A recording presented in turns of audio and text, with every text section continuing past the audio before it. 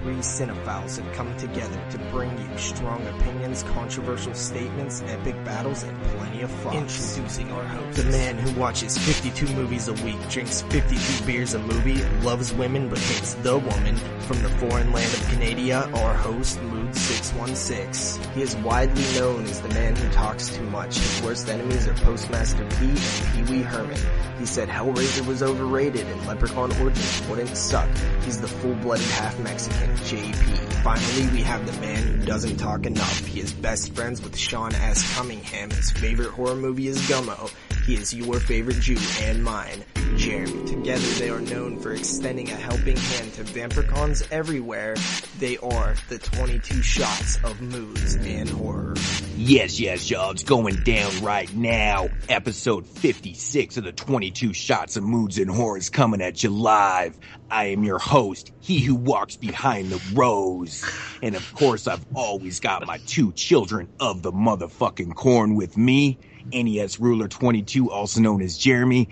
And of course, I've always got the awesome Mexican, JP, also known as Double Shot J. What's up, guys? And of course, I am lying to you, all you listeners out there. We have a special guest this week, and he goes by the name of TheHorrorphile on YouTube, and also known as Kyle. What's up, buddy? Had to include you there somehow. What's up? Yeah, I was going to say, don't forget me.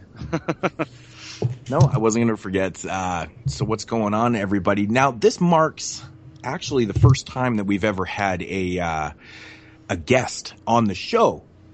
So this is a very special occasion. And of course, this is episode 56, and we are talking about the Children of the Corn franchise. So why not? Since we have to do 9 films, we had to watch an incredible 9 films in 1 week. So we thought, well, you make it seem like it's a fucking infomercial. Incredible 9 films.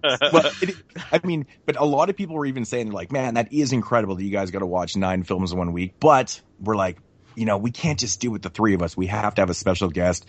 And so we had to bring on Kyle for this. We had to share the pain, so. The Hall of Pain. I'm very excited to join in on this. I've actually never watched all of them. I've seen some of them, so I really wanted to get on this episode and let you guys know kind of what's up. So pretty excited. Yeah, awesome. I think it's going to be a good show up there with the paranormal show when it comes up in the future.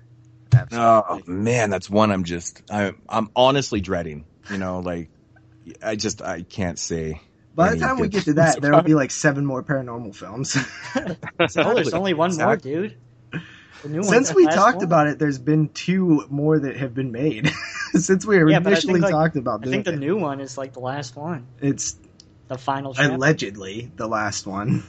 How many are there? Like, is there really that many? 6. Isn't it technically 6? Well, no, there's technically 7 if you count the Tokyo Paranormal Tokyo Night or whatever. I knew there was something in there that I was missing. It's like a spin-off that was made in Japan without any people from the original involved, but it actually does have its own separate continuity that does follow the American film, which is so wow. weird. Yeah, I didn't even know there were that many of them. I saw the first one in the theater, I remember, like, a long time ago, and I was like, wow, this is kind of different. And then they were, like, coming out like the Saw movies. I was like, this is kind of redundant, so... when we do that franchise, it's going to be like a virgin show to me because I've only ever seen the first one, and I actually hated it. So yeah, I wasn't a big fan. Watch all the sequels and stuff. It's just going to be like a fresh experience for me. So I really try not to talk shit about the franchise in general because I haven't seen them, but I can say I didn't like the first one. So it is what it is. I think it's going to be a very, very hard. The marked ones franchise to get through. To be honest. But yeah. I didn't hate them. Anyways, Kyle, I wanted to, thank you for coming on the show, and just how about you just say something about yourself? Let the viewers know who you are. Yeah, so my name's Kyle. I do YouTube review. I do have a YouTube review channel. I do reviews similar to the guys on here. My YouTube name is TheHorrorphile. Generally, I live in South Carolina. That's pretty interesting. Everybody thinks that's funny because of all the stuff that goes on here. But yeah, I do reviews. I do a lot of different series on my channel. I have a series going right now that I'm actually focusing on pretty hard called the Disturbing Movie series. I've reviewed probably about, I think it's 4 films now in that series, and I do an Asian review series as well that I haven't uploaded to in a couple of weeks, but I'm planning on keeping up with that. But other than that, pretty much got turned on to these guys because I was watching Moodz' videos and Of then course. started. As always, Yeah, as as Fucking everybody does. YouTube celebrity asshole. Yeah, I know. It's like you type in anything on YouTube horror-wise and Moodz comes up. So I was just like watching all of his videos. I enjoy all his videos. And then I, started watching JP and Jeremy's videos. Then I discovered the Facebook group. So that's pretty much where it led me to you guys. So now, that's about it. Nice. did we inspire you to make videos, or was you already doing that by the time you found us? Shut the fuck up, Well- JP. Inspire. What the hell are you talking about? Yes, you Well, people use that inspired word all me. the time. I don't mean it as like we changed your life. I just mean like how many people recently have started making videos from like our top 10 videos and stuff. You know what I mean? One. It's That Yeah. is cool. Eric and that other. Yeah, I mean, I was actually doing I actually had another YouTube channel that I was doing for about a year. It was a cocktail channel, liquor channel, where I reviewed like liquors and like made cocktails, reviewed cocktails. I was really interested in like the history of like spirits and stuff. And I kind of slowly started to get out of that. And I mean, I was always a big fan of horror, and I started watching review videos online. I had watched some previously. I was subscribed to people like what's that dude's name? Jeremy Mark One, not Jeremy Mark One. Willie Mark Mark One. Willie Mark one. I was watching a lot of his videos because I was really into like disturbing crap and weird stuff that people didn't want to see, and that's kind of what got me into Moodz. And then I, was like, this is pretty cool. I could probably do. I talk a lot, obviously, so I was like, I could probably do some reviews, and pretty much just took it from there. I created the channel, and I don't have a lot of subscribers right now. I think I have about 157 last time I saw. But, within 3-4 months, I've only been reviewing. I got about, that many subscribers. So hopefully everybody's liking what I do. So It's better than me. I've been 4 years and I only got 910. So that's not bad. Oh, there's the same old sob story by Jeremy. Come on. I don't Quickly, Kyle, favorite horror film of all time? Favorite horror film of all time? Oh, man. Can I tell you my top 3? yeah. Sure. Okay. Top 3, Cannibal Holocaust, Reanimator, and probably... Good grief. Not your favorite. Probably... Oh, good grief. Now I'm being put on the spot. Let's just go with Cannibal Holocaust and Reanimator. Those are my favorite 2 of all time. So there Nice. you I was Wow, under the like- impression that Dawn of the Dead was your favorite. go. Dawn of the Dead. There we go. There's the third one. There you go. Yeah, it was. I love Dawn of the Dead, Reanimator, and Cannibal Holocaust. Those aren't ranked. I just really love. Those are my top 3 of all time, pretty much. So Okay. Yeah, I mean, that's 3 different ends of the spectrum right there. It's pretty Yeah. awesome. yeah, Awesome stuff, yeah. I enjoy all kinds of stuff. So yeah, I got to throw all those in. I mean, the first real horror movie I ever watched was Dawn of the Dead. And then the first disturbing movie I ever watched was Cannibal Holocaust, which you consider it disturbing, I guess, because of the nature of it, animal killings and stuff. And then Reanimator is just one of those classic 80s movies you can't really not like. So It's actually one of my favorite films of all time too. I could watch that thing all the time. It's great. So yeah, awesome. So what's been going on, guys? Anything new in the lives of What the hell do you mean? We've been watching 9 Children of Corn movies all week. What the hell else could be going on? You literally have no time I to don't do know. anything else. Maybe something else happened. I don't know. You never know. Jeremy, I mean, did you of do course, we've anything? all been busy with Children of the Corn. No, I've been watching Children of the Corn. Yeah. It's like I'm dreaming I about spent- Children of the Corn. I literally spent like my entire day last Sunday watching Children of the Corn films. I managed to pump out 6 in one day. He's Good insane. God. Insane. And because I have to, like, I work 12-hour shifts, right? So I'm like, I need to do a bunch of these right now, or else I'm going to be fucked, come crunch time. So I had to pump out 6. And yeah, it was 6 Children of the Corn films in a row. I did 3 in a row. How many did you do in a row, Jeremy? 3. That was your most. Kyle, what about you? I did 3 in a row last Sunday when Moodz was saying he was watching them. Okay, so I'm Moodz has off, to dude. double up us once again. Of Of course, course. because he's a fucking overachiever as always. I just don't fucking have the time, man, at night. So, but yeah, Children of the Corn, man. Well, all right. So I think we got some voicemails this week. So JP, you want to get into those right now? Yeah, for sure, man. We have a few different voicemails. We was going to only play a couple, but we decided we're just going to unload them all right now. Some are Children of the Corn related, some are not. This first one, I believe, is. Hey, it's Corey from the Facebook page. Looking forward to the Children of the Corn retrospective. My question is, though, what are your top 3 favorite Stephen King made-for-TV movies? And I said top 3 because I know probably It and all them are going to be in it. So, yeah, just really curious. Want to know if you like any of the more lesser-known ones, like Storm of the Century or Sleepwalkers or Rose Red and stuff. So, anyways, keep up the good work. See ya. All right, guys. So, Moodz. Wow, that's an interesting question. I never really thought of it as, breaking down from, cinema related films or straight to DVD, but TV specific. That is a good question. Never thought of that before, so I'm getting put right on the spot. Shit. Well, I have Langoliers. You do like the Langoliers? Yeah, it's weird. I do like it too, but it's definitely not like super great in terms of like that CGI scene is terrible. But I haven't seen many. I'm just thinking. Yeah, mine is It. That is definitely my favorite for sure. That's a miniseries, but I think it still counts. Storm of the Century, which is a new one that, like, for the first time I ever seen it recently, it blew me away. I think it was made in the 90s, actually. But, yeah, Storm of the Century is fan-freaking-tastic. And the final one is probably Salem's Lot, if I'm being honest. That's a great one as well. Yeah, I mean, I knew what my number 1 was for sure, hands down there. I was just trying to think of 3. I'm probably going to have to go with, as much as like it's so outdated now, and we've talked immensely about, this one being remade into multiple movies and whatever.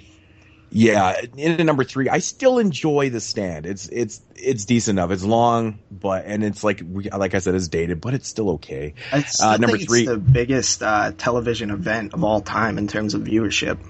Yeah, I mean, it just doesn't stand the test of time very well. But so number 3, The Stand. Number 2, definitely has to be It.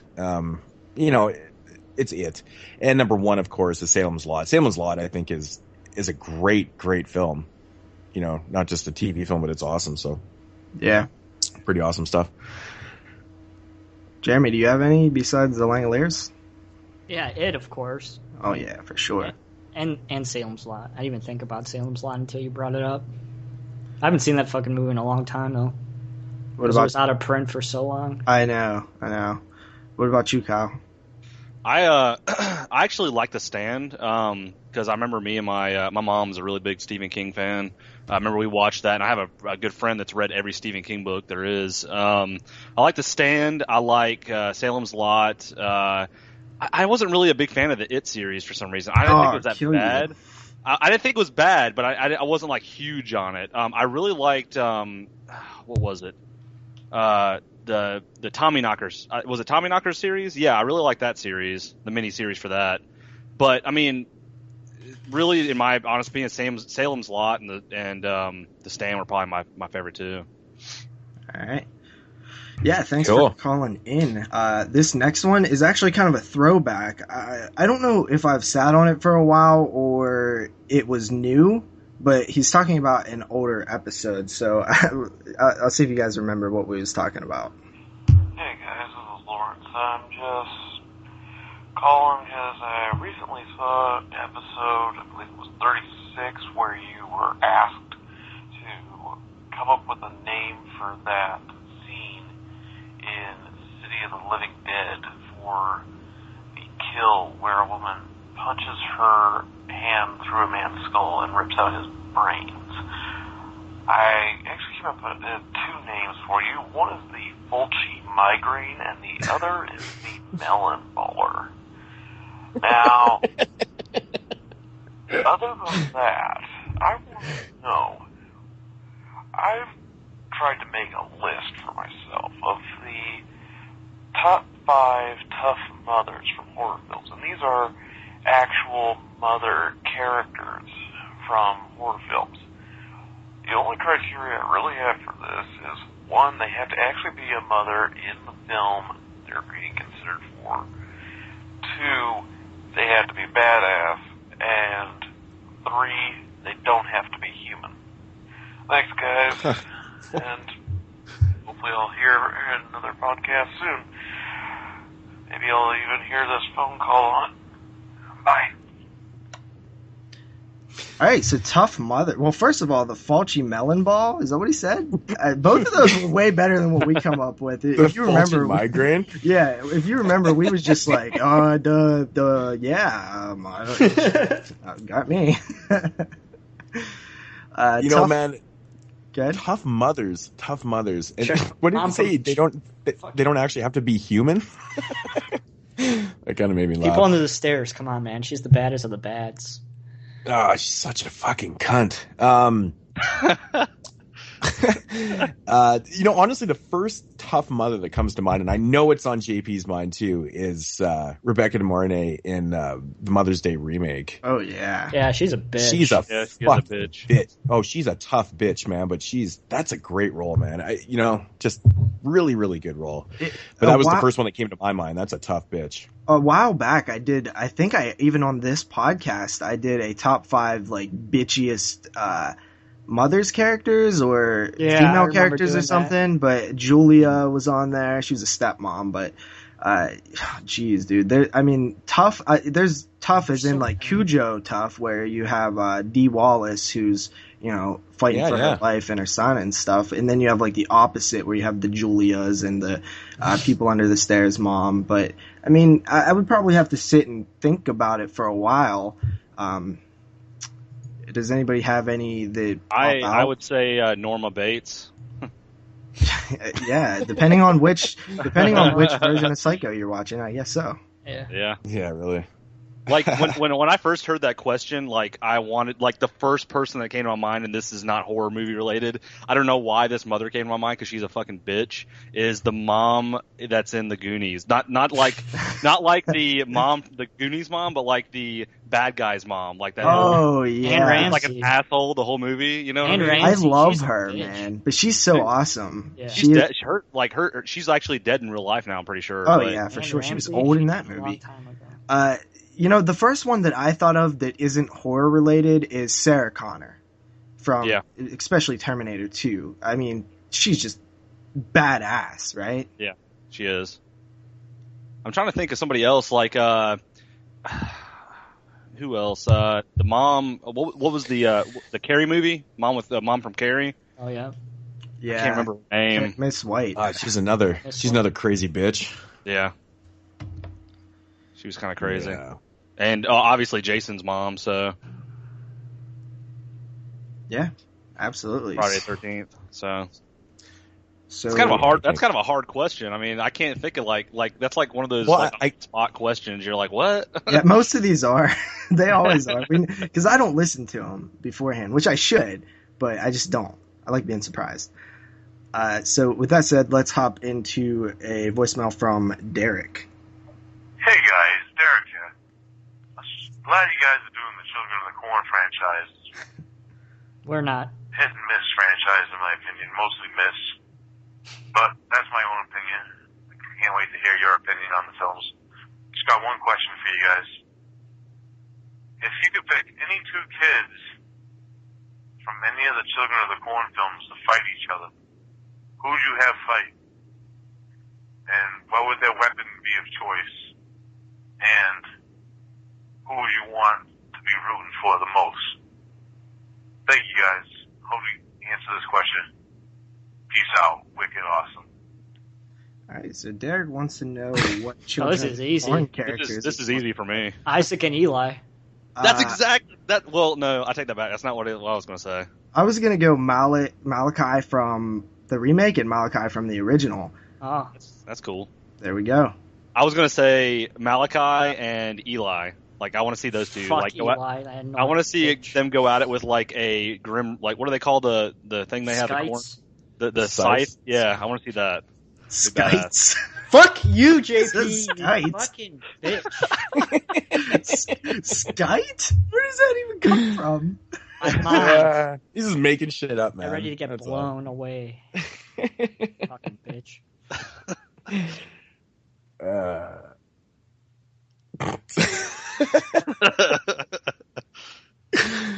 about fucking Isaac versus because they have to be fucking different people, and we'll get into that. Isaac from part 1 and Isaac from part 6. Oh, Jesus Christ. They gotta be fucking different people because this shit ain't making no fucking sense at all. So, and we know this shit. That's fucking funny as hell, man. Oh, man. But I don't know. Yeah. I don't know. So, like that reminds me what you just said of those memes where it's like the guy and he's high and he's like, if I eat myself, would that mean that I double in weight? Like, and I was like, yeah. what the fuck? Yeah, I know what you're talking about. That's funny. All right, so let's move on to the next voicemail. It is, I think, Rob from Georgia. Hey guys, Rob from Georgia calling. It's been a little bit since I called last. I think it was that Rob Zombie's Halloween little discussion that I got started, which I really appreciated. I thought you guys did a good job with that. Anyways, totally unprepared for this, but I wanted to try to squeeze a call in before the next podcast. So I'm going to try to stay under the time limit. Not sure how long these things how much time they give you, but anyways. The last reminder I had about the show, the possibility of doing all three, the old black and white thing and John Carpenter's and the 11 thing, all with the backdrop of you guys having read John Campbell's short story, Who Goes There? I think that's a fabulous, would be a great thing to listen to. And that got me to thinking, actually, if there was a movie or maybe, a set of movies, I don't know, but you could review a movie having read the actual short story or novel, say, The Mist and Stephen King's book to it. I think that would be kind of a cool thing to listen to.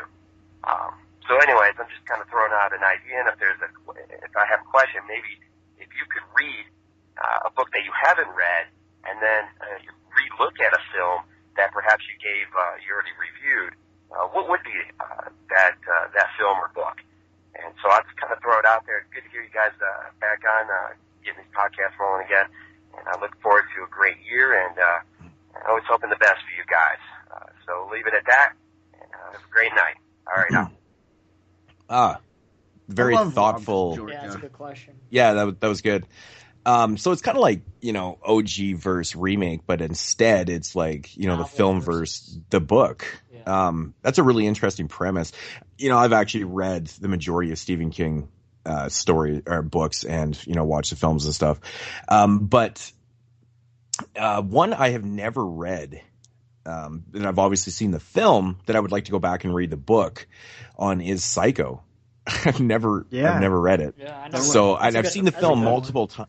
I just always wanted to, and I've never, actually taken the time to read the book. So that's definitely my answer. Like, I've always wanted to kind of do that. And, and the thing is with Stephen King, though, I read a lot of the stories before the movies or TV series or whatever was made. So, with the exception of a couple, I read the books before they came out, the films I saw before. But I don't know. Psycho's my answer, though. Yeah, speaking of, just really quickly, he mentioned he didn't know how long the voicemails last. They cut off at about 3 minutes. So if you do leave a voicemail, 3 minutes is your time limit. But you can always call back and, continue on or whatever. I know that Derek and Brandon have done that in the past. But I think that brings up an interesting idea. And I mentioned this a little bit previously before the show.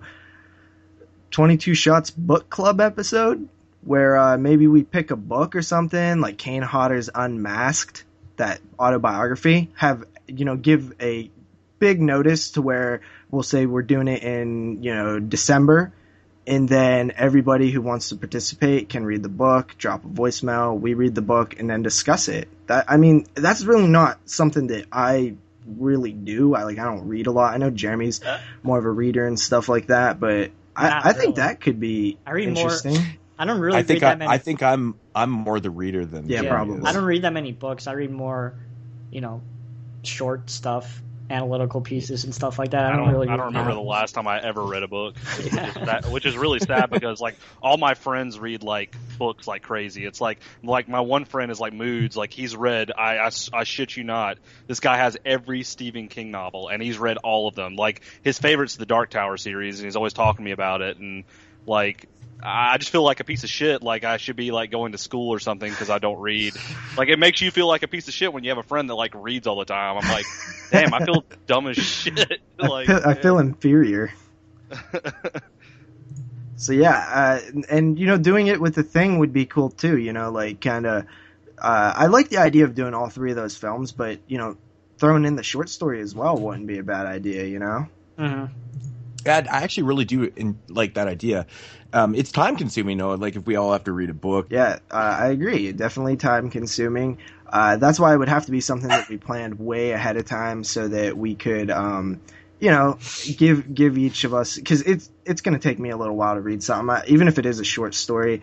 I swear to God, like every time I sit down to read, I'm just like, I need to do something else right now. And I used to read a lot in high school. Like I read a lot of those Stephen King books. I did a lot of reading on serial killers and just different stuff that I was interested in. Oddly enough, marijuana. I read a lot about marijuana, and I don't even smoke marijuana. But you know, just I like learning about things, you know, just like that are interesting to me, or like controversial, like marijuana legalization or something like that. But I know Jeremy's more of, I guess I said he was the more reader, but I guess that's not true. He's more of the writer. Writers read a lot. I read more like short articles and stuff like that. I don't really read that many. I read more nonfiction than fiction. Say that. Gotcha. So this next voicemail is a little on the short side. It's a question we might have answered before, but, you know, we'll give dude a play anyway. Hey, guys. Luis from Georgia.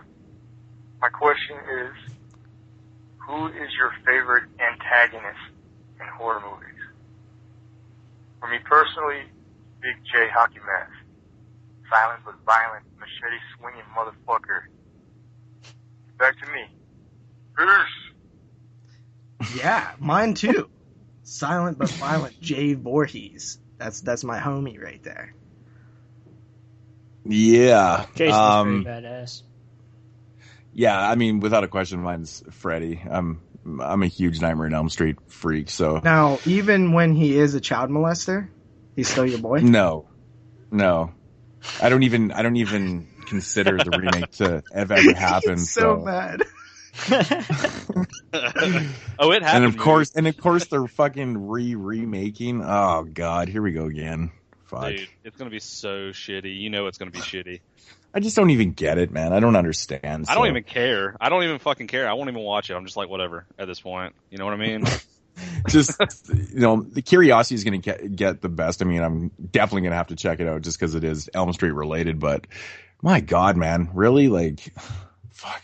I would just rather them, you know, make a shitty sequel to the original franchise than, you know, remake the remake.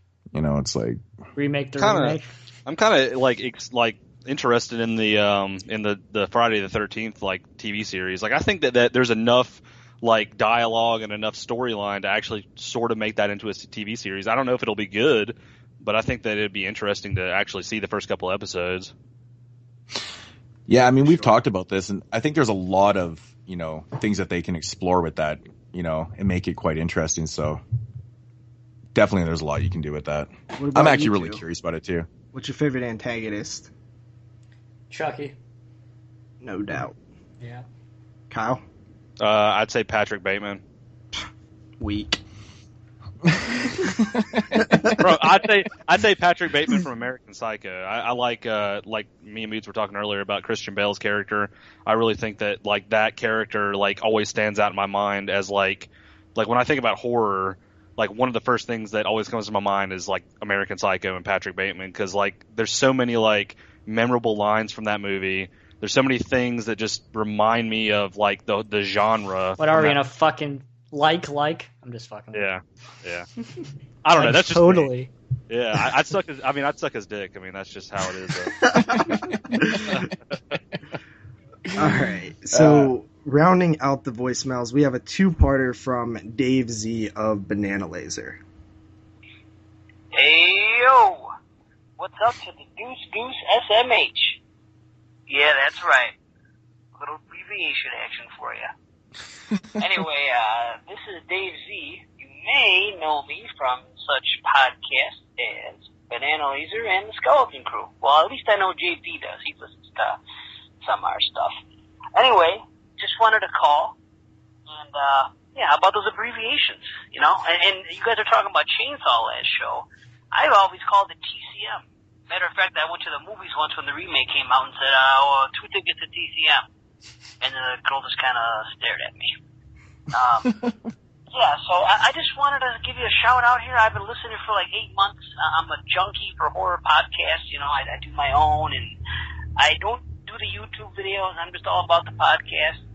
And, you guys are great. Just wanted to say that. JP, you're my homie. You know that.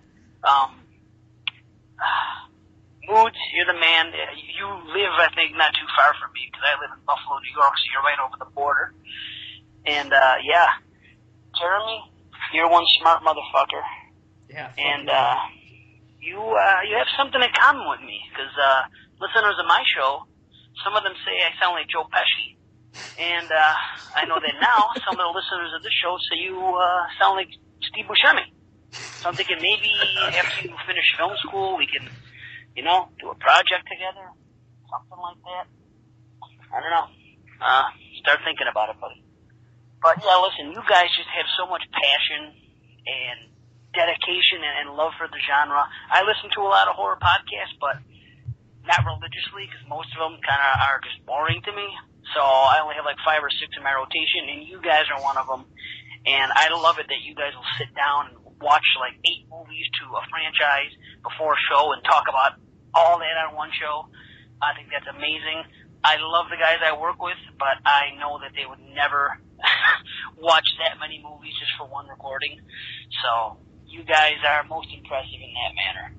And as long as I'm on, I figured I'd say something retro style. I think the Human Centipede will be a good retro for you guys. Because you guys were talking about it last show.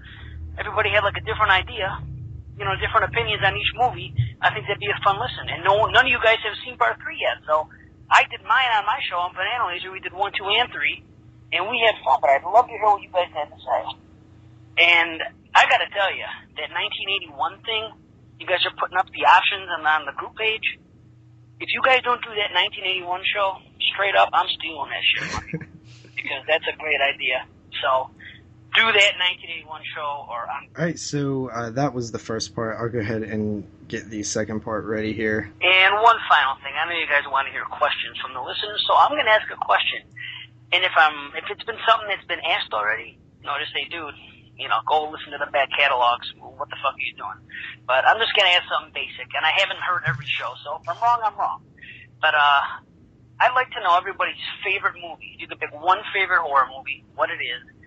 And is it really Gummo, Jeremy? I don't know. But anyway, that I'd like to know. I'd like to know everybody's favorite franchise. So it's kind of a basic question. So if you guys already covered it, sorry. Whatever, I'm an idiot. But whatever. So thanks, guys. Keep up the good work. And later, lasers. Oh, shit. Lasers, my bad. That's what we call listeners of my show. What's a good word for the fans and the show and you guys? Okay, got it.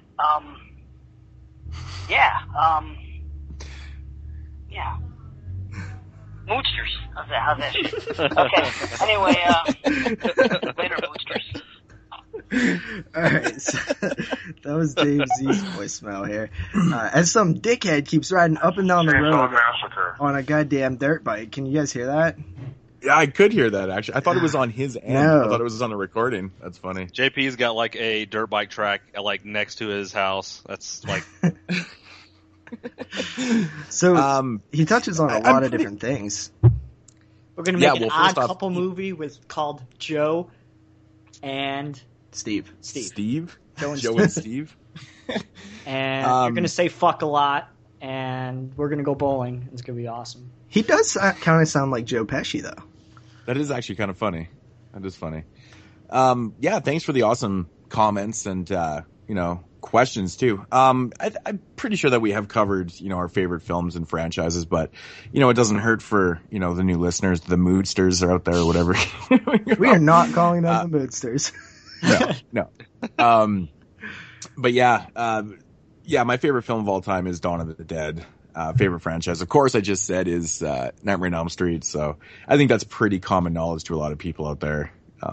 But yeah, my favorite is Friday the 13th for franchises, and my favorite horror movie of all time is 100% Chainsaw. TCM, Texas Chainsaw Massacre, whatever you want to call it.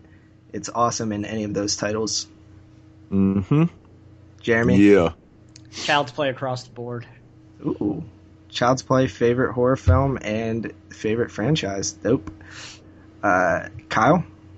Dawn of the Dead is my favorite of all time. Definitely favorite of all time. Favorite franchise, I have to go with Jeremy, is the Chucky franchise. I've always been a huge fan of Chucky franchise. Like, I don't think I've ever watched a Chucky movie that I really disliked. Like, I just enjoy all of them. I mean, even the really shitty newer ones, they're entertaining because they're funny. I mean, they're just funny. I mean, they're shitty, but they're funny. You know what I mean? I have to give close second to the Phantom's Carriage. It's very close. Yeah. I think he also actually thought. Good. Well, for a second there, Kyle, I actually thought you were going to say. I was kind of shocked with the Child's Play franchise. I thought you were going to say Children of the Corn. Yeah. That's a close second, let me tell you. I think it's all of our close seconds, though. Yeah. Okay. So he also mentioned maybe a Human Centipede trilogy. That might not be a bad idea. You know, we have so many shows planned that we'll put it up in the air. I don't. It's funny because I was actually thinking about this, a little while back, and we have yet to do like a trilogy show. Candyman. You're right. We did do Candyman. That is a trilogy show. Fuck me. We've done so many shows. I can't remember what the fuck we've done. Wait. Warlock. Oh my God, Warlock. So we got to continue with the trilogies. Apparently we've been. Yeah, but Warlock. Oh my God, it's one trilogy, man. I just, I forgot about it because it's very forgettable, to be honest. But no, there's a lot of trilogies out there actually that we could cover and stuff. Scanners. Wishmaster. Oh, that would be a painful one too, to be honest. But there is lots. But yeah, I like the trilogy idea. It's good. It's like a perfect amount of films that you can watch in 1 week. It's not 9. We're doing three sets of trilogies here. But trilogy is a good one, man. I really do like that idea. I would actually really like to do the Hatchet films one time. Oh, I'm down. I'm down. Because I think our opinions are a little different on them too. So I think that would be a fun trilogy. And yeah, for sure to do. But I do like the Human Centipede one because I haven't seen the third one, and I know we actually already have different opinions on the first and second ones. So that would be a fun one to do, I think. Yeah, I like that idea. And if you're planning on like watching the third Human Centipede, have an adult diaper on, because that movie, everybody knows what my opinion on that movie is. But anyway, yeah. So then he does mention the 1981 show. I think the idea that we might do is just throw all the years from 69 to 2012 in a randomizer and just pick one of the years every so often. I think that would be a cool way to do it. But also, that's what is so cool about the horror community and all the different ideas and stuff is nobody owns anything. So if you want to do your own 1981 show, I'll listen to it. I think it's a good idea. Mm-hmm. Mm-hmm. Yeah, I mean, I'm so on board with doing an 81 show. Of course, it was like, my favorite thing. I did a whole year series on the 81 films. And, oddly enough, I had intended to actually make a top 10 video after the year was done of my top 10 favorite films that I'd reviewed from that year, which was, of course, 52 of them. But I never did make that video. So it's still open. Yeah, it would be fun. No one knows what the actual top 10 is, so I think 81 would be. 81 is such a hard year. I feel like I would need an entire year to prep for that show. It is, man, and it's funny. Ever since I did that, that 52 Horrific Weeks 1981 series, I've actually watched probably, I don't know, there's a bunch of films from 81 I'd never reviewed from that year, and that I've seen since. So it actually kind of changes it up a little bit. I've seen a couple really fucking good ones. I mean, Nightmare being one of them that I didn't own at the time, so it was never in my randomizer. But Nightmare's is a really fun film. So, such a great year. Yeah. But I do like the idea of the randomizer, putting all these random years into a randomizer and picking one. I mean, it's pretty fresh. It'll be so fun if we get like 1993. Fuck yeah, 93. Oh my god. Actually, 93 is not a bad year, to be honest. I know, it's way better than 91. Yeah, it's like the best. I think it's the strongest year. Using the word best in the 90s is kind of like, Yeah. But it is one of the better and stronger years in the 90s, so that would be a fun one. Yeah, I know. I'm totally down. We should probably actually maybe do the randomizer next show and just say, like, this is what we're going to do in the future, just so we know we start prepping for it and stuff. Sweet. All right, so that does wrap up the voicemails, though. Oh, boy. Alrighty. Yeah, actually, that was... attraction. Well, thanks, everybody, for phoning in and leaving those questions. Of course, calling in, whatever. Fuck you guys, man. Even Kyle's like... It's not funny. Kyle's like, what? What is this? Thank you, everybody, for phone calling in. No, that's even worse. That's worse. It's funny. I said that because I actually heard someone say that today. And it made me laugh, actually. I instantly thought of you guys. But yeah, of course, for the great questions and stuff, we'll have the number again at the end of the show, so you can call us back next week and leave an awesome voicemail. But alrighty, so getting into what we're all here for is to discuss the Children of the Corn franchise. The 9 films that are involved, 8 films in the original franchise, and of course there is one remake that came out. It was done before the last entry. Yeah, they remade the first film and then they came out with another sequel to the original franchise. So technically, there's 7 films in the original franchise, 1 remake, and then a singled out lone film in the second franchise, or whatever the fuck you want to say. But it's weird because it's supposed to be part of the original franchise, though. Yeah, so it's like, I mean, there's not like continuity to it, but they do mention Gatling in it. So yeah. But we talk about Genesis. Yeah. Okay. Yeah. Right. It's just odd how they, usually when a remake happens, it's kind of the end of the the original franchise, but then Genesis is technically part of the original franchise. It's fucking weird how they do what that. You're saying is Genesis is a trendsetter, because that's what's happening right now all over horror. You got Texas Chainsaw and Friday the 13th being smushed into their franchises. I guess in a sense, because Halloween. I guess in a sense, because when you think about it, Genesis came out 2011. Yeah. So, and since then, of course, we've had these these new films going into the original franchise. Yeah, so I mean, in a sense, yeah, I guess that kind of works, but of course, let's get into the very first film in the franchise, from 1984, of course, based off the Stephen King short story. If you've never read the short story, it's actually really short. It's only like 35 pages long or something like that. And of course, it is, Children of the Corn. Yeah. Smiley 1984, man. 1984, man. It's so crazy. 2 years. I know. I remember 3 years before I was born. It's crazy. Yeah. But yeah, getting into the the short little. I'll just read the IMDb here because it's just so much easier, and they keep them pretty short and sweet. A boy preacher named Isaac goes to a town in Nebraska called Gatling and gets all the children to murder every adult in town. A young couple have a murder to report, and they go to the nearest town, which is Gatling, to seek out help. But the town seems deserted. They are soon trapped in Gatling and with little chance of getting out alive. Yes, it's essentially what it is. You say Gatlin funny. Gatlin? I'm probably saying Gatling. I'm probably adding a G on there. Gatlin. It's actually that's that Canadian in Moodz. He's man, even Kyle's ripping on you now.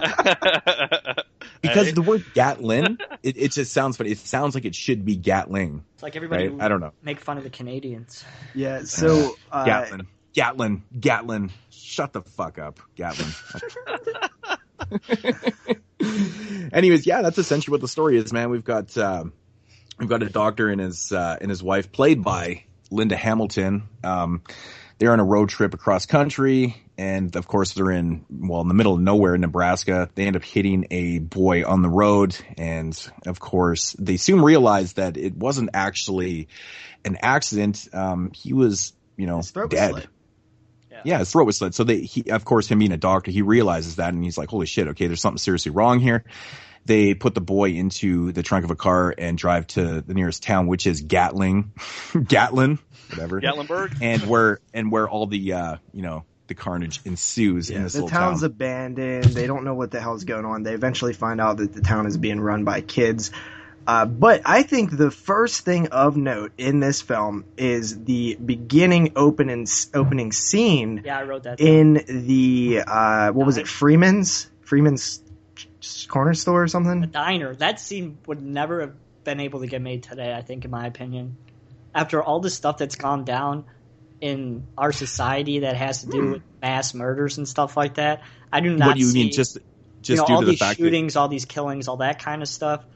I don't see this scene getting made really in mainstream cinema. I don't think. Well, so. maybe.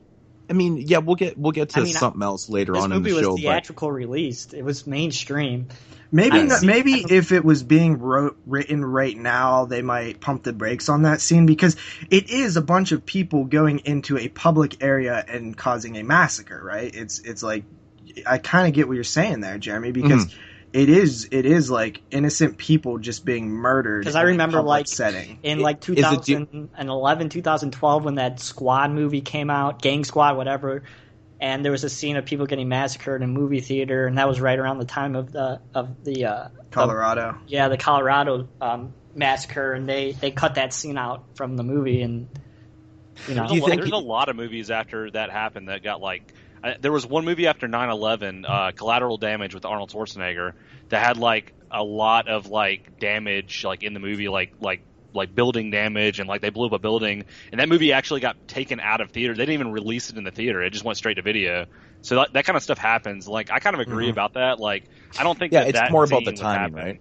Yeah, it is. Yeah, well, they was even taking some old films and digitally editing out the Twin Towers to make people not, who were involved in that sad. Yeah, see, I don't really agree. Hell no. Yeah, it's bullshit. So what you're saying, Jeremy, do you think the opening scene in this film, you're saying that they wouldn't be able to do it today, is it due to the fact that it's kids killing, or just the fact that it's a massacre in a public place? Massacre in a public place. Okay, yeah. I just wanted to get that straight, because, I mean, I love the opening scene in this film. Me too. It really sets the whole stage for the film. Yeah, it really is. It. It's actually my favorite thing too, man, because it's just something you don't see very often in any films. It's, it's not very often you see children. Well, you do. I mean, in killer kids films, but children, killing adults, but multiple at one time. It's just a fucking massacre. You don't really see this type of thing in film. And that scene is very effective because it's brutal, man. Yeah. The kids are fucking, it's not even that. The casting of the kids is really good. They just have an airy feeling about them when they all look walk old into the school. diner. Yeah. They look old school. Yeah, and that's one thing about the original Children of the Corn film that is actually quite well. The casting on the kids is good. Yeah, it's great. It's fantastic. We'll get to the later on films in the casting of children and stuff. I think this one obviously works the best for the casting. It just they hit the mark with that, and it really does help out the whole feel of the film. Let me ask you guys something. Who was your favorite child cast member? Who was your favorite character in the movie? Malachi, in the first no one? doubt. Yeah, Malachi. Malachi was mine. Yeah, Malachi for sure. Yeah, well, I think one of the interesting things that I found in the opening scene is everybody, and I think these films, mostly the original, kind of display this a lot throughout. But the kids are always aware of something, and it kind of really mimics real life, where we always think kids are not as smart or not as capable or not as into what's going on as they actually are. And all the kids are standing around, they're just playing the pinball machine or whatever, and they have this premeditated thing where they have all these knives and everything hidden around. It starts with poison in the coffee, and I just love that these kids are actually running the whole shit. They are aware of everything that's going on, while the adults are the ones that are oblivious. I 100% agree, man. From the opening scene, it really sets the stage, and it allows the kids to have their own identities right away. Mm-hmm. A lot of times in films, you kind of write off kids a little bit. They're just there. They're kids. This allows them to be, in charge, and they have their own identities, and to us, it's kind of scary. Yeah, that's why killer kid film. And that's the one thing they teach you I'm not going to sound like a pretentious film school dick, but you never want to work with kids. It's the hardest thing in the world to do, just simply because of the fact that they can't work long hours because they get off track and all things like that. So all these movies, I have to give them some kind of credit with the kids. Every single one. It was even easier back then, though, as well, because there were less like unions and rules and shit. Yeah. Actually, the union laws and stuff were probably a little different back in the early 80s than they are now. They're so strict when it comes to kid enacting and stuff. They can only work like 4 hours at a time and shit. And like they have to go study and torture. Shit during, when they're not shooting. It's got to be it's got to be fucking hell because, kids can't work between the hours of like 12 and 8 in the morning. And you want to do a nighttime shoot? Well, you can't do it. Yeah, you can't do it. What the fuck, man? That's brutal. Yeah, nasty. But yeah, I think it was a little different back in those days for sure. So, I don't know, man. This film right here is obviously it's the original Children of the Corn film, so it has that, it kind of sets the stage for, the original kind of atmosphere of Children of the Corn. This one really is the only film that has that type of feel. Oh yeah. The music, dude. Come on, that music. The score of this movie is like crazy. But that's like throughout the whole franchise, the score is pretty good. Yeah, it's pretty good. But it's exceptionally good in this one. Mm-hmm. They do. Not even that. Like I have to give them credit. Like the opening credit sequence is really good too. And much the drawings and stuff. I have always thought that the chant music, or like I guess it's considered the score, or whatever. That shit, man, is fucking haunting to me, man. It's haunting. It's creepy. Over the murders, it's amazing. I know. I always stated when I first watched this movie, this was like the very first movie that literally scared the shit out of me, because when I first watched it, I was a child and I'm looking at these other kids doing this and it freaked me out. I'm like, what the fuck? Like, you're not, as a kid, you're supposed to just trust other kids and just kind of, they're not going to do shit like this. It just terrified me, man. Maybe it had a lot to do with that, that creepy ass music, but it's so fitting, man. It's just so fitting. Mm-hmm. And I think the film really like hits point of creating a good like Halloween type atmosphere. Like when they're walking down the main street of the town and there's nothing there and it's all deserted. I think it really creates a good like the set pieces used in this film, and the corn husks, awesome. The corn husks that are brown and dead, they kind of remind you of fall leaves, right? Mm-hmm. So I get what you're saying. You could tell like it was really cold at the nighttime shoots towards the end of the film. You could like really see their breath. You could tell it was really fucking cold when they were shooting this, and they were barely wearing anything. I don't know how the fuck they. I thought it was something I read about this movie is that it got horrible reviews. Like it got super horrible reviews by like a lot of people like hated this movie. Siskel and Ebert, I think, gave it negative reviews as well. Yeah, Rotten Tomatoes gave it horrible reviews. It actually made the most money in the box office out of all of them, but it's just got like horrible reviews. I mean, there's been other like sequels to this that have gotten like better reviews, and that really surprises me personally. Yeah. That actually is interesting. But something Jeremy was saying about the opening credits, and I think that a lot of these films actually have good opening credits. Yeah, I wrote that down. Like I wrote down which ones have like bad opening credits. Yeah, this one we have Sarah, as it shows her childhood drawings, but they're actually letting us know things about the film. Like you see one of the drawings is when they crucified the Blue Man, and the other one is when they burned all the TVs and technology and stuff. And I just thought that was, a cool way of like, of letting you know what happened between the massacre and what happened, once we are introduced into our main characters in a simple way that doesn't take up time, because you're killing two birds with one stone. You're doing the credits. I know, I've always liked that too, but it's always kind of confused me a little bit why she is able to have, these premonitions because and she being has able the to gift draw. of sight. Yeah, but why? Why not? Because she's the chosen one who gets the gift of sight. Okay. Why is Isaac the chosen one who preaches the message of he who walks behind the rose? Well, because he's kind of, and in my opinion, he's almost like, a little phony in a way, Phony, but I don't think so in this one. I read that he was he's basically considered like an incarnate of the devil. That's pretty much what I've read about like that. He's considered like an all incarnate. cult leaders, right? Yeah, it's like all pretty cult much. leaders, man. They pretty much all think the same thing, that they are the voice of God. And, Yeah. you know, and I mean, a lot of people, you know, obviously, you know, if you look at reality and all these cults and stuff, they're quite obviously not theoretically the voice of God and stuff. And, you know, and that's where it kind of plays into this too. I mean, he could just be stating, and he's really good with words and you know, and getting people He's to a follow him great and stuff. preacher. So that's a thing, right? And Phony! so those type of people can run these type of cults and stuff, but who knows? I mean, if he really does have that actual gift, but you know, but with the thing with Sarah though, it's always been like, okay, yeah, I understand that she has a gift of sight and stuff like that, but like, you know, it just seems like it's just really just kind of thrown in there, but it is effective though, because I do understand what you're saying with the pictures and stuff. And it's a great way of telling the story within the story, right? Mm-hmm. Yeah. You know, allowing something people to that understand certain things. So. you mentioned that Isaac was, you know, good at talking and stuff.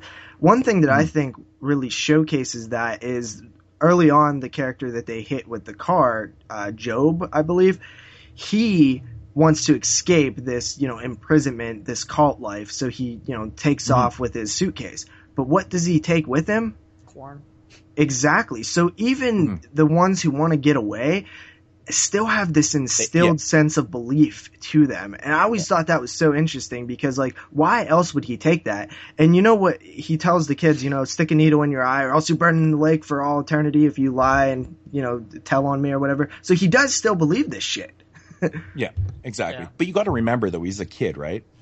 So, like, this is what he knows. This is all that he knows. So even though deep down he wants to escape this and he might know it's wrong, this is all he knows. So he is going to take it with him. He's a child.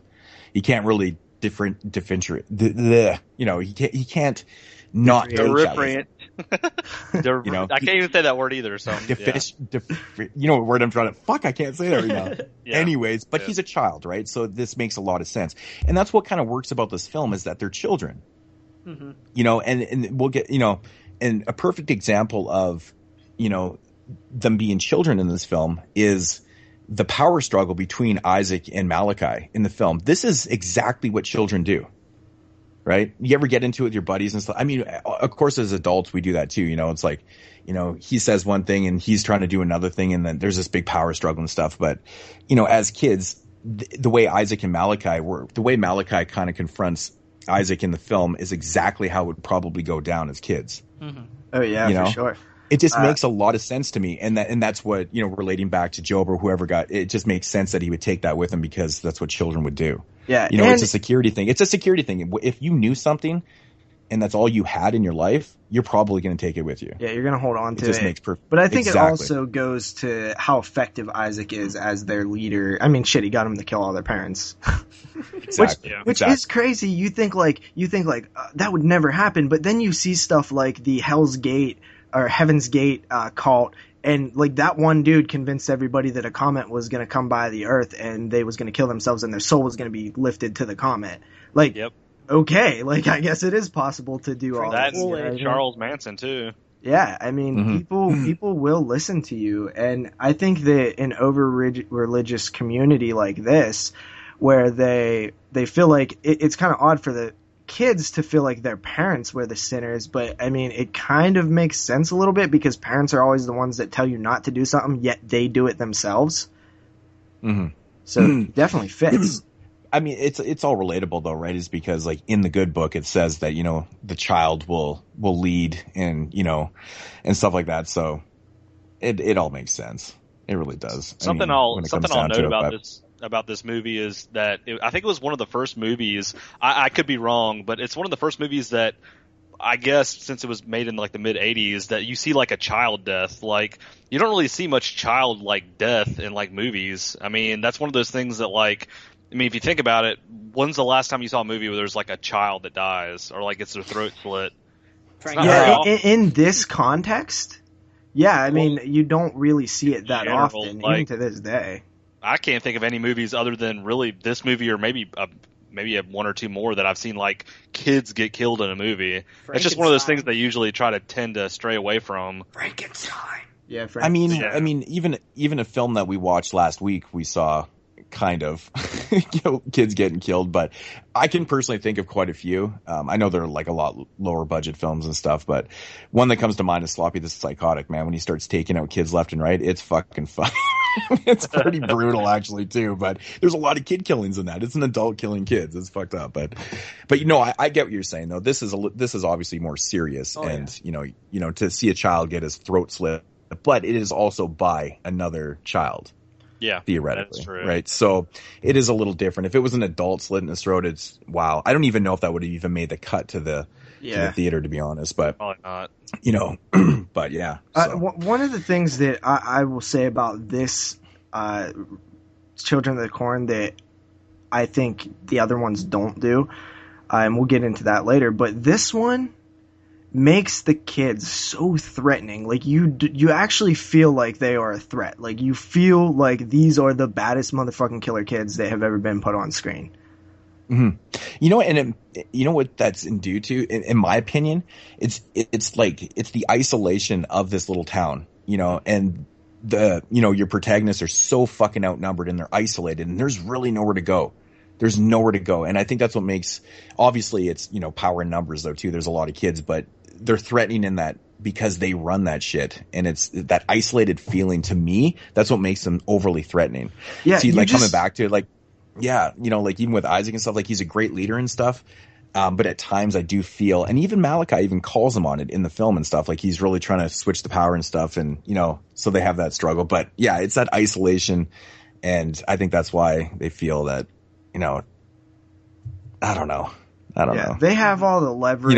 They're in complete control, partly due to, the fact that, like you said, numbers and stuff, but also just their familiarity with the landscape and things like that. But I always felt like this one, it doesn't have this thing where it's just like the other ones. I just am like, just don't feel like they are is in as much control as they are in this one. It just feels like all the plot holes and things that you think of in the other ones just don't exist in this one. You're never like, oh, well, they should have done this and that. It feels like the story plays out how it should. I mean, it feels like there wasn't a lot of opportunities to like skip this or skip that. The way I see it with this one is that I feel that this setting is perfect for what it is.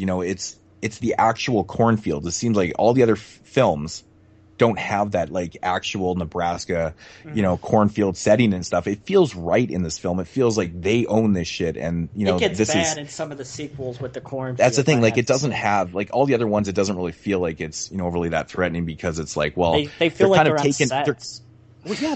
taken. They're taken out of that comfort zone, which I feel is Children of the Corn, the original one, which is the setting in Gatling, and I don't know, man. There's just something about that. You take them out of it, and it doesn't seem as threatening anymore. It just seems like they own this shit. You know what I'm saying? It's like, and we'll get to that. I'm not going to spoil anything for later on, but this one just feels this is what it is. So. Yeah. One of the things that I noted down that I thought was interesting, because I've always kind of been interested in the religious beliefs of the people who follow He Who Walks Behind the Rose and stuff, but there's a scene with Malachi and Isaac is being all controlling, and he's pissed at Malachi, and Malachi's mad because Sarah and Job or whatever were playing games and stuff, and Isaac makes excuses for him, and also Isaac says, like, they were not present the day that He Who Walks Behind the Rose made himself known, so they don't have to believe, which kind of was interesting to me. So it is essentially not based on faith, but based on science almost, or it's based on fact. And most religions are not based on faith, or are based on faith. All of them are it's faith, right? So, I mean, it's interesting that was kind of his excuse why they don't need to believe right now, because they weren't present, they don't actually have the faith. They don't have the which I find, I that's good that you noted this, because I always found that quite interesting, that the way that goes down is because, where were they? Everyone else, it seems like they're the only two outcasts besides apparently Job. Cellar, weren't they? Or something like, but the point is that they're still around, and if they weren't there, to inherit that faith or whatever from He Who Walks Behind the Rose, why didn't they just do something about them right away? Like, why is Isaac willing to actually, just kind of write them off and go, hey, they weren't there presently, to inherit that, that belief or whatever, but why doesn't he do something about it? Well, I think that like he's why just... why does he allow it? Because I mean, obviously, you know, he does have a problem. Like if you do have the faith and you get away from it, you know, you might get your throat slit. But like, I mean, if they're already on the outside and they're still around, why weren't they taken care of? Because she has the gift of sight. I think that's why they wrote that in there. I think that's why they wrote that in there. I was thinking the same thing. The gift of sight is they wrote that in there just because of that. So. Because she warned them about the people coming, so therefore she is following he who walks behind the roses. Preaches, but that she's just not directly knowing that that's what she's doing. But he's hoping that she can one day. Okay, I understand that. You know, you thought about that too. But what about her brother? Well, her brother was I don't know. I don't know. Exactly. So there is things that I guess. Exactly, right? So I'm just curious because, you know, they're there. You know, but I don't think that is Isaac's thing though, right? I mean, I don't think he's just killing all non-believers. Yeah. He just, you know, there's a couple rules. One is, you know, after you turn 19, you're no longer a child, so you must be But then killed. again, this is also plot points to create the, you know, the feud between Isaac and Malachi, though, too. Yeah, right? yeah, exactly. These are the things that have to happen so they have this fucking, you know... confrontation. So they butt heads, basically, you know. Mm-hmm. But yeah, I guess it makes sense. Of course, you know, the film's not perfect. You know, there is things that you're going to think about and go, yeah, I don't know. I think all of the religious dialogue is very well written, though. I really do get a sense that, like, wow, this stuff, like, he is a good, like, I'm listening, my ears are open. Look, what do you got to say, man? He's definitely like the best preacher throughout the entire series. Hands down, man. Hands down, yeah. He's one of the best. He's probably one of the best preachers I've ever seen in a movie. I mean, for a kid, I mean, that's pretty like amazing. How he fucking Eli, Jesus Christ. The thing is, though, kid. Yeah. The thing is, though, he was like, you know, the actor was like, what, 25? Playing like a 16 I actually was going to mention that. John Franklin was 25 when he was cast as Isaac. Yeah. So he was a decent talker. And it's quite interesting when you compare the two. You take, what's his name? Malachi. Which one? The actor? Oh, John Franklin. John Franklin. So if you compare John Franklin to the actual little kid that plays Isaac in the remake, it's like a world of difference, man. That kid is like fucking like, he's like 7 for real. Yeah. So it's like so different. But I have to admit though, and once we get to the remake, like the dialogue that kid remembered, pretty impressive, because he was like, I'm not much for like religious stuff, and you know, the Good Book, I don't really know a lot about it. So when I hear, you know, little kids spitting off those words, I'm going, damn, dude. But it wasn't as effective because he sounds like a little fucking pipsqueak 7-year-old. You know, it's something that I thought was an interesting little fact was John Franklin, who plays Isaac, actually played the physical stunt Chucky in the original Child's Play, the one that actually is a person dressed up walking around in certain shots. That's John Franklin. Interesting. Pretty cool. But I before we start getting into the sort of end part of the film and stuff, we did forget to mention that we are going to be spoiling these, as we always do in the franchise show. I'll put a bumper in before this. I'll edit it in later. God damn it. I know I forgot to do something. I wrote it, man. Yeah, I seen you did. So one thing that I find the most interesting about this film probably is that they are telling the truth. It's real. It's real. The religion is real. Yeah.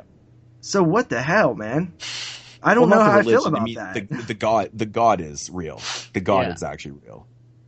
But doesn't that in turn make the religion real too? I guess so. Yeah. Yeah. But I'm just saying, you know, he who walks behind the rose is... Who the fuck is he who walks behind the rose? Damn it. He walks the rose later. He who walks behind the rose is just another name for God. And like, and then they stated throughout, it's their God. And like, that's the thing. In every different type of religion, you know, there's a different name for their God, and this is their name for their God. He walks behind the rose. I know it's been very confusing to a lot of people, like, because you're thinking literally, he who walks behind the rose is like, who the fuck is this person? But it's it's kind of a metaphor for somebody who is behind, who is always with you, but always behind in the background. You know what I mean? I love that. The mythology for this is very rich. It does make There's sense. a lot of things they could have done with it. A lot of things they never really explain. But I feel like there have always been rooms to, like, you know, expand on the religion itself, because there's a lot there. Yeah. It's kind of crazy they created that. You know, it like I said, it's just confusing to some people, but it does make sense though. He who walks behind the rows, because they have their ceremonies in the middle of this cornfield, and of course there's rows, and it's literally their god that like lives out behind the rows. Yeah, not lives, but you know what I mean. I don't even know what the fuck word to use. Resides. He's a supernatural force, basically. So I always think about like this old man when like that lives in this like cabin behind like all the rows of corn, and he's like this like he's like the cigarette smoking man from X-Files. That's like what I picture like from that guy. So I don't know. That's funny. That's funny. That is funny, actually. Yeah. So one other little tidbit I had was the actor who played Amos was Chuck from Return of the Living Dead, the one character in Return of the Living Dead who is like not really noticeable, like the weakest one out of the group of kids. Oh yeah, and well, of course, Malachi, the ginger kid, Courtney Gaines. He's the creepy fucker from The Burbs. I always remember from The Burbs. I think he's like the one actor that became the most well known out of all the kids. Well, to be honest, that guy does shit even to this day. That's what I mean. He's been in shit every single year from '84 up. Yeah. Like he's actually had a pretty successful career. Well, so, even pretty interesting. I think her name was not Sarah. What the hell was her name? Rachel, the one that was like giving the other kids like the blood of Amos and stuff. She did like tons of voice work. Like she still works to this day as like a voice actress. Yeah. So that Malachi was in Back to the Future, I think I saw, and he was also in something else. I can't remember exactly what it was, but yeah, he's been in actually a good bit of stuff, which is pretty interesting. And a lot of these people, it was their film debut, like Courtney Gaines, like John Franklin. Yeah, he was in the Burbs too. Yeah, I said that because I love The Burbs. Yeah, it's like one of my favorite films. Yeah. But yeah, so I mean, getting into the third act of this film, what are your guys' thoughts on the third act? I think I always felt like my personal thoughts on the third act of the film. This is really when the power struggle begins, and then shit starts to go downhill for, Isaac and Malachi. But honestly, there is certain things in the third act. I'm just like, okay. I mean, it's a little predictable what's going to happen too, but honestly, the thing that kind of hurts this film, and I know it did suffer from budget constraints and stuff like that. $800,000 budget. Yeah, and I think originally they were supposed to have more money for this film, and something happened. I don't know. They ended up not having the money that they were supposed to have. Hence, the effects in the end of the film seems so like the whole film has this really unique kind of atmosphere to it, and then I think the effects kind of bring that rate down a little bit. That's just my opinion, and it's so laughable. It's so laughable. It's just but it's not as laughable as later ones, though. Well, no, exactly. But I mean, But, it is a time that in there, 1984 effects. But yeah, the thing is just knowing that they were supposed to have more money. And this is what they ended up having to do is like, it's kind of frustrating, but I don't know. What are your guys' thoughts on the third act of this film? I think the I'm not worst really the part of hugest this fan. film is the ending / the third act. I mean, they blow exactly like the idea is that like they burn. What happened to Isaac is total bullshit. They burn the corn and that's the ending. Like, I don't like that. I think it's a cop-out. It's kind of weak. And I think that I just don't like the whole end scene. I mean, you see, what's funny is... It's the predictability about it, though. I mean, of course this is going to fucking happen. Like, it's just so obvious. And it's really... It comes down into the writing in the film. It's like, this is the only solution that you can come up with is burn the fucking corn. Yeah. That's really? This is like, a supernatural force. Thing. The god isn't actually technically the corn. Why didn't they burn it a long time ago? Yeah, this is the why blue man tried burning it, right? Yeah, but why didn't he do it in the he's not theoretically the corn, so burning the corn shouldn't do this, but apparently it takes him out. It's like, well, you got to look at it this way, dude. If he's chilling in the back of the cabin, smoking his cigarette or whatever, he's gonna probably get burned up with the corn. Most likely he's probably going to do it to himself, right? He's back there smoking in the dry cornfield. Yeah. Fucker's going to fall asleep and fucking burn the whole field down. Dude, honestly, I love the first, 65 minutes of this film are really enjoyable. And then as soon as that third act hits, it's like, Yeah, I agree, man. I don't know. It's weak, and it's it's not my even favorite more thing. weak when you watch it a bunch of times. You even notice early on where they're in the hotel room, the couple, before they get out on their journey. The lighter. It's like, oh, well, that's not foreshadowing or anything. I even have it. He doesn't even smoke. He doesn't even smoke. Going to be used. I said lighter's going to be used in the future. Bladen. That's what I wrote down. Yeah. But I mean, at the same time, if it got to the end and he just pulled a lighter out of his pocket, you'd be like, well, what the fuck? Why does he have a lighter, you know? So, I mean, I guess you have to throw that in there. Or you just don't end it like that, and then you won't even have that problem. Yeah. Exactly. I don't know, man. I find that the whole end of this film just to be unsatisfying, and also knowing what the original ending is too. And I know that I think originally when this film was written, they had wrote the ending to be very much like the short story, and then the studio was like, no, we can't do that. So they ultimately went with the shitty ending. Mm-hmm. Yeah, which sucks. Because the original short story ending. Yeah, the original short story ending is a downbeat ending. It's a downbeat ending, and you know, if they had to use that ending, we wouldn't see this fucking cornfield going up in flames and shit. And it's bad, and it's just so studio. And in my opinion, it just really brings down the film a lot, because this whole film, you know, it's got a really nice tight build up to it, and then it's just nope. In my opinion, I agree. It just doesn't deliver at all. And this is, you know me, man. I'm a really big fan of like downbeat endings and you know, things that are more real, more realistic, man. Like honestly, they should have. I don't know. I just don't think. My opinion on it, like I'm with you guys. Like I think it led up, and you think that something else is going to happen. It was very foreshadowed, like what was going to happen, and big time. I was not at all like impressed with the ending. Like the whole burning, like you were saying, the burning of the cornfield thing. It was like it just didn't make any. To me, it didn't make any sense. I mean, it made sense in a way, but it didn't. It's like, okay, this was going to happen, but what's the end result of this? It's like, okay, you burn the cornfield. So is the cornfield considered like another world? Like, it's like you destroyed this world, but like, did that solve the issue? That's the problem. It doesn't make sense at all. It doesn't make sense because the cornfield's a physical thing, right? Exactly. Yeah. It's a physical thing, and we're dealing with a supernatural, you know, it's a god. Yeah.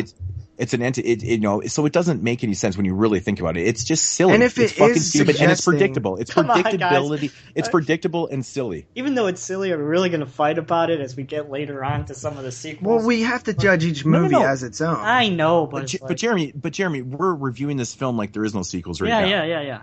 Yeah. Right. So you have to take it for what it is at this point in the franchise. And honestly, like, it's not a very good ending, and they fucked up. Yeah, they did. They 100% dropped the ball on the end.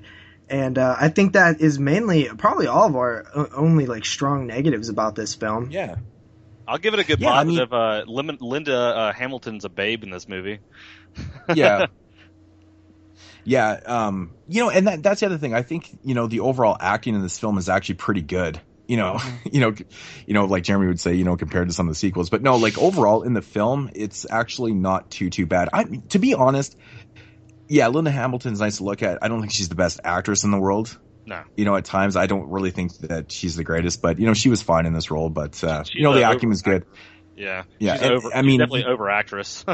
You got to give it up to Isaac, though, man. He's fucking amazing. And Malachi. Really fucking good in this film. And Malachi, they're really good in this film. They're believable. Music. They're believable.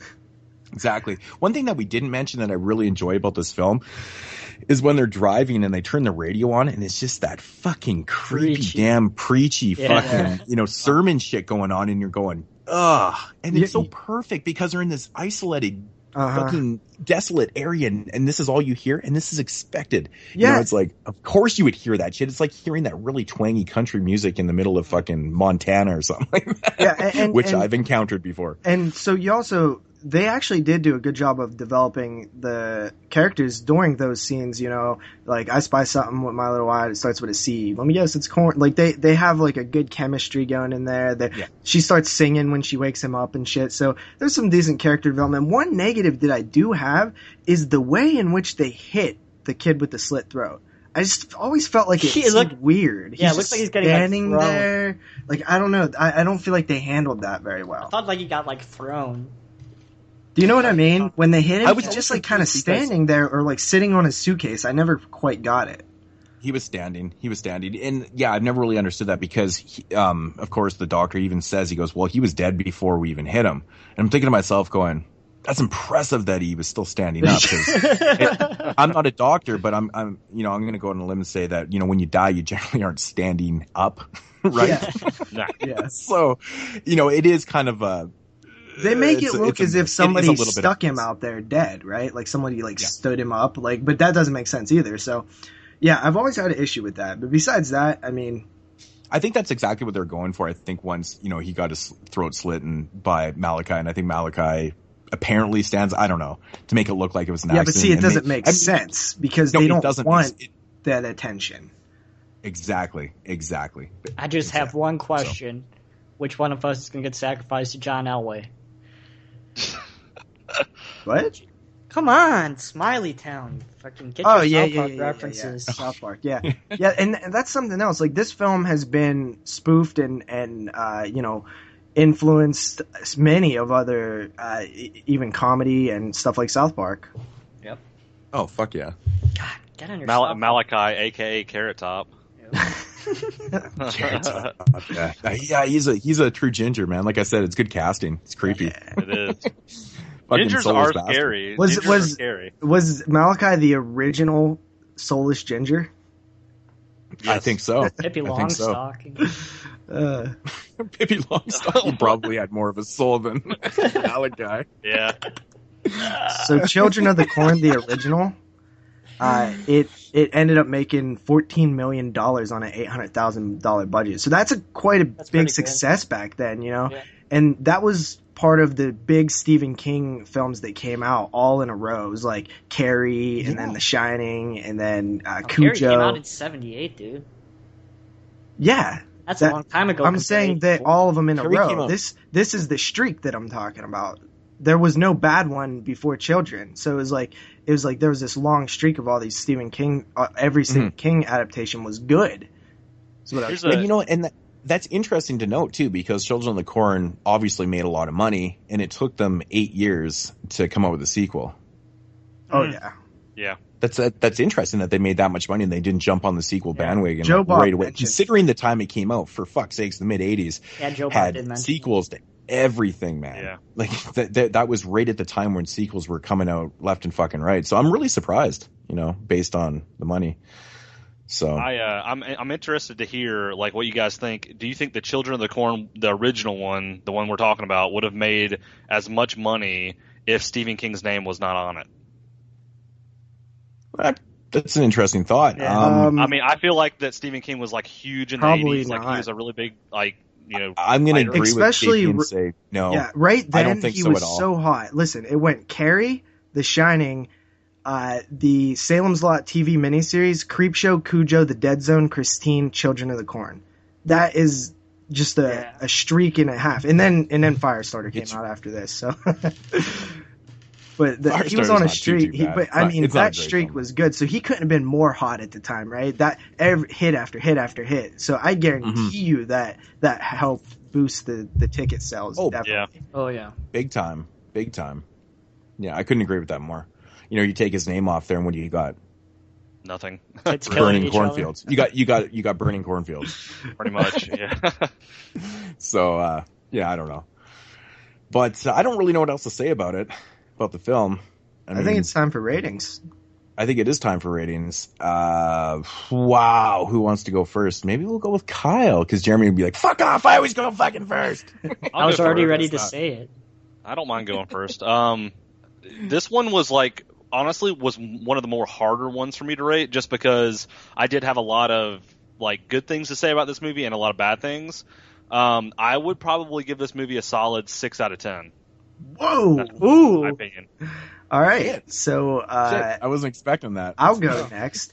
Children of the Corn is an absolute classic. It only has a few negatives, which we have pointed out. And I think this film is absolutely, besides it being a little bit slow and dated, but it kind of adds to that charm because everything is very old school, the religion and the way they dress and stuff. So it kind of works for its advantage a little bit. But I give it an 8 out of 10. Oh. That's what I got JP 8 out of 10. Oh, for fuck's sake, that's exactly what I've got it rated too. 8 out of 10. How can you tell that we review films together? No, that's very interesting that we all came in at 8. I actually thought JP you might be a tad higher than that.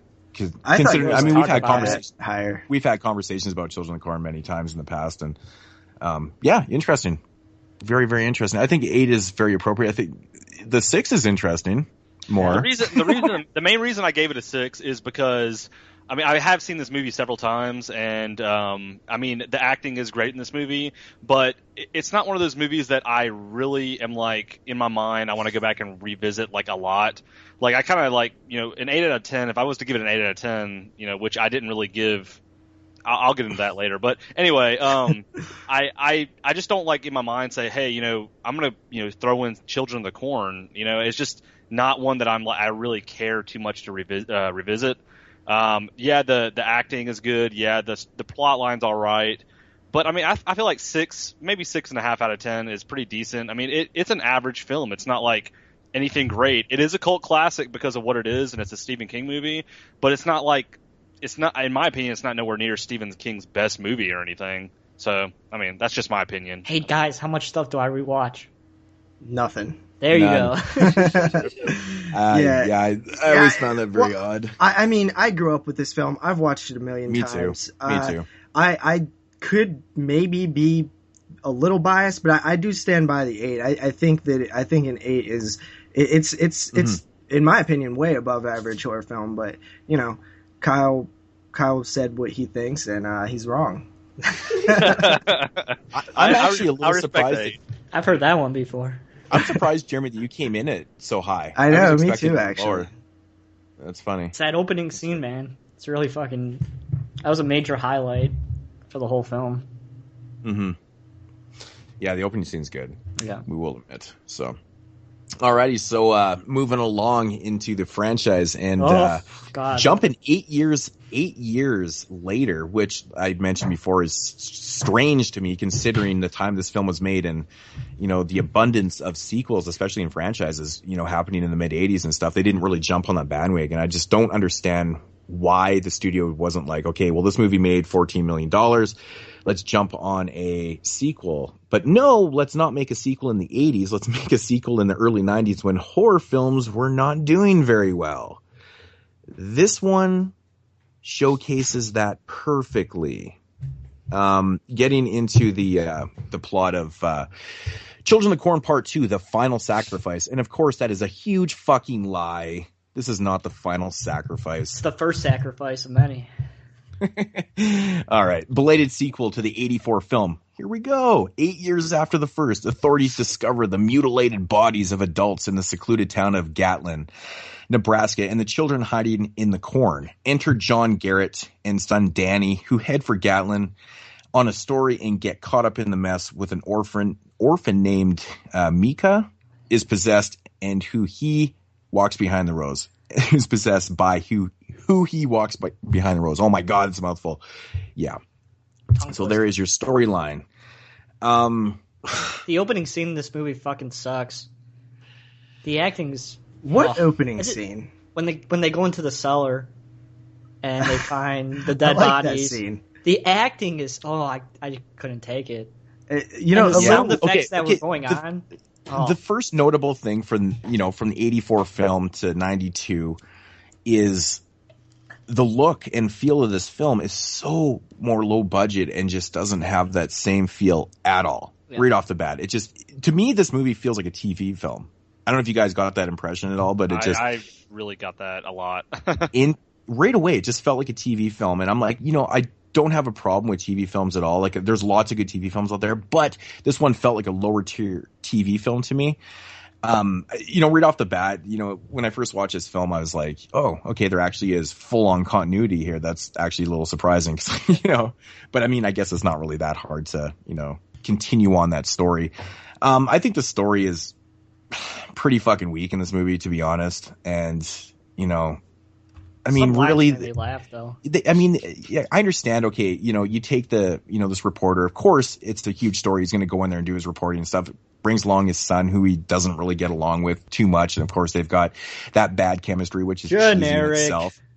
It's very generic and it's very cheesy. I will admit, man, the acting is fucking atrocious in this film. It's really, really bad. It's generic now. But I'm telling you, this was a big thing in early 90s, dude, that a lot of parents were getting divorced. It was a huge thing that happened in the 90s. That's why in TV and sitcoms and movies, it's a huge point. It happened a lot, but this is at the beginning of it. Think of how many times it happened pre this. It's not as big, dude. No, I mean, there's definitely films there. I mean, I'm just saying, like, the storyline's not strong. Okay, let's just put it that way. Right? Would you agree? Yeah, but I think there's only it's one not line. Strong. I think there's exactly one. Okay. That's more what I'm getting at here. I was gonna say, the whole storyline with them being fostered and starting what up else would happen? Their rampage. Right? I mean, all the parents are dead from the first film. These are the kids that were left over. What do you do with them? You port them to the next closest town, and this is old school. You're gonna have to have foster parents. What the hell do you do with them? Yeah, well, I mean, for somebody that kind of knows the whole process and stuff, this is just ridiculously outrageous. It's just connecting it to the real world. It really doesn't. It's you really, really have to disconnect yourself with reality to believe that all these kids were just going to go with these fucking adults and move to this other town and then everything's all good. It's not permanent though. It's temporary housing because if there's no orphanage there, what are you going to do? I mean, it's ridiculous that a whole town could be wiped out and nobody noticed in the first place, right? So I mean, well, of course. I feel like if this happened, the feds would move in and like figure something out. I wouldn't figure that they would like just say, hey, no, next town over, you want to take all these kids? Oh, you're child molesters? Fuck it, take them. You know what I mean? Exactly. It's not even the fact that these people are stepping up and they're willing to foster these kids until they get permanent residence. It's a simple fact that most of the kids are suspects. I mean, all these adults are killed. They do say were they that done by all of the kids who were involved in the murders have been killed. That's bullshit. And they don't think that all the. I mean, I know, and that right there, I didn't buy into. I'm like, this is ridiculous, man. I think there's only one line in this entire movie that describes the whole film. What is all this shit about the corn? There you go. I love that line about this movie. Although there is a line actually in the first 15 minutes of the film, and they have a Jonestown reference in the film, and I was like, oh, that's pretty funny. Mm-hmm. I mean, it's not funny, but they actually reference Jonestown. Problems in this movie, technical wise, some of the ADR that they did in this movie, is so I fucking noticeable and I terrible. Like when they're in the fan in the cornfield, the news crew, you could totally tell it was ADR. And they weren't able to get environmental noise in it at all, so it just sounds like two people. It drops to a flat room. You know what I mean? It's so funny. Yeah. It's totally noticeable. Okay, so right off the bat, this film obviously feels a lot different. It doesn't have that same atmosphere as the original film. It's lower budget and stuff. But then right off the bat, you notice that this movie already has a comedic element to it, which is really not present in the first film at all. I have no problem with that at all, but it just came off super, super cheesy to me. Rewatching this film, I'm just like, oh God, the jokes are so fucking generic and kind of boring and stuff. Mm-hmm. And it's kind of what, would be expected from a sequel like this. Okay, let's go a different route and, let's make it a little more comedic. And what's wrong with making a sequel that, is, serious in tone? It just comes off so fucking bad cheesy though. I remember I said this in Pet Cemetery 2 and you smashed me for it. But I do have to say this film has the best effects out of the entire series, I have to say. But JP, I also said there is certain times that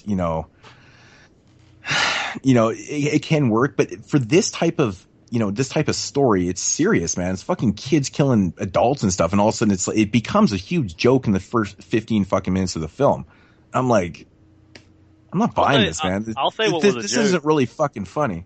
The fucking son was a joke. That guy looked like fucking Devon Sawa from Night of the Twisters, dude. That kid was a joke, dude. What do you mean a joke? What do you mean? Dude, he just looked like He was like he looked like a pretty boy '90s kid. Yeah. He looked like a generic actor, and his acting was horrible. Like it was like, and I love the other line.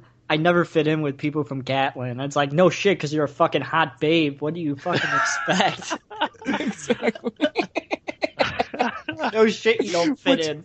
Which is so funny. It's like she doesn't fit in there. Like, what was she? She was hanging out with the people from Gatling before. Like what? Like she, like what? She lived in I laughed Gatlin, about that too. I'm like, didn't what do you fit mean in. you don't fit in over there? So you were like playing pool with the kids at Gatlin? Well, no, she said she lived there, and then she never fit in there. So She's a fucking babe. What do you Again, it just makes no sense because I don't know, whatever. But so she knew nothing about what was going on in Gatlin previous, but she lived there. No, well, she it knew nothing happened of what was after going she on. moved out. All that shit happened. But still, she never knew anything about it, though. But Well, no, still, she lived she- in Gatlin. What known about what?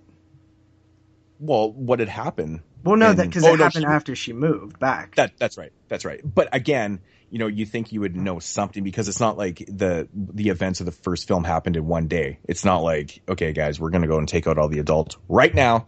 Yeah. Well, I mean, if It's she's a not bit like hanging out with them and playing pool All because the she don't kids fit knew in in, town I don't know except how for her. she would know that much. All the kids in town knew but her. And Well, I mean, technically, we don't know how fast they started preaching. How long it took them to was it just a one day? It doesn't matter. But how about the Cornovision? It just comes off. It comes off funny. The effects are fucking awesome. The Cornovision effect, where we see the point of view of the corn, that is awesome. No, I said the effects in this movie is It's so fucking early 90s effects. It's so good. I love how it looks. The corn coming through the windshield is fucking awesome. dude, that shit was hilarious. But I That fucking makes no died. sense whatsoever. He stands there and screams it. He's like, ah! But the CGI had me laughing, but I know it's outdated. But it's still Dude, fucking the funny. CGI at the end It's the when that demon possessed- came out. Oh my fucking god! I almost died. Like I literally spit water everywhere. I was like, "Are you serious right now? There's no way this is going on right now." I had no idea that was going to happen. I was like, "This is like nothing to do with the movie. Like this is like a separate movie, really." Wow. No, it's because the corn was apparently. I mean, at that moment when the corn goes through the windshield, it's like. It almost has like a slasher feel to it in a way. It's like this supernatural slasher feel, and I'm like, oh my god, this is so good. So that type of shit, I can handle. Like it was actually pretty funny, but yeah, it kind of came off like a slasher in the beginning of this. It's like the corn is doing these killings one by one. I'm like, fuck. Okay, Yeah. Well, but I get what you're saying with it coming in the windshield. It's like, Well, if you notice something about that scene, you do get the sense like, oh my, well, like the corn is actually killing people now. But yeah. Also, you can chalk it up to a crazy lightning storm because we never actually see anything super crazy, right? I mean, there's wind and they get killed by shit blowing past and slitting their throat and stuff. You know what I mean? And there's a bunch of lightning. Yeah, but that doesn't really make a lot of sense at all. And it's really kind of silly, though. I mean, I don't know. Lightning storms, really? Lightning storms have killed people in the past. Just saying. Well, but it wasn't the actual lightning. I'm talking about what was happening. The church scene was cool. You like the church scene. Which is this? With the voodoo doll? Yeah. Oh, dude, that always used to get under my skin so much. Yeah. Fucking I brutal. couldn't watch it, dude. It would always make me like cringe. Fucking blood coming out of his All ears. that blood was coming out of his Yeah, ears dude. and That's eyes. a great and everything. kill. That's a good kill. It's an awesome kill. It makes absolutely no fucking sense. Why? They got Why, it's a voodoo dolls voodoo. now. What about in Child's Play? Why not? Why does Chucky No, have a I meant voodoo to the- doll? No, but that's a different film. I know, but what's I'm wrong talking with voodoo also dolls? they all of a sudden introduced voodoo dolls into this story. Well, it's like, what the supernatural, fuck? right? I mean, it's been supernatural since the first film. Well, I mean, it's I like guess, but- it's like religious. But it's so also, I guess. But it's just all of a sudden introduced. It's like, okay, now we can. I don't know. It doesn't come off very well to me, man. It's not. It's definitely a very well. different film. It's definitely more supernatural and ridiculous than the first Yeah. one. But I'm saying it doesn't go against But any it's- rules that the first one set up. It's not like they broke a rule by introducing this supernatural voodoo doll because that rule was never set up in the first one to where it wasn't. Well, the thing about voodoo though, but voodoo is like, it's almost like an evil thing, and like you have to believe in voodoo. So these kids were obviously practicing. Like that's what they say about voodoo, is that you have to practice it and believe in it and practice it and believe in it, like with all your heart. Well, voodoo's not real. Well, I mean, to the people that practice it, it is. But I'm just saying, but they're all of a sudden using voodoo dolls in here, and it's like, it just comes off to me, and it's like, really, like, that doesn't make a lot of fucking sense, because it's not what they're about. Well, I think the ending explains away everything. Well, I mean, but that's different, though, because this is happening before that, and this obviously is, you kind of look at it and you go, okay, well, I can respect the kill. It's pretty fun and awesome and cringeworthy, but voodoo?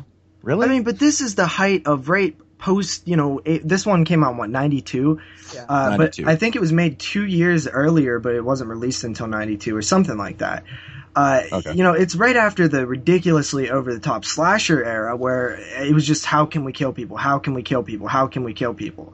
So yeah, it doesn't make sense in the film all that much. I don't feel like it really goes against the rules either, but, it's of the time. It's of the time. I kind of disagree, but, I mean, it just, I don't know. Voodoo and, it doesn't have to be like, I mean, what was up with the telekinetic shit? You know what I mean? Like there was all this supernatural shit in the first one too. Mm-hmm. Yeah. It's this fucking, how about, in my opinion, it just seems like, a lot of those ideas that the first film presents, they just kind of take it and they just kind of go every direction with it. And I mean, if you look at it like that, then it's respectable, hence the voodoo and the more of like the killer corn, the slasher corn, shit like that. I mean, if you look at it like that, it's, it is what it is, but I don't know. I just think it's just unbelievable. Like, I mean, we always say you have to disconnect yourself, but at the same time, it's just. Well, I feel like as long as you can make an explanation for it, then it's not as bad, right? It's still not the thing that I would have chosen. But do you feel that it was explained though? I feel like that it was explained enough, as in there was supernatural shit in the first film, so there can be supernatural shit in this film. So, I mean, and honestly, the ending really does kind of take everything we've known about the first two films and throw all that shit away anyway. Okay, but I mean, that's fine and dandy, but like, so are we saying that the lightning storms and stuff is what kind of regenerated this power? Well, no, like, how does this... I think the lightning storm is just, more supernatural stuff, but the fact that nothing happened, you don't actually see anything that could directly be, said as supernatural. I mean, it's there, but it can still be explained as just something happened to allow this to come back, because the way the first film ends, they burn it and it's supposed to be, the god is either burnt or dead or whatever, or gone. So say that ends that era of He Who Walks Behind the Rose. So move on to part 2. One? And now all of a sudden the corn comes alive and shit. Like, what's responsible for this? Right? Like there has to be a start. I know, but how does he come back though? He was because the ending was stupid and they didn't kill him. You can't burn the corn down. But I'm pretty. I know, but this is what they're getting at in the first one. This is how they end the threat, Well, because he always exists, right? You can get rid of him for a little bit, but it's like religion. It's always going to pop back up. There's he. Okay, that's what he needed another chosen one. He needed another chosen one. Micah was that chosen one. That was a shitty choice. CGI scene, yeah, dude. I think Micah's probably the second best preacher kid out of the entire series. But he's still fucking bad. Dude, he's all right. When they use the voice effect where they make it deeper and shit, I think he's an all right preacher, dude. Seriously. Mm-hmm. I think his acting's pretty shitty. But yeah, they do a lot of different things in this. Obviously there's a lot of supernatural stuff going on. And like I said, killer corn. We got fucking voodoo dolls. We got what about the whole thing with the mold toxins and stuff? Well, that actually is what I was getting at when I said that they throw away everything we know. Because they explain it as there was no supernatural force. It was ergot. The interesting thing about ergot is it's real. That's a real mold, witches used to rub it on broomsticks and masturbate with them, and that's where the riding the broomstick term came from. They would have strong hallucinogenic trips while doing that. That's in pop culture. My next question is, everything. Where can I get some of this stuff? Yeah, I know, right? Your so pet shop? awesome. They kind of ground it in reality a little bit with this ergot mold, which is a real toxic mold that causes hallucinations. So it kind of does throw everything away, though, right? I mean, because if everybody in the film was hallucinating, then we don't know what really happened or what really didn't happen or what was supernatural or what was just tripping. Well, that's fucking a mind fuck, though. Yeah, I know, and when they throw that into the film, I'm like, okay, seriously. Like, to me, it just felt like, hey, we don't really know where to go with this. We're going to throw this, exactly, and we're going to throw this into the plot. I just think they were trying to come up with more stuff to make more sequels. I just think they was trying to figure out how do we make a sequel to Children of the Corn, and like they tried to make a logical explanation for all of it. I guess I don't know this movie. Yeah, I know, right? Like, I mean, as soon as I throw that in there, I'm like, I honestly really like that idea. But when you throw that in after we got all the supernatural elements and things that are going on, I go, wow, you are reaching for fucking Mars right now. Like, crazy shit, man. How can you explain the supernatural things that are happening other than they are just supernatural? They were hallucinating. I mean, it's not the worst idea in the world. They thought out of the box. They did reach, but it's not the worst idea in the world. But just hallucinating seems like but you have to admit though that seems like a little bit of a cop out though. Like they were just hallucinating, right? Like this shit it might be a little of both, right? Maybe some people were hallucinating, but maybe He Who Walks Behind the Rose is real as well. I don't buy both of those things. But this is the thing. There's so many damn questions, man. Like this is where this film really lacks in direction, man, and explanation and stuff. It's just there's a whole pile of shit that I feel like they're reaching too much, and then there's a whole pile of fucking goddamn stupid filler in this film. Like, okay, for instance, I can't stand how they utilize so much screen time on the father's relationship and the son's relationship and stuff. All the shit that's going on. Though. No, exactly. That's where I was going with that. And all this shit doesn't even fucking matter. Especially it's filler. It's filler. When they should be explaining, they should have concentrated on it. If you're going to throw this mold toxins and all this other type of thing, try and make a film out of this. Don't throw in all this damn filler. You have to admit, it's really Well, I'll tell you why the filler does wrap up, and it does have a point. It might not work like we want it to, but the point of that filler is to develop their negative relationship to then have Danny be able to turncoat, to change over to the Micah's side. That was what the point of that was. You have to plant those seeds of distrust and dislike for the parents for him to be convinced to go to that side. It's a conflict. Hold up. Are we really not going to talk about the wheelchair death? Come on. How are we not going to talk about that? Jesus Christ. Worst continuity issue in the whole fucking I pointed that out to you. I know, and it didn't even make fucking sense until I was rewatching No, it doesn't. It totally doesn't make sense. She's getting fucking hit right, and she goes screen right center, right through the fucking window, and it makes I know, sense. Dude. That scene shit is was just fucking so hilarious. Yeah, it's from the low budget. I mean, they probably just had that town. They didn't have a way to aim it towards like there was just the street didn't work out right, and they didn't know what to do because they wrote this wheelchair death in the script, and they're like, we'll fix it in post. Nobody will even notice. Okay, JP. I completely understand what you're saying with planting the seeds with the father and son, and he's got a the thing with the son and his girlfriend and stuff. But what about the father and shit, like his relationship? I don't know. Well, that to was me, part of it, right? Because he has a bad relationship with his son. He does, but he already had one though. That's the thing. This is where I was getting at. They already had a bad relationship from the start. Yeah. We know that right off the get go. Right. So what did they really need to plant more seeds in there when we already know? If they just did it to where they was like, we don't like each other, and then cut forward, you would have been complaining about it wasn't properly developed. I'm not saying it's good. I'm not saying it's good. Right from the opening scene, you already see like the son doesn't want to be there. He's got a bad relationship with his dad, and actually there's a funny scene in the film where his dad is like, I love this, man. He's just like, hey man, just go out and do something, and just go find something to do. It just lets his son go off and do whatever. But he's never thinking about his safety. You know, like Yeah. we just had this huge massacre, and he's like, "Hey man, just go take off and do whatever, man." It's like, what the fucking kind of dad would just be like?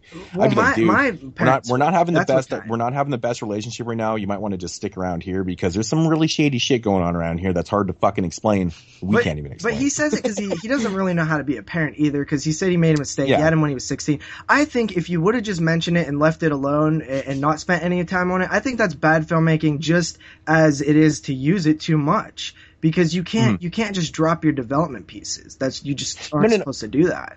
Exactly. I mean, I understand the son going away and, you know, getting involved with the girl and then all that other things go on and stuff. But you don't really need to explore the dad and his girlfriend and things like that. I just fucking hated it, man. I just really was adding nothing to the development, which you say. You know, I get that completely. But, you know, with the father and his girlfriend, and I was like, whatever. Hey, at least it's fucking watchable. Yeah. Yeah, I didn't have a huge problem with it because I like this film. So tedious. I just find it so tedious and just really boring, actually. Like the whole thing with the father, and I mean, I understand what we're getting at here. You know, it's those seeds. You know, those corn seeds. They're planting those corn seeds. But I don't know. I just don't buy into it. I just don't think the direction in this film was what I wanted, and I think there's too many open questions for me. And I just really. I don't find this movie atrocious at all. I think there's a lot of elements to it that are fun. And some of the questions that I may ask, I don't even need answered. I mean, they may be rhetorical from even myself. I don't really give a shit, you know, when it comes right down to it. Once you finish the film, you're like, okay, whatever. But ultimately, this movie is very boring to me, actually. I find it very boring. I don't find the jokes overly that funny either. Like, there is one part in this film that I actually did laugh out loud at. It's don't forget your sucker. Fuck, that had to be some of the worst fucking dialogue. Oh my god, it was. Don't forget the sucker. I'm like, shut the fuck up. It's like the part, I can't remember who the fuck was talking. He's like, do you see the connection between the nosebleed and the house falling? And Buddy pipes up and he's like, yeah, they're dead. So you didn't like the investigative angle of him and Little Cornfoot, the Indian guy, rolling through the, you know, finding out what's going on and stuff. You didn't care for that at all. I think he was actually like the most likable character in the whole series. Who, Little Cornfoot? Yeah. It's JP, okay. you agree with me? But again, yeah. To be honest, JP, I didn't mind it, but I felt that it was a little too convenient for the filmmaking. Like, this guy is just there. But he's likable. Which guy? The Little Cornfoot guy? Yeah. Well, he's native to there. He was there before you. How is it fair for you to tell him he shouldn't be there? I knew you were going to say that. I knew you were going to say that. But, of course, he's the guy that's around, and he's the only one, and he happens to be a professor of this. I mean, yeah, it's convenient for, you know, story and stuff. Movies of course, right? Of course. But it's not great filmmaking, but... It's not. I will never say that there's a lot of great filmmaking in this film. But honestly, I did like the, you know, they kind of get into the mythology a little bit about certain things and stuff. And I'm like, yeah, you know, that's okay. It's okay. It's not exciting at all.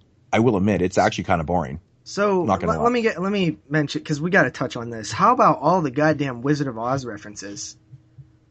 Jesus Christ, there's like 30.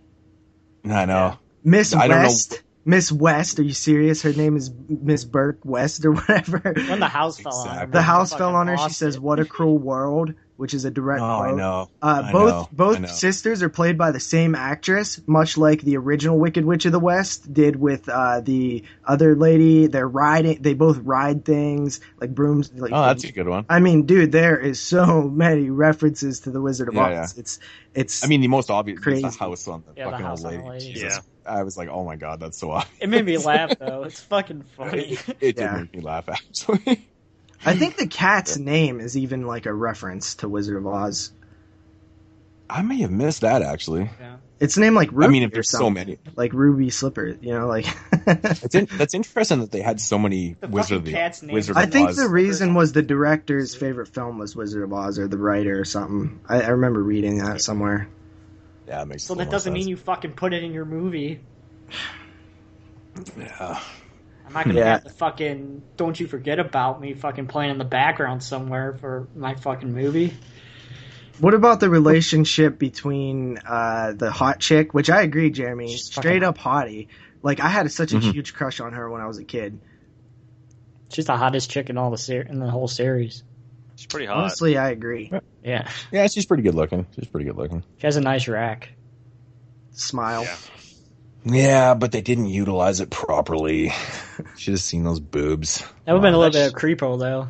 That shit was funny whenever he was like walking down that bridge and like she was like under this like waterfall. I was like, this is the most like this is like the most written in like scene of any movie right now. Like why would this bitch totally just be like under this waterfall with pants on? You saw my raft when they fucking found the arm when they were making out in the field. Oh yeah. Oh my god! It's like what is like, that? what is it?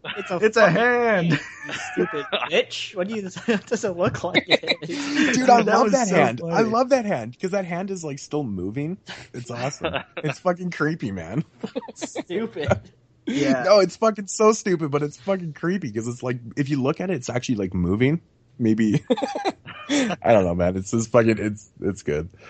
It's good. It's so fucking cheesy, man. I mean, I'm with you, Moodz. There's a lot of bad filmmaking and a lot of bad filmmaking technique in this film. When Danny does switch over to the dark side for a brief second or something, that all happened way too fast. I almost feel like that wasn't developed enough because it didn't feel like they did enough to convince a normal person to switch over and be one of the corn kids, right? I mean, it's like dude, exactly. There's like nothing there. Like this kid is like. You know, I don't know, man. You could have told him anything, and he was like, "Okay." You know, how about their version of Mordecai? Mordecai. You know, honestly, I love the name Mordecai, man. I Mordecai love all their names. I love all evil these fucking religious ass names. Micah, Isaac, Malachi, like all these names are cool in my book. But Isaac is a good book name, right? I don't know about like Mordecai. I don't know if those names are in all there. very religious. Those are all Bible names. Yeah. Are they those, okay? yeah. I know Isaac is a huge one. Isaac is a major one, but yeah, Mordecai, that's a good one. Yeah. Real It's a original, creepy guys. fucking name, man. It's a creepy name. Why you fucking call him Dorothy when you're at it? Yeah. Yeah. I mean, honestly, I don't know, man. It's, like this movie right here. Okay, getting back to the very first thing I said, it doesn't really have that tone as from the first one at all. But there is a couple decent scenes in this film. Like, there's a scene where Danny's walking through the cornfield at night, and I was like, oh, well, there's a little bit of atmosphere, and it just seems out of place though too, because this film doesn't really have a lot of atmosphere throughout the whole film. It just feels like, I don't know, it just doesn't feel like that isolated. Yeah, it doesn't. It feels way more modern as well. It does. It just feels completely opposite than the first film. But then, like I said, there's the scene where Danny's walking through the cornfield at night there, and the flashlights through the cornfield. Like I like some of that stuff. And all of a sudden I'm like, oh, well, there's some decent filmmaking. I mean, this isn't story or plot or driven or anything, but this is a decent scene. I like that that's really all I'm pulling from this, man. They used Hemingford. I like that was they did pay attention a little bit to continuity. I like that. Yeah. Actually, the first thing I wrote for this, I was like, oh, continuity is surprising. It's just like, I don't know, kind of made myself laugh. This one also had some good opening credits. Mm-hmm. But they get worse as the series goes on. Yeah, it had a lullaby over this cool, I don't know, like art painting of corn. It was cool. Yeah. Again, though, the music and the score and stuff, they kind of utilize that. I don't know really what to call it, like the chant score. You know what I'm saying? I don't really know what the fuck to call it. But I really enjoy that, man. I think it works. I mean, there's so much bad stuff in here. I agree. Like the pure like twirling mustache villain of the cop. Like Jesus Christ, it's so paint by numbers. Oh, completely. But that gets worse. Dude, but that's a pretty awesome Just wait till part 5. Yeah, and I mean the one noticeable thing about this movie is that it's a little more bloody and gory though. I mean, it has that going for it. I mean, they did make it. You had the sequel type thing. You got to make it a little more bloody and gory. It's not as effective as what we see in the first film at all. But again, not trying to fully compare it because it's like a completely different era of filmmaking. It's a completely different film. Yeah. So. How about the CGI scene where Mike goes in the tunnel portal thing? I used to love that scene as a kid. Like, I thought it was so cool. It's beyond cheesy, man. But it literally it's like the guy wrote it down. He's like, I'm gonna show a scene where the evil physically physically corrupts, Micah's character, and it's gonna look so cool. And I got this vision, and he's gonna be falling down this huge, almost like wormhole, and there's gonna be these black things that and then he gets it back after post production. He's like, oh fuck. He's like, oh yeah, that's not what I envisioned at all. Yeah, like I said, it good job, guys. laughing. I know it's outdated. I was pissing myself in that. It's still fucking funny. I love that scene. That definitely was a product of just pure disappointment, man. It's like you said, you get it back in post production, like, oh god, fuck. How do you react to that, man? It's like, oh shit. But who knows, man? It might have been cool. Like you said, it was made in 1990, but even then, though, those effects were still a little bad. Yeah, really, really bad. They're so bad that the UK version actually cut them out. What?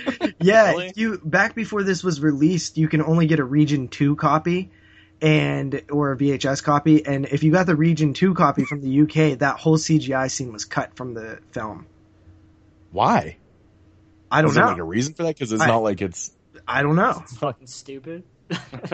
Because Probably. the UK are like we I've never heard of a scene getting cut from a movie because it was just bad. It wasn't offensive. It wasn't offensive or gory or anything. They were just like, man, that scene sucks so bad. We're actually going to cut it from our release. What probably happened was when this film was originally released theatrically, when they took the prints to the UK or whatever, they probably were like, this isn't going to really go with our audience. There's stories of things being cut just for time or whatever, just different cultures and stuff. So maybe that all their prints, when they were putting them on DVD and stuff, the scene was cut because it was sent over cut.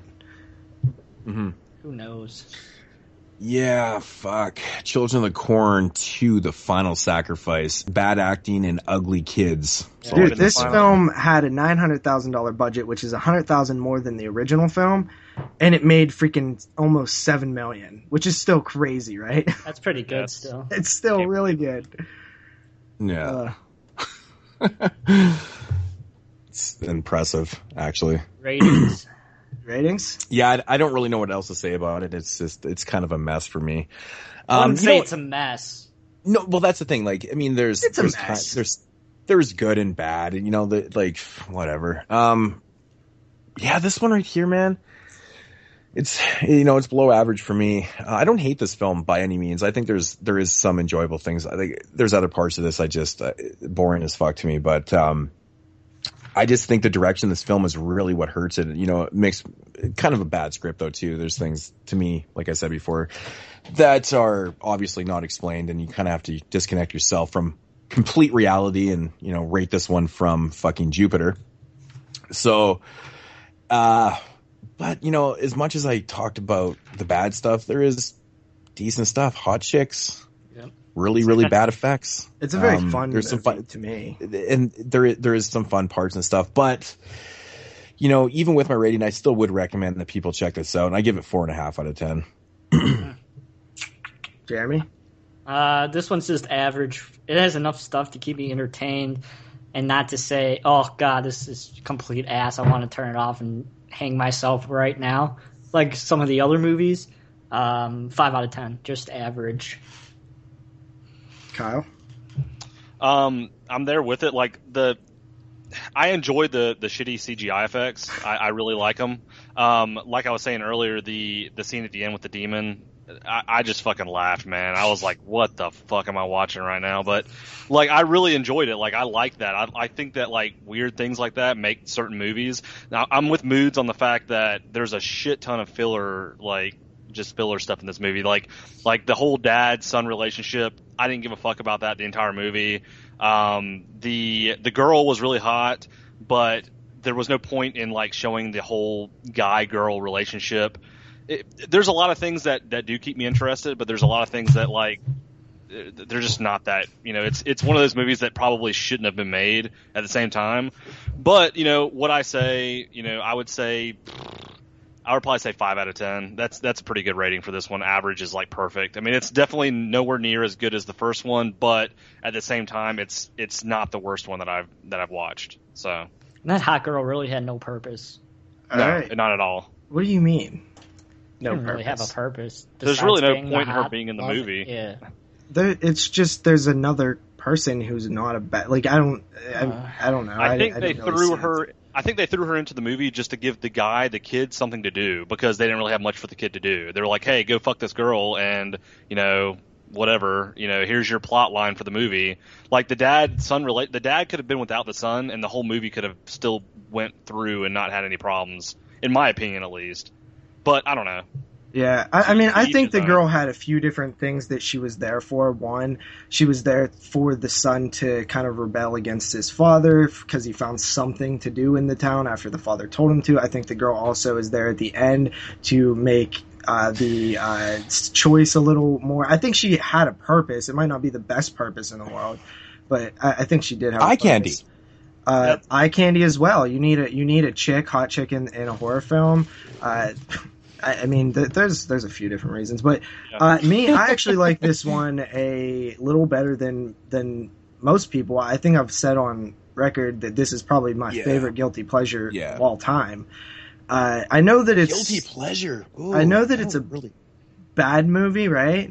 Like it has a lot of bad things, but I actually like the dynamic between the father and the son. I know a lot of people don't, including all three of you people, but I like it. I think that it adds decent development. I think that there's a lot of problems. It is a little bit overly comedic, but at the same time that it's referencing, it's supposed to be like that. It's supposed to have this sort of weird spoofy almost comedy where it's, like the Wizard of Oz references and stuff. I like the investigative stuff with the John Redcorn guy and the Indian dude or whatever. And overall, like I actually like the idea of trying to explain it logically with the ergot mold and the hallucination. I don't really have hatred towards this film. I give it a 6 out of 10. I agree with you. I really like the Indian guy. I really did enjoy his character. I did think that he was a really cool kind of character to throw into the movie, and he was interesting to kind of watch. So it's the most interesting character in the series. That is true. In my opinion.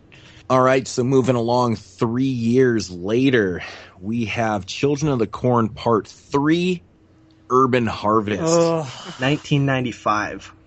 1995 this one came out in, and getting into the short little plot synopsis of this one. 2 young Gatlin residents are orphaned after the younger brother kills their father. So the terror of Gatlin goes urban when the 2 boys are placed in the custody of 2 foster parents. The younger brother, who by this point is established as the evil one, brought some corn seeds along for the road and plants them in the courtyard of an abandoned warehouse, bringing he who walks behind the rows to the city. He winds up possessing the high school peers, and soon his older brother feels called to stop him. Yeah, whoever wrote this fucking storyline's a fucking moron. So they really need some lessons in grammar because there's a lot of mistakes in there, and I was trying to correct him as a Jeremy, sick him. It wasn't too bad. Sick him, Jeremy. Yeah, you fucking bitch. Listen, I can already tell we're gonna slash head. The first thing that I want to say is I guess the corn actually is he who walks behind the rows if we're going on this plot for Pretty this much. one, because I guess destroying the corn was proper in this the movie has film. a bigger continuity problem than the fucking second movie, which is ridiculous to even think about that. So they're pulling up to the motherfucking house where they live, and there's supposed to be a fucking factory behind the house. Don't you think we would fucking see that when they're pulling up to the house? And another thing is, there is no fucking factories in fucking Chicago behind houses and neighborhoods. I'm sorry to say, it just doesn't work like that. Our resident Chicago native is busting this movie apart right now. Fucking stupid. You would see the fucking factory in the fucking backyard. I gotta be honest. I didn't notice it, but I believe you. It's fucking well, I mean, that's stupid. something right away that Jeremy would notice, of course, being from Chicago, of course. Yeah, but there's not even any scenes in Chicago, is there? It fucking looks like L.A. No. I'm sorry. It looks like L.A. Yeah. Especially because the alley scenes when they're walking in the alley, the love interest and the good boy, The alleys aren't that big unless you live in downtown Chicago, and from what I've been seeing in the fucking shots, they don't live in downtown. Oh, it doesn't make any fucking sense. Yeah, it was actually filmed in Los LA? Angeles, so It doesn't even look like Chicago. In the hood. so it makes sense. But This is yeah, not so good for they really fucking stupid. they really fucking flipped the script in this one, man. They take it right out of Nebraska, and all of a sudden they're in Chicago, and It's a then, fish out of water story. Yeah, and then our suspicions are confirmed that he who walks behind the rose actually is the fucking corn in this one. It's real. Like, there's so many things about this film that are. This one should be Children of the Corn 3. Urban butt chins, because every fucking guy in this movie has butt chins. The casting director definitely had a thing for butt chins. The dad, he had the biggest fucking butt chin in the world. I was laughing so hard. I'm gonna let you guys rip on this movie, and then I'm gonna say what I liked about it, because I honestly like this movie. I honestly had a lot. I have a lot to say about this movie. Go ahead, lead us off. What some points? The biggest thing about this movie that I liked, it's has nothing to do with a lot of the stuff that's going on with the previous films. Yeah, there's a lot of plot holes in this movie, but the biggest part about this movie and the most memorable character, in my opinion, of the entire franchise, this is my opinion, is Eli. In my opinion, that's the most memorable character because he's so annoying. That's the most annoying fucking kid. Like, that's like my kid times 12. Like, he is annoying. He is a very good leader. I mean, you could tell in the movie when he's like, and there's one scene in the movie where he's like standing up in the factory and he's like actually talking to all the kids. They're all like, listen, and he's a very good speaker. Like, that scene, that and the fact that, whenever, everybody looks at him, they're all like, what the fuck is this kid doing? He's a weirdo. I don't know. He's just one of the main characters that like remind me of these movies. The second thing I like about this movie is the setting in the movie. I do like the kind of city theme to this movie. I like the fact that, the urban theme to this movie. I like the fact that it's set and they have this factory, even though it may not be realistic. They got this factory and there's like this little hole where he's crawling behind the fence and he goes into the factory and he builds these cornfields and all that. I think that's just really, it's not, an extreme, plot or anything where you're like, oh wow, this is a great movie. It's just neat because I think that somebody probably was like, hey, you want to make a Children of the Corn movie, and then they just kind of came up with it off the top of their head. They're like, oh, let's make it in Chicago, and we'll have a factory here, and this little kid will be like kind of crazy, and it's just memorable to me. Like when I watched this movie, out of all the movies I watched, I always remembered Eli. I was like, that is the most annoying kid. He's cool. Like he was just a little badass. I don't know. That's just my opinion. What I want to know is, aren't Christian schools private? How the fuck are all these hood people in low-income areas affording to go to public Catholic school? That's one thing that I thought was a huge plot hole as well, because they're not uniformed either, right? It just seems like completely odd that they would have it's like they just was like, well, we need a preacher there to go against Eli, so we're gonna just have to write it in as a private school, but we don't have budget. School seemed a little too inner city, man. Yeah, we don't have to have the budget to actually make it like a private school, so they'll just wear what you have in your closets, guys. Y'all, you extras. You're gonna kill each other and get in fights and play basketball in the recess in slow-mo. This movie starts the slow-mo trend in the Children of the Corn movies. Every movie after this has enormous amount of slow motion, and this makes me laugh every time I see it. Oh yeah, and my thoughts on slow-mo. I'm not a fucking fan of it. I even stated that in my Wormwood review too, man. It's over fucking useless slow-mo shots. And you like the cornfield, you could totally tell that was on a sound stage at some points. Like when the mom is running through the cornfield, the sky is cloudy, and then it cuts to her running, like it's like an overhead shot, and you see that it's cloudy, and then a camera cuts and it's in front of her, and you see the sky and it's fucking blue and sunny, and it's just continuity problems that make me laugh about. Oh yeah, there's a lot of problems with this one, but I do agree with Kyle, man. I actually really do like the setting of this, taking it out of that isolated area and putting it into a city and stuff. I honestly, I kind of bought into it. I kind of bought into it, and I kind of bought into it, and I was like, okay. And I like the idea that, it's confirmed. It's like, okay, he walks behind the roses. We can plant him and resurrect him like this. And I was like, okay, that's kind of stupid, but it works. Makes sense. Works for me, right? You know, and then I agree, man. Eli is actually one of my favorite characters in the entire franchise because, yeah, he is annoying, but he's really effective. I mean, the kid is very well spoken, and I thought his acting and it was just effective.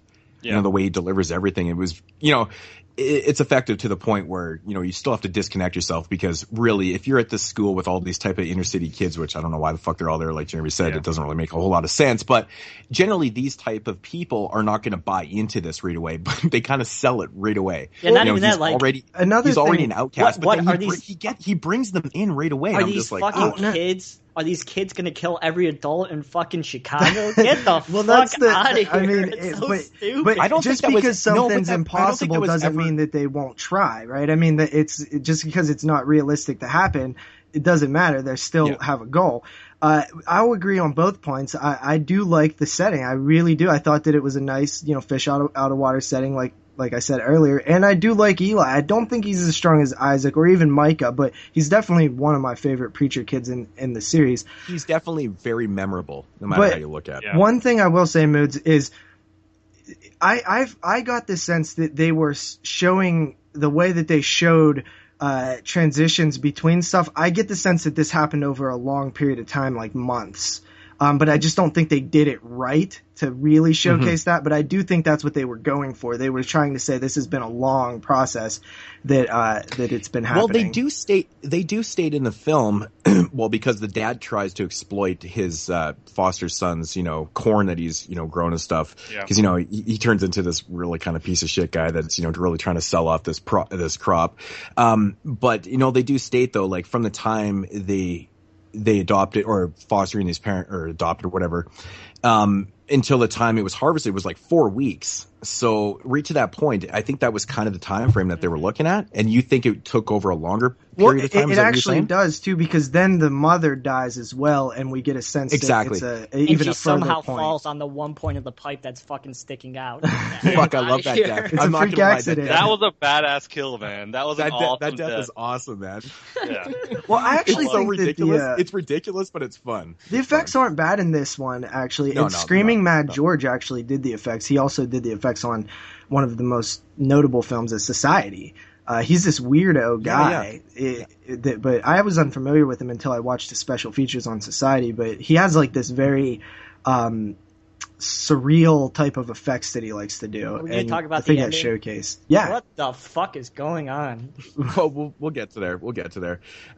This one right here also kind of, what you say, Jeremy, you said it introduced like the slow-mo into the franchise. Well, this one also kind of gets into the dream sequences too. My thoughts on dream sequences, man. Like sometimes they're effective and sometimes they're not. And a lot of times, well, I would say probably more times than not, they're just not effective because they overuse them. They usually in these type of films, they start to, and then they just completely fucking obliviate the whole effectiveness of the dream sequence. And I think that there's too many in the film. For me, there's just too many of them.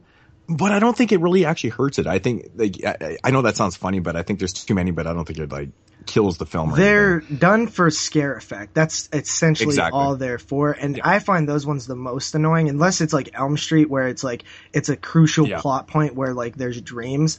I don't like dream effects. Like I just find them like pointless because it doesn't feel grounded in reality either. Like nobody actually has visions inside like dreams, that. and it's like, it's like. I'll say this.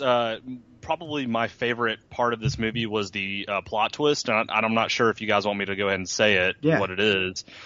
When Eli is found out that it's his, not Eli, but his brother finds out, or doesn't find out, but tells everybody Eli is an adopted child. Like, I actually was like, okay, this is starting to sort of make sense now. Like, this is why the brother is nothing like Eli, why Eli is such a weirdo. And like, I kind of like that because I was like, oh, okay, that, it kind of made me think. I was it's like, oh, acceptable that makes for sense. sure.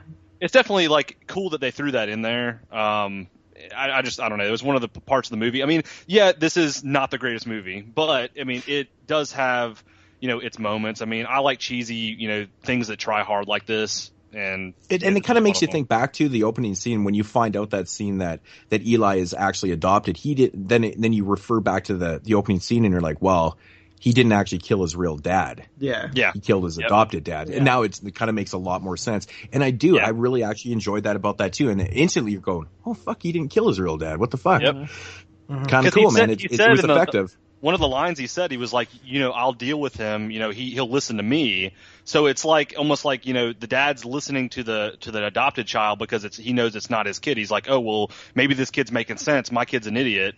So he's kind of like, okay, maybe I'll listen to this kid. He's sort of smart. I mean, honestly, Eli was very, very smart. In my opinion, he was smarter than his brother. I mean, the kid had, a lot of very good speaking skills. He seemed very smart. I mean, it's just crazy that a little kid is like this.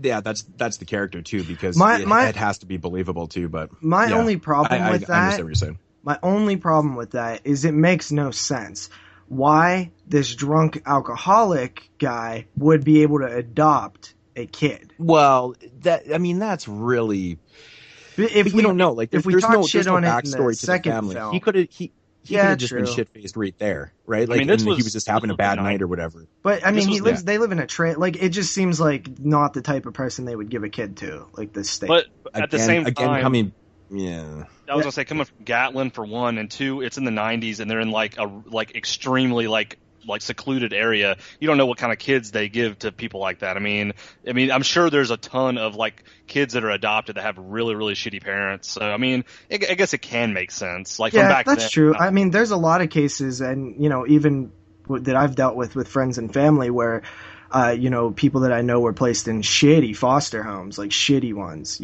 and so it does make sense. But I just brought it up because we talked about that in the second film about how it didn't make sense that they would all be so easily adopted or whatever. Yeah. What about the subplot, with the stepdad or the foster parent? I thought there was an interesting dynamic where it was like the mom was close with Josh, but the dad was close with, Eli? Yeah, Eli. Yeah, but the only reason he was close with Eli is because he was trying to steal his corn. But I think he actually did care too, because he's like. I got impressions that he did care. Yeah, but it doesn't make sense and stuff. And, I don't know. It just I bought it. I bought that he actually liked Eli. He even said like in dialogue, like, Eli is, we're gonna have trouble with Josh, but Eli, he's such a great kid. You know what I mean? Yeah. Like, and delving really into detail, like that corn. It's like cool that they thought the corn was like the best corn ever too. Like, like this corn company's like, oh, this is the greatest corn ever, but it's like the devil incarnate in corn. So I thought, talk about coincidence, right? Yeah. Your adoptive father is this fucking corn seller. What the fuck?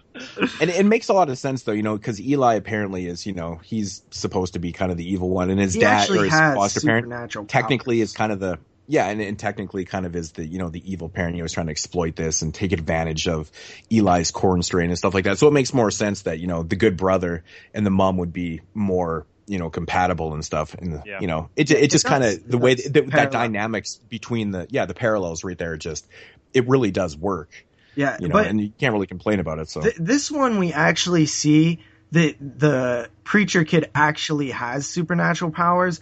We didn't see that in the other two films. There was supernatural abilities around them, but even like at the end of the first one, Isaac obviously became sort of one with He Who Walks Behind the Rose a little bit, so it made a little sense. But that's something different that I just thought I'd point out. Because he fucking teleports to child services. Yeah. Again, which is, there's lots of plot holes within that right there. I'm saying they fucking ripped off Jaws 4 at the end. I'm just going to go with that. I feel like the fucking love interest gets eaten and she still lives. There definitely is a few things in this film that don't make sense due to the plot holes. But, I mean, the whole end scene in this film is like, the first time you watch this movie, you go, what the fuck? Yeah. I think we all did that. Like, where in the shit does that even come from? Like, how does this happen? Yeah, how is that real? Honestly, I just think that it was a good opportunity. Like they're just like, well, we always seen these like the ground move, right? When He Who Walks Behind the Rose is around, even in the first film. Yeah. So it's like, well, what's under there? I guess we'll make it a physical thing. I mean, it doesn't make much sense, but it's a cool effect. It's a decent opportunity to have some effect shots, because I have a feeling that was Screaming Mad George's idea or something. I thought it was cool, like how at the end, like it showed like that scene where the corn was like in this like It was like in like a box, and they were shipping it from like Germany or to Germany. Yeah, that and, part like, was cool. I thought that was pretty neat. Like I thought, like okay, like the corn drugs. is now supposed to be the corn's now supposed to be this like entity, but it's being Slanging shipped of everywhere. corn. Yeah, you see this mob boss type guy pick it up and like shake it, and he like Yeah, I know. I was like, what into the fuck thing. is He's like, this? he's like good stuff. Like it seemed like drugs, like cocaine or something. Like he picked up a brick of cocaine Goodfellas and or was like, something. yeah. But one thing that I found that they didn't handle right was, and this is just bad technique, bad editing. When Eli or Josh and Malcolm go to Nebraska, they go to Gatlin while Eli is doing his preaching, and they drive all the way back. I don't know the physical distance in reality, how far away that is from Chicago, but it seemed like they got back pretty fast. Yeah, I mean, they were trying to go find that what was it, the Bible that he had buried or something. Yeah, that was pretty. That was pretty like kind of that was another thing I was thinking about was like, how are they getting here and they're getting back before like all this crap happens? Like it's like that seems like a really long distance. Nebraska and Chicago. That doesn't make fucking sense. I want to say, hey, filmmakers, why don't you pull out something called a fucking globe? A globe. Because they literally drove to a Nebraska, will do, right? too. They just drove there. One of the stupidest lines ever was when he gets back and he's like, see, Eli, I thought about something, and you're like a worm. See, you have your two halves, your Bible and you, and so you can cut it in half, but one half is going to live. And I'm like, that makes no sense. That isn't even real. Like, worms don't just survive if they're cut in half. Like, there's not two worms now. That's funny. Well, actually, they kind of do because worms could have the ability to regenerate to a certain point, but the other half will die. Like what he was saying was saying that those halves will continue to live, which made no sense. Let's get eaten and still live. That's what I don't know how they managed to execute this film. So, Jeremy, you're saying that you don't know how she managed to get eaten and still lived? Yeah. Well, maybe she didn't get chewed up. She just got swallowed. Wouldn't she fucking suffocate? You have a little bit of time with anything. Like there's pocket. Like I mean. Oh, that's bullshit. It doesn't make. Does a giant worm creature thing make much sense to begin with? I don't know. If the fucking Chica lived, then how the hell does the guy in Jaws 4 live? I don't know. Exactly. I always look at Tremors when Burt Gummer gets ate by one of the graboids and gets chainsawed out. It's fucking ridiculous. I don't know. It is. I just found that part goofy. I found that whole creature goofy and makes no fucking sense. I don't know. So, what about the relationship in this one between Josh and the black girl?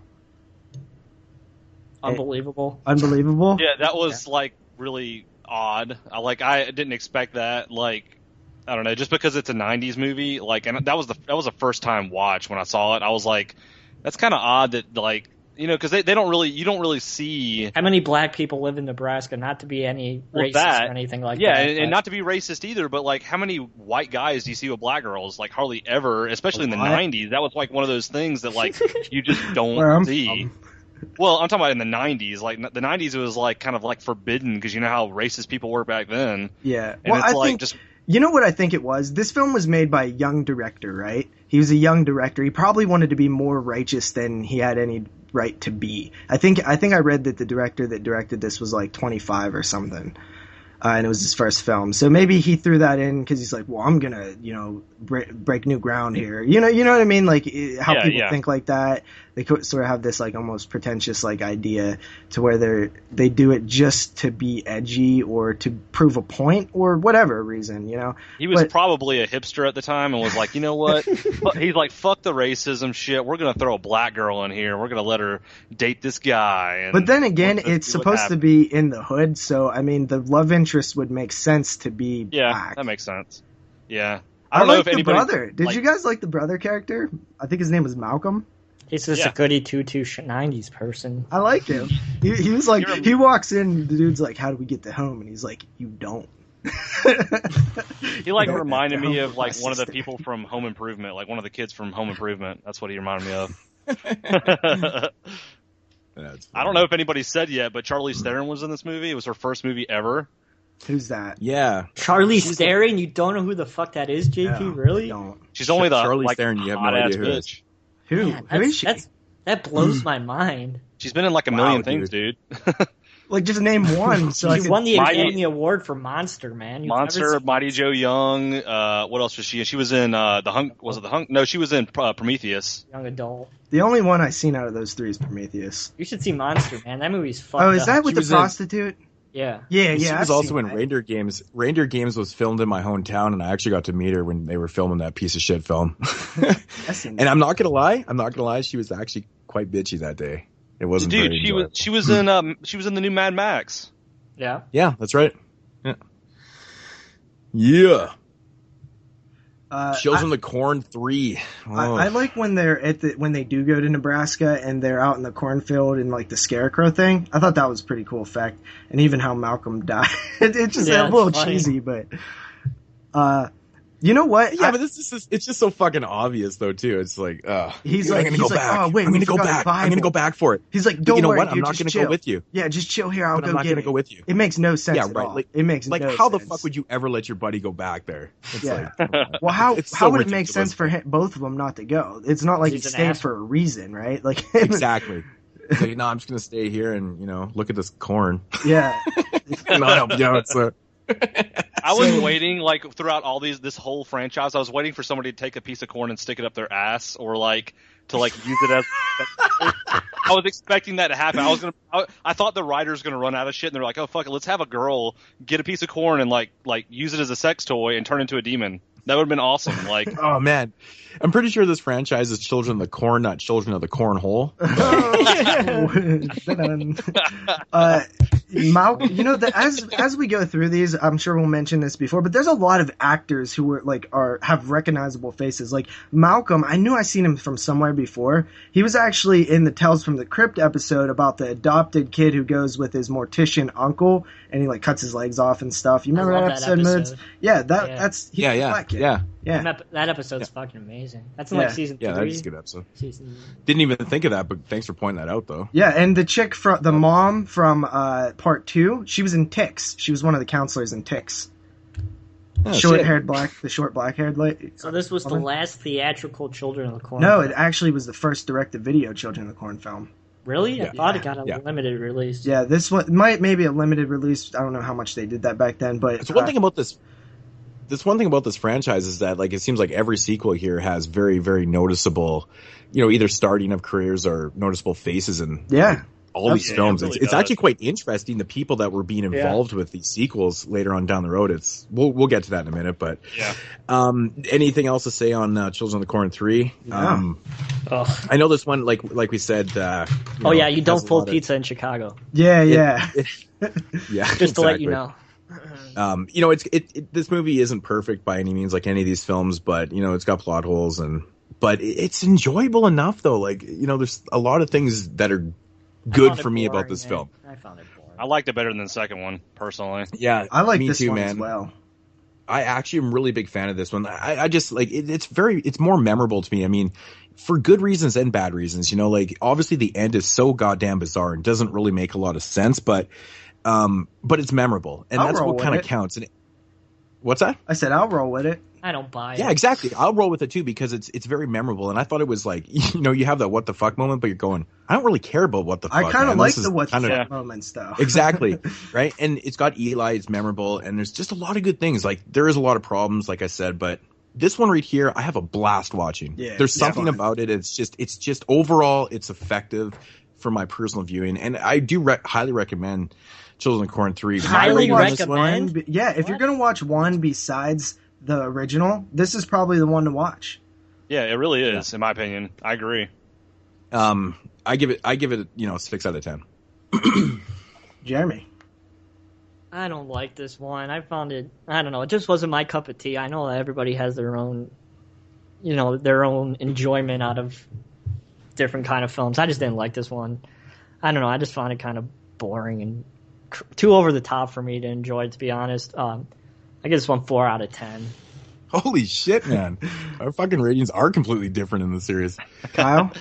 I really enjoyed this movie. I think it's one of the better movies in this franchise. There are a ton of plot holes, and there are things that are bad about this movie, no doubt. I mean, anybody could see that, even somebody that doesn't review movies. But personally, I think the the whole thing that made this movie was Eli's character. And I personally, and you guys, I know you guys will disagree with me, I'd rather watch this movie over again than the first one. So I would give this movie a 6.5 out of 10. Ooh. Okay, so I mean, the higher rating than the first one, I don't know about that, but I mean, you're right. I would rather watch this one over the first one. I'm not saying it's a better movie. I'm not saying it's a better movie. You kind of are. I kind of am with the rating, but I think it was, the first movie is a cult classic. You can't really mess with a cult classic, but I think that this movie was. I like cheesy movies, and it's a lot more cheesy and enjoyable for me because of the characters. So I'm just going to give it a half rating. Well, you rate your films different than I rate my films, is what it comes down to. Yeah, definitely. Me personally, I dug this one as well. This has always been kind of one of my favorite ones. I rented all of these in the 90s. Like, I would go to the video store every time there was a new one, and I would rent them. I loved them. I couldn't get enough of them as a kid. As I grew up, I realized how bad most of them are. But this one was one that I would always gravitate back to. I always felt like this one has, like, a Child's Play 2 vibe to it with the adoptive kids, like Fish Out of Water type thing. The music cues in this one are kind of annoying, to be honest. Like, there's some odd choices of music, like almost like cartoony at times. But there was also a funny death that we didn't mention, and that was the homeless guy. He's just chilling there eating corn, and he's just dude, that was awesome. I was like, what the hell? Right. Why did they kill him? Cut off? That was awesome. I was like, what? And then he's like, later they find his head, like he's like in the corn, like embedded into it. But yeah, I like this one about as much as Moodz does. 6 out of 10 as well.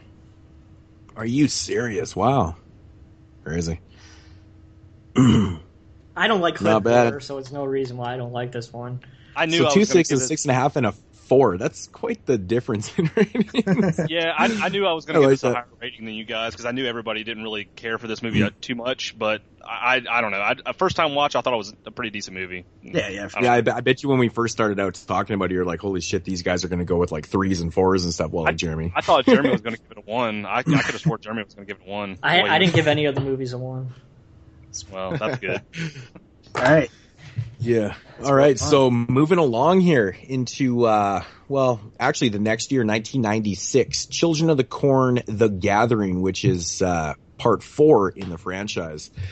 This one was made a year later. Right in the middle of the 90s. Yeah. Part 3 was actually filmed 2 years before it was released, I believe. That was the one that was actually filmed earlier. Part 4 was? No, Part 3 was. Oh, Part 3. Okay. Yeah. Okay. All right, so the plot line of this. All the kids in a town overnight become feverish and have convulsions. The next day, they start to become evil, change their names for those of kids killed long ago, and then start killing adults in their path in a vicious and mysterious forms. A young woman has just returned to town, tries to find out what's happening while trying to protect her transformed young sister. However, the kids are starting to revive their leader. That is not even what happened, barely. Moodz, is this the one that you used to like that you don't like anymore? No, I still really enjoy this one. I like this one also. This is probably my favorite sequel. This one right here is like a completely different film. It just feels so different. It's not a Children of a Corn film. Yeah, it's not. Well, even right away. Right away, you actually see that it doesn't even take place in Gatlin. It takes place in Grand Island, Nebraska, which might be a real place. I'm not sure. Mm-hmm. Mm-hmm. Yeah, so for the obvious, it's taking place in a different place. But it still has the same small time feeling as Part 1 did, and I think the other 2 sequels didn't have that. Well, the third one wasn't supposed to have that. I know, but, I think this one actually has pretty decent, kind of a vibe, good atmosphere to it too, man. Like and it's got a completely different type storyline.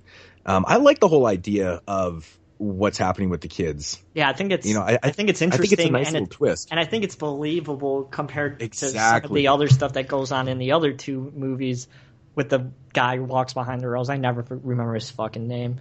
But I think it doesn't have it. He who walks behind the rose. Thanks. I was kind of close. The guy who walks behind the rose.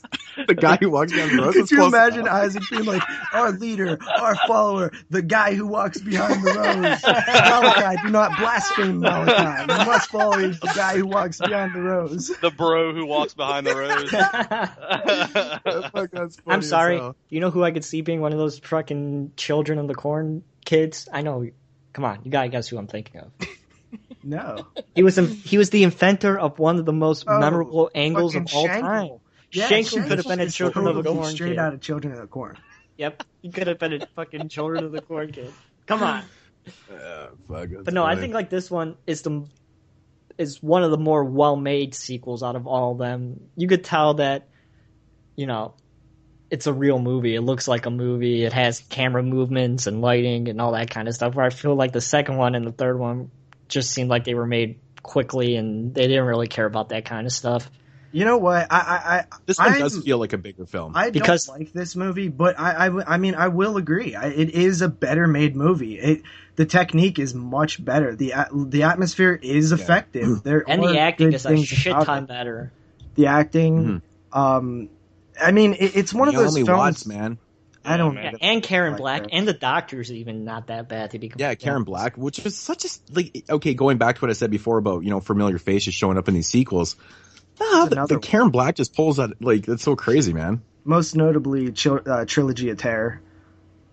Yeah, I mean, Karen Black was in a million horror films, but it's just weird that she was in this one. She plays a really fucked up character with agoraphobia. That's just a really weird thing. Who loves slow motion? Mm-hmm. Agoraphobia.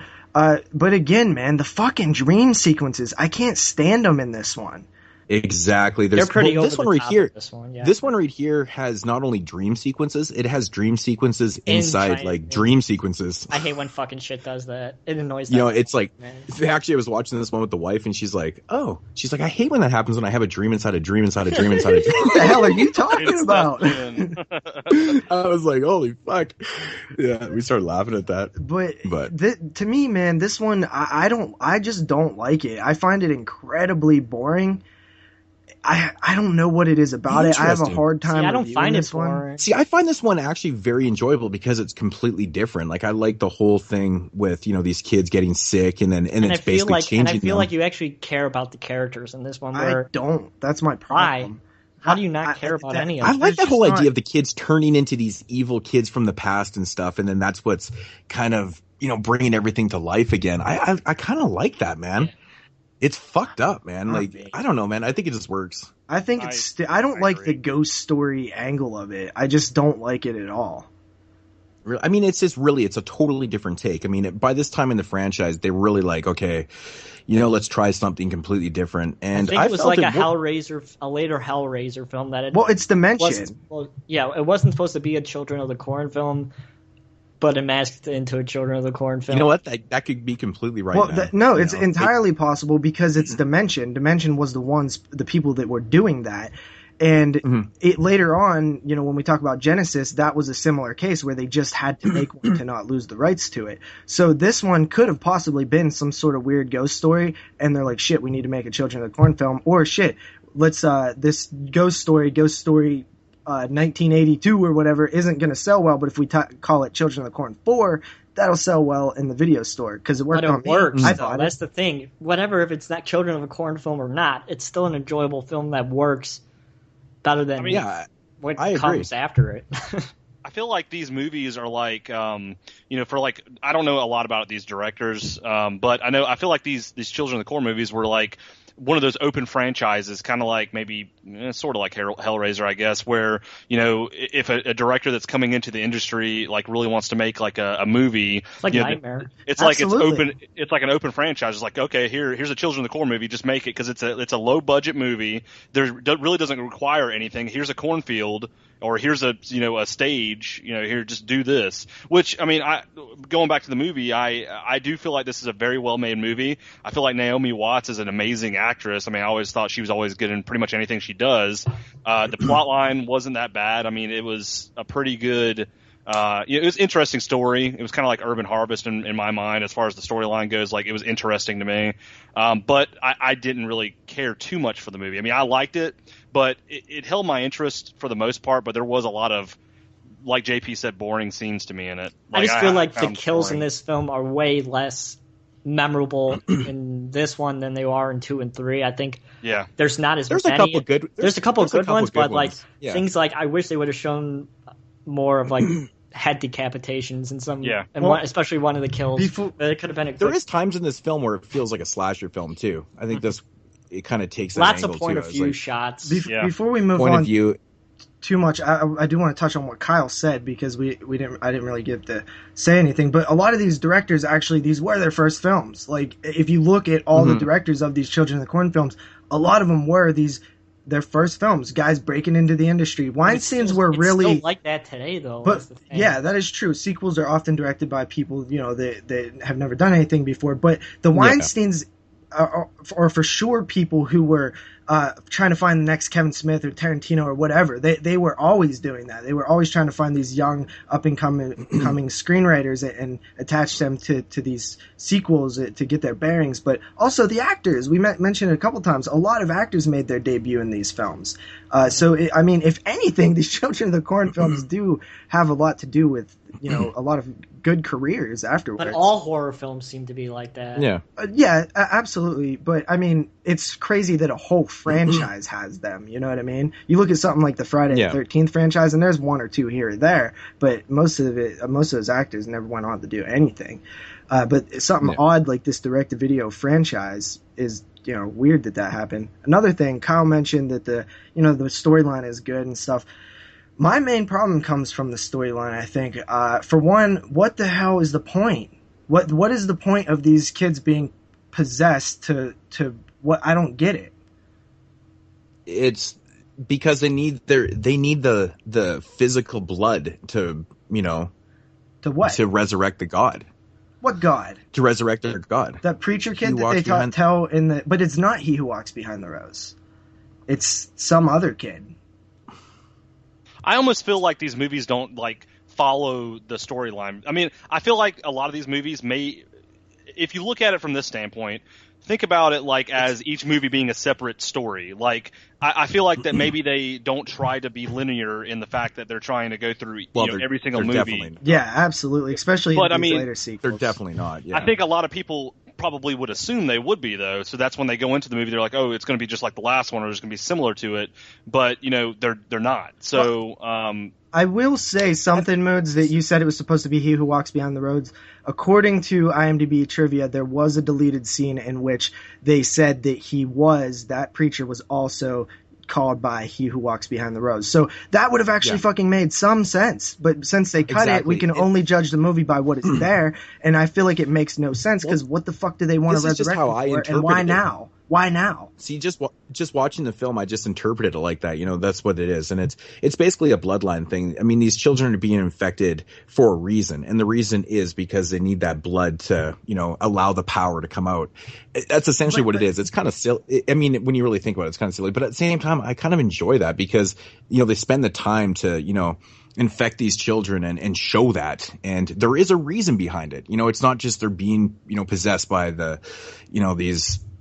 the ghosts of the past and stuff. There actually is a point to it. That comes to my problem with it is if he can reach out and possess all these children, why the fuck can't he just do it resurrect? There's no Well, see the thing is, I think it's more sense.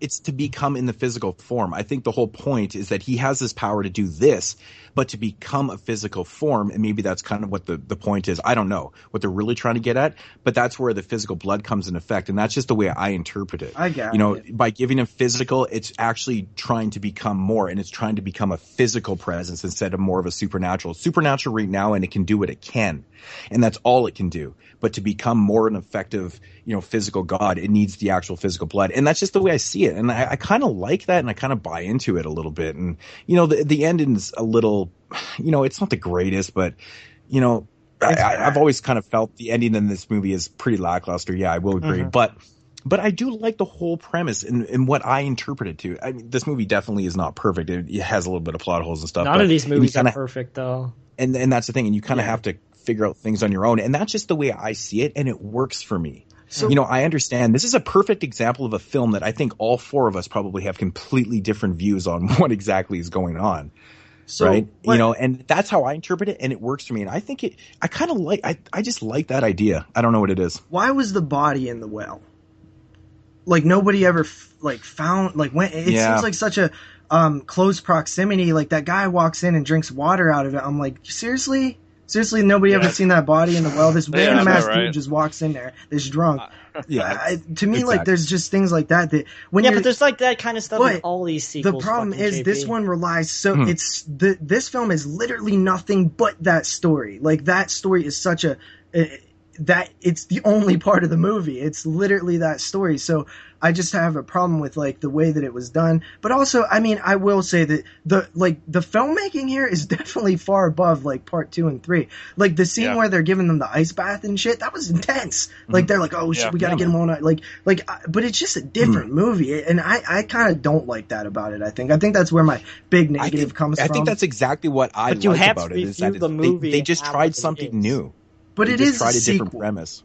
Well, you're right, Jeremy. You're right. Okay, so even then, I'm not crazy about the actual story. I don't like the ghostly nature of it. It's a ghostly. And I honestly don't like. I thought the relationship between Naomi Watts and her mother was bullshit and didn't go anywhere. But essentially, all these movies have that supernatural element to it in some way or another. This one's just done a little more, you know. This one's more straight ghost, though. Like, the other ones are more it's like upfront. It's like very telekinesis and stuff. This one is an actual ghost story. I think it's just it's a little bit of everything for me. It's like, you know, it is about the filmmaking. This one feels a little bigger, and it doesn't necessarily have to be a bigger film for me to like it. I'm just saying this one it kind of feels right to me. It feels bigger and smaller at the same time, right? Because it does feel like a condensed story, but it feels much better and bigger. Like, the lighting is good. Like, the lighting when you see those two old people talk. Like, that is good stuff. It's not even like the lighting where the two kids are in the door and the camera looks through the window and they see the two kids, the two twins. I love that shot. I think it's fucking cool. And then the tracking shot down the hallway. Yeah, when the doctor hears them. There's good filmmaking. There is a little bit there is a couple scenes in this film where I noticed the editing was a little too quick and it seemed like almost things were chopped up a little too much. Just minor kind of pokes at the film, but, you know, I mean, that happens. But I didn't really, I don't know. It was just really noticeable in this film, maybe because the film quality was a little higher than the previous sequels. I just happened to notice that right away. I don't know. There was a couple scenes where, you know, there was a scene in the house where they're talking to the little girl and it just cuts to the a scene in the clinic or something, and it just seemed odd. It seemed really fucking odd the way they edited it. One of the things that I maybe is stemming from my hatred towards this film is that I would always rent these films as a kid, and I would always accidentally rent this one because I can never remember which was which, and I would always hate it because I'd be like, I didn't understand it because I was a kid. I didn't get the ghost stuff, and it was just like, it's so fucking boring. Nothing is happening. There's no killer corn kids. I was just like angry, but I will admit it is a better made movie in terms of technical achievement than most of them. I'm not a fan of the storyline. I find it pretty depressing, honestly. It's a depressing it's exactly what I like about it. I don't know. It's different than fucking. That's why I knew you was going to like this one too. Yeah, I don't know. Me and Jeremy are on the same. I just can't watch the same storyline so many times in a row. I get fucking bored. You have to give me something different. And I feel like this is like the only one in the entire series. But that's why I like franchises, because I want to see another Friday the 13th. I don't want to see, you know, some weird movie that's not a Friday the 13th film when I rent Friday the 13th. Now, they can work, right? Because there's sequels out there that are not a sequel. But this type of storyline allows it to be changed up quite drastically, though. Yeah. You have to admit that. It's pretty easy to change it and do something completely different, hence this film. Right. And that's why I feel, and it's not the only reason why I really enjoy this film is because it's like completely different than the other ones. I buy into it. You know, I think the look and feel of the film has actually got a pretty decent feel to it. It does. And I admit that. You know, and some of the characters, and there's some pretty creepy moments. Like, I don't know, I like the scene where, you know, the guy's like, what the fuck's up with my son kind of thing after his wife just got fucking obliterated. And then his son kind of, you know, mindlessly walks out into the I don't know, I just like shit like that. It just seems like it's, you know, it's adding to it a little bit. It does have like that small town vibe, and one of the main points that I'll say is when she first comes back to town, like, she asks for her old job back, and you could just tell that it's small town because, like, oh, of course, don't say no more, you know what I mean? Like, that's some shit that would only happen in a small town, right? I almost wish they would have showed more of her friend, the black girl. I liked her. Well, and I was actually getting to this point earlier. This movie has a really short running time, so they develop things really quick. I think, they could have developed, if they had another 15 minutes or whatever, or 20 minutes, 20 minutes might be a little, it could be a little more developed in certain areas. But yeah, this movie's short. It's only about 80 minutes or whatever, so it does get into things very quickly. See, I think like the weakest part, it kind of chips around. So the weakest part of the film is definitely the sub story with Donald trying to proving that something was going on in the house when his wife got murdered.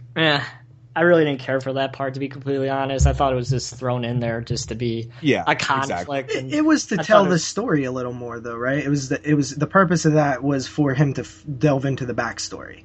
So it does have a purpose. Yeah.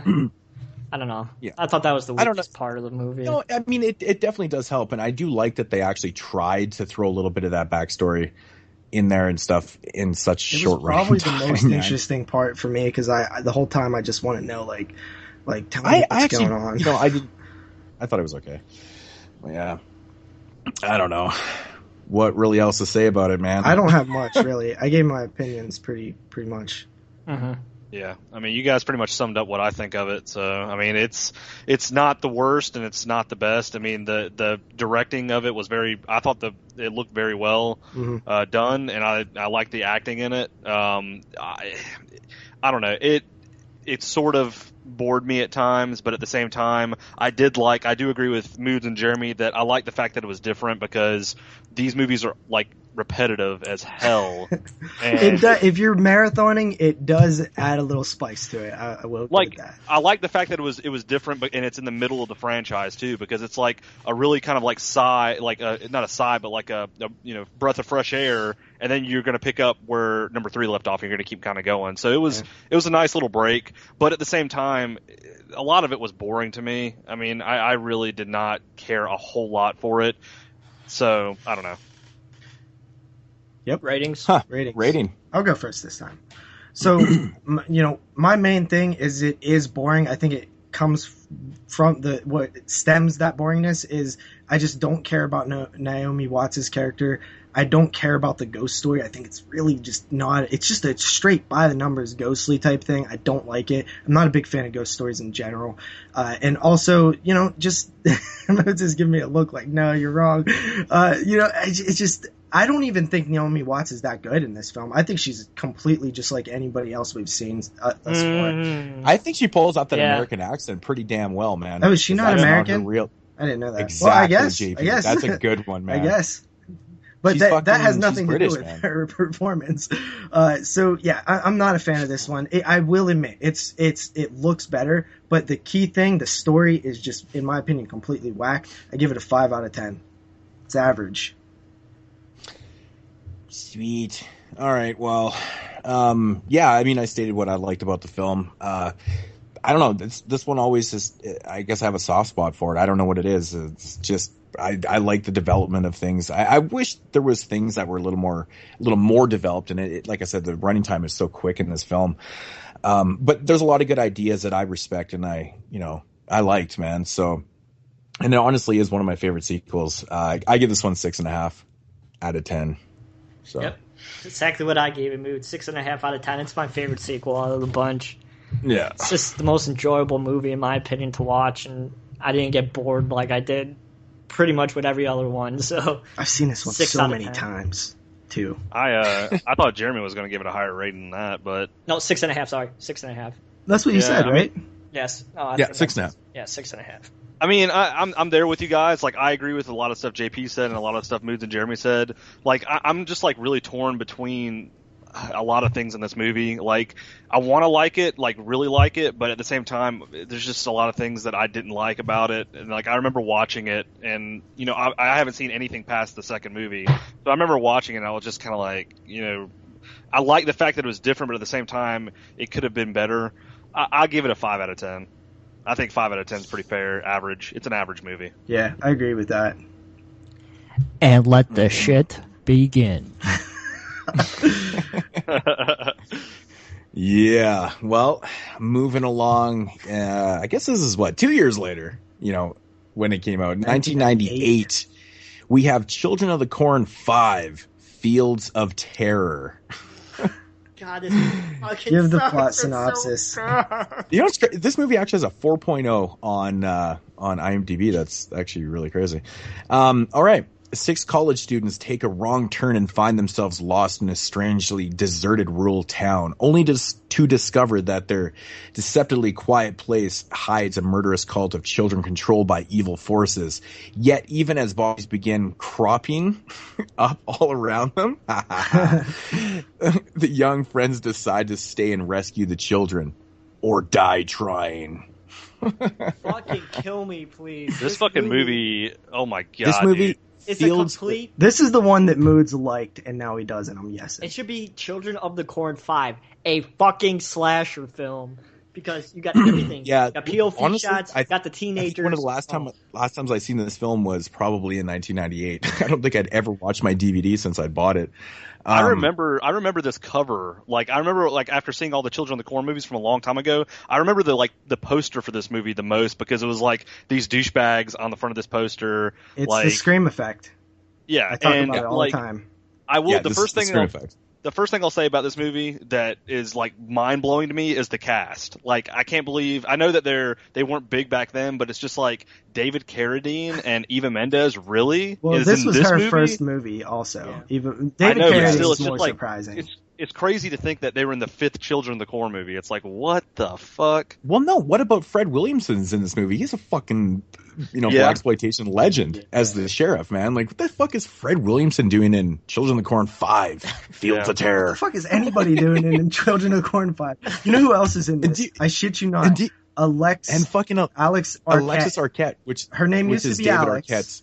Her name used to be Alex. Now it's Alexis Arquette. Do you guys know who that is? Yeah, that's David Arquette's brother. Do you know what she looks like now? She is a girl. Yeah. He is a girl. She was in Bride of Chucky as well. She was the goth dude that Tiffany was with. Okay, that was the mid transition. After that, though, she went full on female. Look her up, Google. It's crazy. I always remember him from The Wedding Singer. Yeah, he's the dude that's fucking doing the singing. He looks like David a little bit. Apparently he was in Pulp Fiction. What the fuck? That's weird. All I could say is, yeah, you think there'd be a 7-Eleven at the end of the earth? God damn, that made me laugh. Jesus Christ, this movie's fucking terrible. Yeah, this one is basically by Scream, though. Like the teen Scream. So influenced. If I could probably get past it if the acting wasn't so fucking horrendously bad and it just felt scripted, and oh my god, I couldn't take it seriously because the acting just fucking sucked so badly. Dude, I created a post about the acting. I created a post about the acting on the page about Kane Hodder's acting. Yeah, in this, you fucker. So it's not even that bad. It was pretty bad, man. It's far from being the worst part. Kane's the shit. Don't even. Dude, I love Kane Hodder. Don't get me wrong. I love Kane Hodder. Like, I've loved everything he's been in. But like when I saw his lines in this movie, I was like, what the fuck? I was like, come on, you could have done a little bit better. It was a cameo acting. I know, but still. One of the things that cracked me up was the dude got all serious and he's like talking about like the religious stuff, and he's like, and they a bunch of children, they followed he who walks behind the clouds or some shit. Dude, this movie's a fucking mess, man. This is basically so inspired by Scream, like JP said. This is a perfect example of a film that feels like it was scripted as something else, and then they threw in the children, to make the Children of the Corn film. And you know why I say that? Because like in the first like half an hour of this film, there's like no kids in it. Yeah. There's like no kids. It feels like a slasher film. With, it's set up like a slasher film. It's set up like a slasher film. It plays out like a slasher film, and then they kind of throw in the kids. But this one right here just feels like one of those later Hellraiser sequels. I thought that the kids they chose besides the leader were okay. Like I hated the leader kid. He's a terrible, terrible leader preacher kid. Terrible actor, man. Everybody's terrible. But I like the real tall one. The real tall one was cool. In the first kill. I don't know, man. I want to know how the fuck Jared walks behind the lines, gets in the fucking barn. That makes no fucking sense. You think freaking part 4 makes no sense? What about this one? Wait, what was this it? One's He walks. What did you just say? He who walks behind the lines. Oh, Rose. The cocaine lines. Wait, how he gets in the what? The barn? Yeah, whatever the fuck it is, where everybody's suicide jumps into it. Yeah, you gotta, give What about yourself to He Who Walks Behind the Rose. When you're 19, The it life. actually follows the Children of the Corn story a little Yeah, bit more. so he It has does. to jump It into does. a fucking silo. Oh, I mean, Like, into a it's green whatever. CGI fire that looks like total it's like asshole. symbolic, or it's just more fucking triumphant. It's fucking stupid. That's what it is. You know what? I really could not. One thing about this film that made me laugh so hard is how easily Eva Menendez' Oh my character god! was like. Does she not seem like the dumbest bitch in the world? It's bad. She really the was. The screenplay, the oh my god, it's so bad. The dialogue is so fucking bad in this film. It takes the The dumb hot chick the to the decisions next that level. characters make. Whoever wrote the script for this film needs to be fucking hung because everything about this movie is shit, man. Like the script is so bad, the dialogue is fucking horrendous. The decisions that these characters are making. But she just my jumps God, into the it's fucking so silo bad. without saying anything. The fucking just casting so- is horrible, man. This movie should have been called Children of the Bros because they fucking picked these dudes up from a Hollister fucking ad. Like, you got this one dude who's like a fucking Hollister model as the main character, and then you got this dude behind him, like the secondary dude that looks like he should be shopping, or it looks like he should have some Jinko jeans on in a ball it was chain the necklace. 90s. Yeah, I know, that's what I'm saying. Like, it was like so generic, and like the casting was so shitty. Like, these characters were not memorable at all. Like No. Jeremy was saying, Eva Mendez's character was the only character I remember because she's a dumbass. She's the whole like, movie. he's like, who's gonna sacrifice in place of whatever the fuck his name is? And she's like, I am. And she climbs up the ladder and fucking jumps in without saying a word. But that's not the only dumb shit, dude. The David Arquette's brother's character, he sacrificed himself for no fucking reason. He's just like, Yeah, I know. he's getting poked at. He steals the dude's weapon, and then he's like, well, I'm gonna just have to going blow back to my myself bad up. decisions. Bad decisions. Jesus Christ. Just takes himself out. It It's like, makes what no the fuck? sense. I like the one with the spiky hair. I thought they were alright. I used to like them is when I that was a kid. the chick Yeah. with the fucking weird hairdo? Yeah, I liked When her. she looked into that barn with the look on her face, liked I it. almost I liked pissed my it. It pants. was awesome. It's so funny. I almost pissed my pants laughing. Dude, this is my favorite one from when I was a kid besides part 2, and it's so bad. Like, This movie, This movie is atrocious, man. it's on the You know what- same you know what level as surprised me Silent about Night, this Deadly film? Night 3, man. It's fucking You terrible. know what fucking blew my mind is when they were blowing up shit in this one. I was like, Oh yeah. where the fuck did the budget come for that? Yeah, I know. They start blowing shit up. I'm like, okay. The whole fucking budget probably went to them blowing shit up. It's 1.7 I million. know, They probably man. went to the fireworks store and just said, "Fuck it, let's buy everything." It seems like this micro budget film for like the first 75 minutes, and they start blowing shit up. Like, And Alexis that's Arquette's what- one ugly We're blonde. gonna leave this shitty film with a bang, literally. Fuck.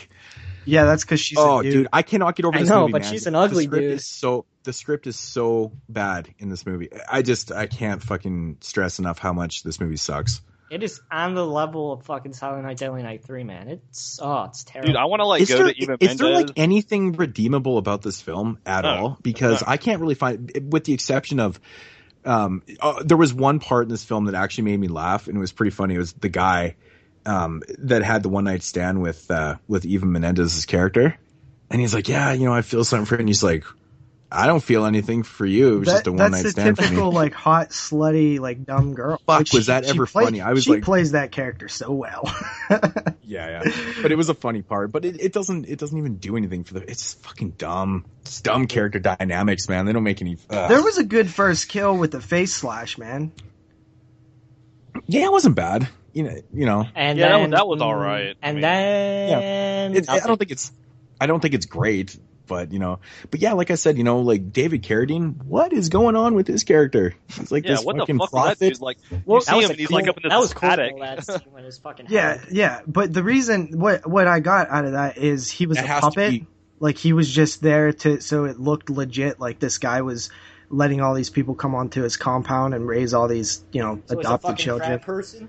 Yeah, Yeah, 'cause you have to look human, right? Yeah. yeah. So, Dude, but the little blonde kid was controlling him the whole time. Oh, so now I know where crab people come from. I David thought his Carradine in character- Children of the Corn 5. His character reminded me of Kill Bill. Like, I remember, like when you first see him, you're like, oh shit. I mean, I know that was like one of his, like a big movie of his, but like when you see him and he's sitting there in the chair in the attic, and you like see him for the first time, you're like, fuck, is he gonna pull out like a fucking samurai sword and start chopping people up or something? It's like, What one of the bigger plot holes is so the one character had a brother who ran away and joined some cult.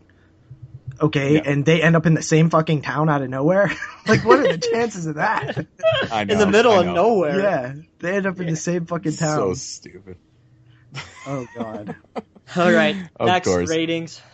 Does anybody But really I will have admit, though, much the else to say about David it? Carradine, the David Carradine and Fred Williamson death scene, man, might even be the funniest scene in the entire franchise, though. Yeah, it's pretty funny. It just looks so fucking funny the way it goes down, man. I actually rewound it because I started laughing so hard. I was like, that's awesome. It looks so bad. I like all the cameos, though. It was some this type one of positive. It's truly amazing, man. Like, this one is a complete pile of fucking diarrhea, and this one has so many fucking recognizable faces in it, man. It's ridiculous. So crazy, man. But honestly, man, like, the characters are so flat in this film, man. It's just, they're not interesting. They're not memorable. It's the acting, man. I will say acting. The one thing, though, is like the compound felt kind of actually very culty. Like, I know it's supposed to be culty, but like when you see like pictures of like Jonestown and stuff, like it kind of has that cult feel. I didn't even really feel that at all. I just felt like he was sitting in. I felt like he was sitting in the shed out back. You know, it's like, I don't know, man. It just, I don't know. Well, it didn't. Really I mean, feel, when the girl rolls into the town and wants to talk to her brother and stuff, and they're like, you can't see him, like that, like they're in that big house and stuff. That I think that's where I felt that feeling from. I love how bad the screenplay for this film is. I mean, like, I love the scene where Fred Williamson shows up and he's got that fucking, he finds the empty booze bottle and he's like, you guys drinking last night? Well, I found this around, and it's like this Mickey and there's like 4 of them. Like, yeah, I'm sure it was just gonna fucking, they were all gonna get super shit faced off this Mickey for 4. How about the fact that he lets them stay in the house? It's a random fucking house. I know, right? Yeah, I know. I was like, what the fuck is this dude just letting stay in there for? I totally forgot about that. That's so fucking funny. It's ridiculous. I'm the popo. Like, Popo, look at stay you. here, man. I don't mean to like toot our own horn or something, but sometimes when I watch these things, I just feel like I could have wrote better shit than this. Fucking rights we could have, man. I'm pretty sure like a 5-year-old wrote this movie. Yo, the Weinsteins was like, hey Bob, your nephew, he's turning 16. You want to give him a shot at this movie?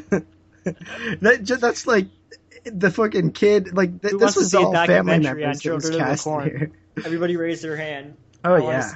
I want to see a documentary on children of the. You know what really fucking blows my mind? Because I'd actually looked this up when I was watching this film, and because I was, halfway through the film, I'm going, man, the whoever wrote this film is a fucking moron. It's the same guy that wrote House and House 2. What? Really fucked up, man. Like, what's that? The guy that the director of this film wrote House and House 2, and he actually directed House 2 also. He actually also was a puppeteer for Gremlins and Return of the Jedi, so that's pretty cool. Yeah, but like I was referring to the writing, and I'm going, what the fuck happened? What happened here? I'm thinking, okay, I understand that House and House 2 came out, 11 and 12 years prior, but did he go retarded in those 12 years or something? Because like this is so bad. It's just I don't know. Maybe they gave him like 4 pennies to make the movie or something. I don't know. But yeah. Anyways. Yeah, I'll start, man. I'll start. I give this movie a 3 out of 10. That's pretty much it, because I remember watching this movie and I was so fucking tired of watching it. Like I was like 15 minutes into the movie, I'm like, oh, this is gonna be fucked. Like, what's the point? Like, there's no point in this shit. Like, is no point. It's a fucking. Oh. Hey, Scream came out. Let's make a really fucking bad slasher Children of the Corn film. Yep. Called it Field of Fucking Terror. The casting was so shit with the main characters too. Like those 2 people that got killed early on were better than like the other 4. Yeah. Like that's why I said characters are so flat in this film. There's nothing to them. The like pretty boy quarterback like wavy haired dude, like he was as generic as they come. And I can't even remember the chick. The lead chick was so terrible. Her acting was fucking horrendous. And she was not what I consider like a final girl or a lead actress. Like I would not cast her. Yeah. No, man, she wasn't hot enough. I was trying to not be like a dick, but essentially, well, I yes. will be the dick. I will be the dick. She was not hot enough. I mean, sorry, but that's just these are the rules and regulations of slasher films. If you go to make a teen scream like this, if you go to try to make a film like this, then yes, you're right. You don't need a hot chick for every type of film, but for this fucking type of film that is it's like a teen scream type. Remember, we even noted when we were talking about part 2 how hot the chick was in there, and she kept getting brought up. Yeah. You know, it's a point of go back. You know, it's a good point. JP, what'd you rate it? I didn't rate it, but my rating is also with Kyle. It's a 3 out of 10. Oh, for fuck's sakes, we all are on the same page. Not me.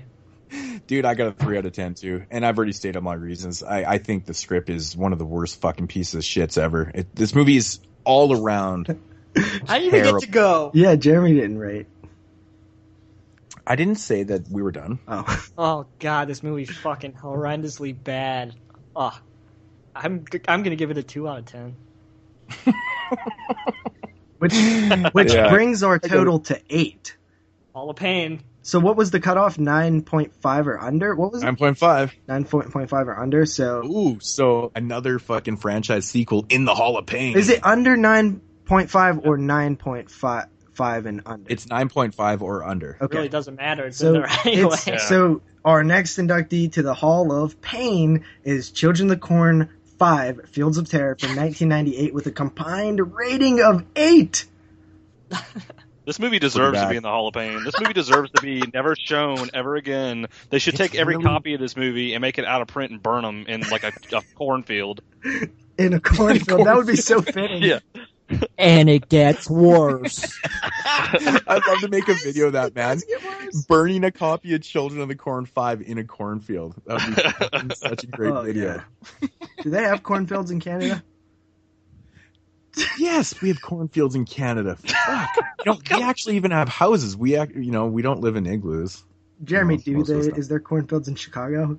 Like in abandoned factories? Downstate Illinois, not here. Have you checked all the abandoned factories around you? I don't know. But all I could say is, it gets worse. All right, let's roll on through the Children of the Corns with Moodz. Take it away. Yes, moving along. A couple years later, into the 90s. Man, the 90s was loving this Children of the Corn series. Just 1 year later. Just 1 year later, and then we've got Children of the Corn 666. Isaac's Return. Plot. Well, of course, they had to get super clever and throw the extra 6s on there. Well, actually, I was going to mention this. This is the mention, and originally Halloween 6 was titled Halloween 666, The Curse of Michael Myers or whatever, and they pulled that. So the Weinsteins were like, shit, we could still use that. And they're like, yo, we'll just put it on that next Children of the Corn film. That's going to be the 6th one too. Since we didn't get to do it in 1996 with Halloween, let's save that shit. Oh my God. Fucking terrible. All right. Plot. Hannah goes back to her hometown, Gatlin, to find out her mother is, but on the way to find out who her mother is. But on the way, she picks up a strange man who foreshadows her life with a passage from the Bible. When she gets there, she wakes up Isaac from a coma he has been in for 19 years. Isaac is awake and wants to fulfill the final prophecy. And ratings? Oh God! Is Isaac in a coma? Dude, this is like really interesting. I just saw that the dude that played Isaac played Cousin It on Addams Family. That's fucking weird. Yeah, he did. Yeah, the movies. So okay, I'm down with. Okay, let's bring first back of all, the Isaac obvious character. Problems. Yeah, I'm down with that though. Like, if they're gonna make a sequel, I got so excited when I seen that in the video stores. Like, fucking Isaac's back, sweet. I was like, same actor, sweet. He wrote it, sweet. And then I was like, what the fuck is this? What is this pile of shit? No, it's more than a pile of shit. Listen, I used to rent this film. I used to rent this film all the time. Fucking sense. But I used to rent this all the time, and I would make my friends watch it. I'm like, Children of the Corn, dude, it's an awesome movie. You guys never seen it? And I'd accidentally rent this one, and then I'd be like, and then they'd be like, that sucked. I'd be like, but actually it did. I would try to like defend it because I love the franchise so much. And then I would make them watch. I'm like, we missed something. There's something that we're missing. So I'd watch it again and again. I never understood it when I was a kid. It's so ridiculous. I want to know How the I remember fuck seeing does he this shit have... in Blockbuster. Like, I remember seeing the 666 Children of the Corn in Blockbuster, and I was like, Mom, I want to rent that. And she was like, you're not renting that devil shit. So All I wanna know first is- of all, this town feels nothing like fucking Gatlin, No, and it's set in Gatlin. it doesn't. Yeah, No. it fucking makes no And sense. another thing, how are there How adults? does he have 3 kids? Like what? How the adults like- say they lived there their whole life and shit.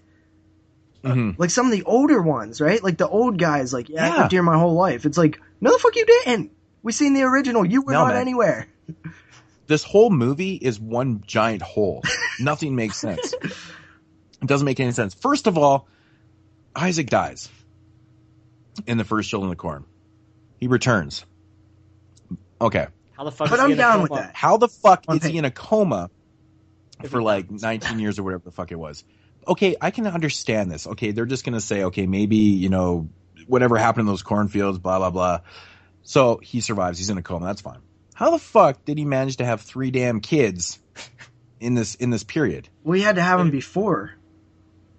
But he was like Exactly. 12 before. No. But he was like 16, Well, man. Like, they when the never fuck did he say. start They having never kids? say how old he is, right? He could have been like 26, and Mhm. and he looked young because he was the child prophet. So maybe he just never aged. Oh, that's Well, some judging by bullshit. I the don't know. ages that they try to describe in the film, like the children weren't like, you know, that old. You know, they're not to the point where he's having kids way before that he was apparently killed in the You first can one. have kids when you're. There's a lot of problems with this. You can There's have a This lot just of when reminds you're young. me. This reminds me of like another Kill Bill reference. Like, my name is Buck and I like to fuck. Like when she's like in a coma and like getting Which- fucked by like this like dude. So this reminds me like of Isaac being in a coma and getting Jerk screwed off. by his Which nurse. is a Eaten Alive reference. It is. It is. So that reference in Kill Bill was a reference to Eaten Alive. And then there was a reference to Children of the Corn 666. Shit. So, So this movie starts out with some obvious problems. oh yeah, Huge plot holes. Like, how is Isaac alive? Okay, but I'm okay with Whatever. that. That one's okay because any sequel suspend will our do disbelief that, right? right here. Yeah. So yeah, okay, fine. He survives. He's in a coma all this time. He's got some kids. What the fuck? Okay, it just keeps adding up. You're going, what the fuck is going on? I'm not gonna lie, man. This movie makes absolutely no sense at all. There's so many plot holes in this film. At times, it's actually hard to follow because you don't even know what the shit is going on half the time. Yeah, I I think agree. You guys this have problems time with this after because watching you're this trying time, to connect things just doesn't happen. well, this time You're like, watching it, I was finally able. I feel like I grabbed the whole story. Like I feel like I actually know what some things meant now. This time watching it, never did okay, before. well, try to explain. Like this movie right here, in my opinion, is if you pause this movie in the middle of the movie, like if you have to keep pausing to do something, and you come back to it, you're gonna really like screw yourself up because I'm with Moodz, man. I had a really hard time following some of the plot of this movie. I was trying to make notes on this movie, and like I would pause and I would go to the bathroom, or I pause and I have to go to the kitchen, and like I come back to it, I'm like, okay, what the fuck, like what just happened? Like where am I at in the movie? It was really hard, like. There was just so much weird stuff that made no sense going on. It was just annoying. It was honestly annoying. Okay, so the idea is Isaac awakens and he wants to continue what he was doing. All of the people who are now adults were also kids back when that happened. He also had a couple of kids himself, or one kid actually. He had one kid, I think. And then the girl, she that is coming to town, Hannah, she was the daughter of Amos and what's her face, Sarah, or not Sarah, Rachel, the one that was holding the bucket of blood from the original that was trying to get everybody to drink it or whatever. So she's the daughter of them. And, you know, when she gets there, she's trying to figure out who her mother was and why she abandoned her and shit like that. And the idea is that he who walks behind the rose is the kid in the leather jacket. That's who that is. Mm-hmm. And he is basically, he basically says that Isaac was kind of lying the majority of the time is what's going on there. It doesn't make much sense, but that's what they're getting at. So handsome being a phony. Yeah, You're a phony. I thought that betrayed what we. Thought it betrayed what we knew in the first film, because Isaac was telling the truth in the first film, because he gets possessed by He Who Walks Behind the Rose. To have a physical apparition of He Who Walks Behind the Rose, I didn't like it. And he's like this smart ass too, typical like oh, I'm gonna make him kind of funny, and he's gonna say funny things like that. No, I know, right? I know. And then, what's up with the old guy? And then another familiar face pulls up in this film, and it's fucking Stacy Keach. Again, with the like really noticeable faces in these films, and he plays the doc in this film. So strange. Yeah, really, I was like, I was like, good grief! I didn't even know he was in this movie, and I was like, damn, Stacy Keach is in here. That's kind of an odd film. But it's not really an odd film because he was in Body Bags. That was kind of a weird one for him. One of the biggest problems with this film, is like the whole storyline with, of course, Isaac and what he's trying to accomplish and stuff. But they incorporate the fact that like Hannah has to find out herself what's going on so the prophecy can be fulfilled, and they spend like half the fucking movie like beating around the bush with this whole idea. It makes no sense that she would stay doing it. Like after the shit that she sees, it's like, go away. Go away. Exactly. So they spend half the fucking time doing all this shit, trying to get her to fucking realize. Yeah.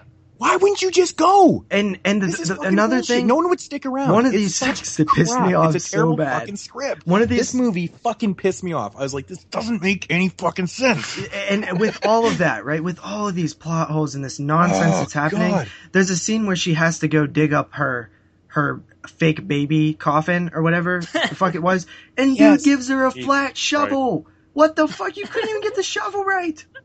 Like, you're not gonna dig a 7-foot hole with that. That was ridiculous. I know, man. We gotta riff this movie, man. I'm telling you. He gives her this shovel. The dude walks up and throws down a flat shovel, or like he tries to stick it in the ground, and it doesn't. It's a fucking flat. It's not a spade. And he's like, you're gonna have to find out yourself or something. And then it shows her in this big ass hole with this like flat shovel, and I'm like, what the fuck? What about that scene where what's her name, the Hannah character's in the hotel room, and she like pulls back the shower, and it's like in blood, so generic, get out or die or something. It's like and then or die. And then so she escapes the crazy Children of the Corn stuff, right? Like they're all out in the field, and she gets on that dirt bike or whatever with He Who Walks Behind the Rose, and goes to this abandoned barn, and it's like, okay, let's have sex. What the fuck are you talking about? Are you serious? Dude, I know. Are you serious? I know. It's that cliche that they have to throw in the middle of the film. You have to have that sex scene somewhere, right? First she gets a shower. It's in fucking the fucking awful. barn in the middle of nowhere. Showtime after movie. she was just about to be killed. She was just about to be killed, and she's like, well, I could really use a shower. No. I know. No, you couldn't. What are you the sex talking scene was about? absolutely awful, too, man. It was just fucking terrible. God, it looked like two sex scene in chihuahuas itself was just terrible. How about that scene where He Who Walks Behind the Rose tells that guy to kill himself, and he drops onto the shovel, and there's that music. It's like this heavy music, and I'm like, what the fuck is this? Oh yeah, that metal. I remember that shit. Doesn't that feel so hilarious. out of place? I literally have this written down. I'm like, metal music feels so out of place. Dude, that was like in the Suicide. Oh, fuck. It's so like they fucked up, man. So they find her. They're playing Cannibal Corpse in the background. So the point is for He Who Walks Behind the Rose to trick Hannah into having sex with him so he can impregnate her and the next generation of corn babies can come alive. But I just don't understand, like, why, like, how, who the fuck is this dude in a leather jacket? Like, why is He Who Walks Behind the Rose now? Like, why didn't he just appear at the beginning of the first one? That's the thing that doesn't make this movie. Why this movie doesn't make any sense is exactly what you just said. There's no explanation for this at all. It's just kind of thrown in there, and it's like, hey, well, they'll figure it out. But we don't figure it out because it doesn't make fucking sense. And the thing that really pisses me off about this movie, man, it's trying to be so much bigger than it actually is, man. Like, these, set pieces and fucking Buddy. What the fuck is the guy that plays? Is it Paul Popovich or whatever? That plays the guy with the leather jacket. Yeah. Yeah, he really is trying to he's overdoing the acting so much in this film, and it just seems like he's really trying to steal the show, and it's not working. Yeah. Did you guys ever get that that impression? Oh, and I'm going, this is not believable at all, because the storyline already doesn't make any fucking sense, and this guy's just the most elaborate thing since fucking sliced bread. And, I feel like there was a lot of and pocket pussies. I feel like there was a fucking lot of cuts in this movie where like there had to be like other scenes, like because I could be wrong because I could have been like dozing in and out of this film, but there's a scene where Hannah opens her trunk and there's a dead bird in it, and she says like, "What the fuck is up with all these birds?" And I'm like, What birds? That was the first bird. What do you mean all these? What do you mean all these birds? I think there actually was a scene earlier in the film with a bird or something. Okay, yeah. I might so have just quickly or whatever. Yeah. Okay, but I mean, it was over exaggerated. It's like, what the fuck is with all these birds? Yeah, and I'm like, bitch, there was one bird previously in the film. It's not all these all birds. these fucking birds. Fucking Again, birds. trying to overdo it, trying to be bigger than you actually are. What the fuck's with all these birds? That's why I feel like there was like cut scenes where there was like a lot of like scenes of like a crow hanging about or something. You know what I mean?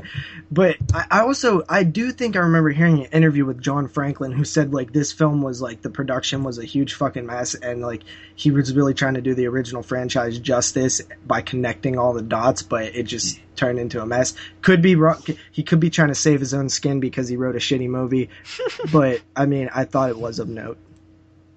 Again, the script for this film is just a complete mess. It really it doesn't even do anything, man. And they don't even create. I can't even say they created any type of really memorable scenes. There's really no atmosphere in this film. There's scenes all over the fucking place. It kind of jumps around. How about that one fucking dude who just keeps showing up everywhere? That mental patient who keeps like shit popping up out of the dark. It's a fucking old guy in the beginning. It doesn't make any sense, man. Like, is he supposed to be, that fucking red herring or no? Is that what they tried to incorporate in there? No. I will say the only thing that I liked, but it was totally utilized like bad. I liked the idea on paper.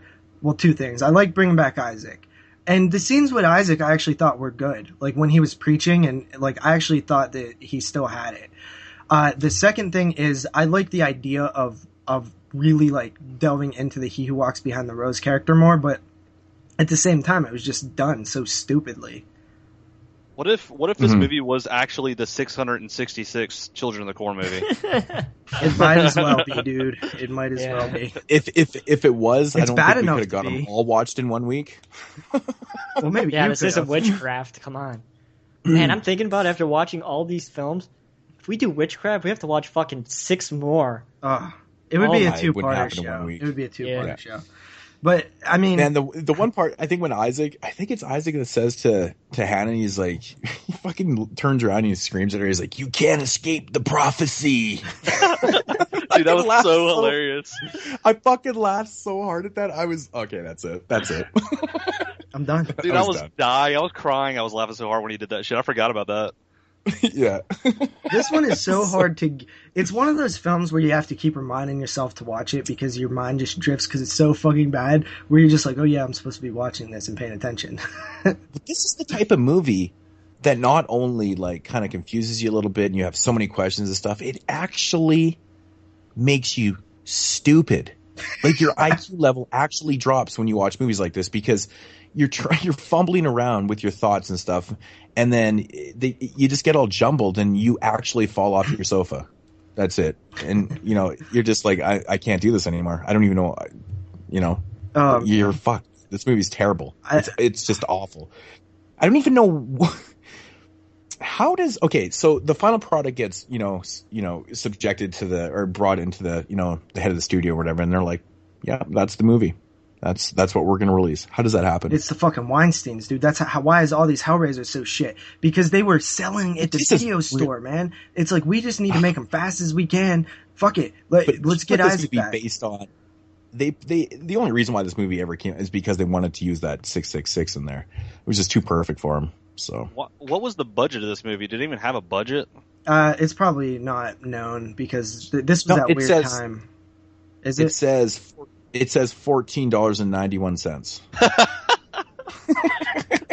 That's probably true. They probably were like, okay, you guys are doing this movie for free, and we're going to pretend like it never happened after it comes out. No, but these movies did really well in the video stores. Like, they did great. Same thing with the Hellraiser films. That's why the Weinsteins kept pumping them out. Both of those franchises. Oh, exactly, man. And even as Jeremy knows why that they were pumping these shits out. Jeremy knows why. Exactly. To keep the rights. Well, not back then. I mean, that because too. they're doing it every year. They don't need to do it. It's more appropriate if you say it than me. Because they're fucking shit. Because they're Jewish, dude. That was close. And because they're Jew. Oh, there you go. Okay, so, but the thing is like, I know that, oh my god, you can't be, you cannot learn, like, you would think you would learn, like, okay, I'm gonna rent part 5. Oh, that one sucked so bad. Oh, look, they made a part 6, and Isaac's back? You know what I mean? They just, in those videos, that's how they get you in, by having Isaac in it. That's how they get you in. You would keep just going back and back, and I don't, like, you think you would learn, but you never do. You never learn. Mm-hmm. No, you don't. Well, I'm done talking about this, you know. Oh yeah, for sure. Corn-filled fucking lawn dart, but yeah. Ratings. I'm gonna go first. Man, I don't even know why I'm giving it what I am. 2 out of 10. I don't even like. I don't know. I guess it's because it made it into my house, I guess. I don't know. Well, it really doesn't have any redeemable qualities for me at all. This movie is just it's a fucking mess right from the start. Yeah. It's a mine. 2 out of 10. How the fuck does that happen? Well, I don't even know, man. My thing, okay. Shitty. Let me. Well, I will say I like the lead actress in it. I think that she was actually pretty cute. So there's half a poor point. The one redheaded chick who ran the hotel, I thought she was cool. Oh yeah, her demise was awesome too. Yeah. So, actually, that was a pretty decent kill. Yeah, exactly. I forgot about that. I also came in at a 2 out of 10. To me, anything under a 2 is getting to the point where it's like bad, like just barely a film, like Beneath the Mississippi. Now we're having audio issues. And, yeah, you can't even see shit. I mean, this, you can still technically watch it. You can still technically understand a little bit of what's going on. So, 2 out of 10. Mm-hmm. Yeah, I gave it a 2 out of 10 too. 2 out of 10. All right. Well, wow, we have a 4-person rating. I honestly gave this movie a 1 out of 10 before we started talking about it, but I will say it's a 2 out of 10 just because. I kind of agree with. I kind of agree with with JP about saying, you know, a 1 out of 10 is kind of pushing it, because I really do feel like a 1 out of 10 is kind of like somebody that, like, if I took a video camera and just started running around and like. And saying, put a label hey, on it and said it was a film. Yeah, that's where my 1 out of 10s are too. Yeah, that's mine too. So that brings us to a 2, 2, and 2 that equals to be 6 out of 30. So that makes it the second film that goes into our Hall of Fame. I will have them up after the episode airs. And it's the first time in history, 2 in a row. Is this the worst rating? Is this the worst rating you guys have ever given something? No, I don't believe it is. I think Entity was lower because there was some 1.5s in there, I think. Oh wow. Yeah, that one was real bad. Is this worse than Entity or better than Entity? This is better than Entity, hands down. Oh, this is definitely more watchable than Entity. When you talk about Entity, that's what Kyle was saying, where he ran around with a video camera with some of his friends, slapped the label on it, and called it a film. Oh yeah, totally. He totally described Entity. Yeah. Pretty much. It's a fucking piece of crap, man. Yeah, for sure. It's terrible. Well, alrighty. So 6 out of 30. Wow, what is going on here? All right, so moving along, and now we are finally out of the 90s, and this is the first film from the 2000s. Actually, this is not the only one. 2001. 2001. Oh, okay. And it is called Children of the Corn Revelation. They didn't even put the number 7 on there, which is kind of annoying in my, I sometimes I like. Sometimes you'll see it as and stuff, as the numbered. I think that there are versions of the VHS that did have the number. Oh, really? Yeah. Wow. This is actually the Canadian sequel. Nuh-uh. This one was. This one was filmed. Yeah, this was actually filmed in Calgary, and it's considered a Canadian film. So, yeah, we're switching countries here. So let's see if it gets any better. Okay. When a girl named Jamie repeatedly tries to contact her grandmother to no avail, She investigates by going to her apartment in Omaha, Nebraska, only to find it has been condemned and overtaken by possessed children. As she digs deeper, she discovers a dark secret about her grandmother and awakens a dark demonic force that wants Jamie dead and will stop at nothing. Sounds interesting. Yeah. I will give this film props right away because I'm a fucking huge fan of anything that takes place in like apartment buildings. I love the setting. I'm right with you, bro. We talked about that with so the Toolbox I Murders. can dig it. We gave that props for that, even though that film sucked. Exactly. We gave props for it because it's this dark, like dirty, like scumbag neighbors. Like it just has this atmosphere to it that I dig. I've always dug that atmosphere as well. Yeah.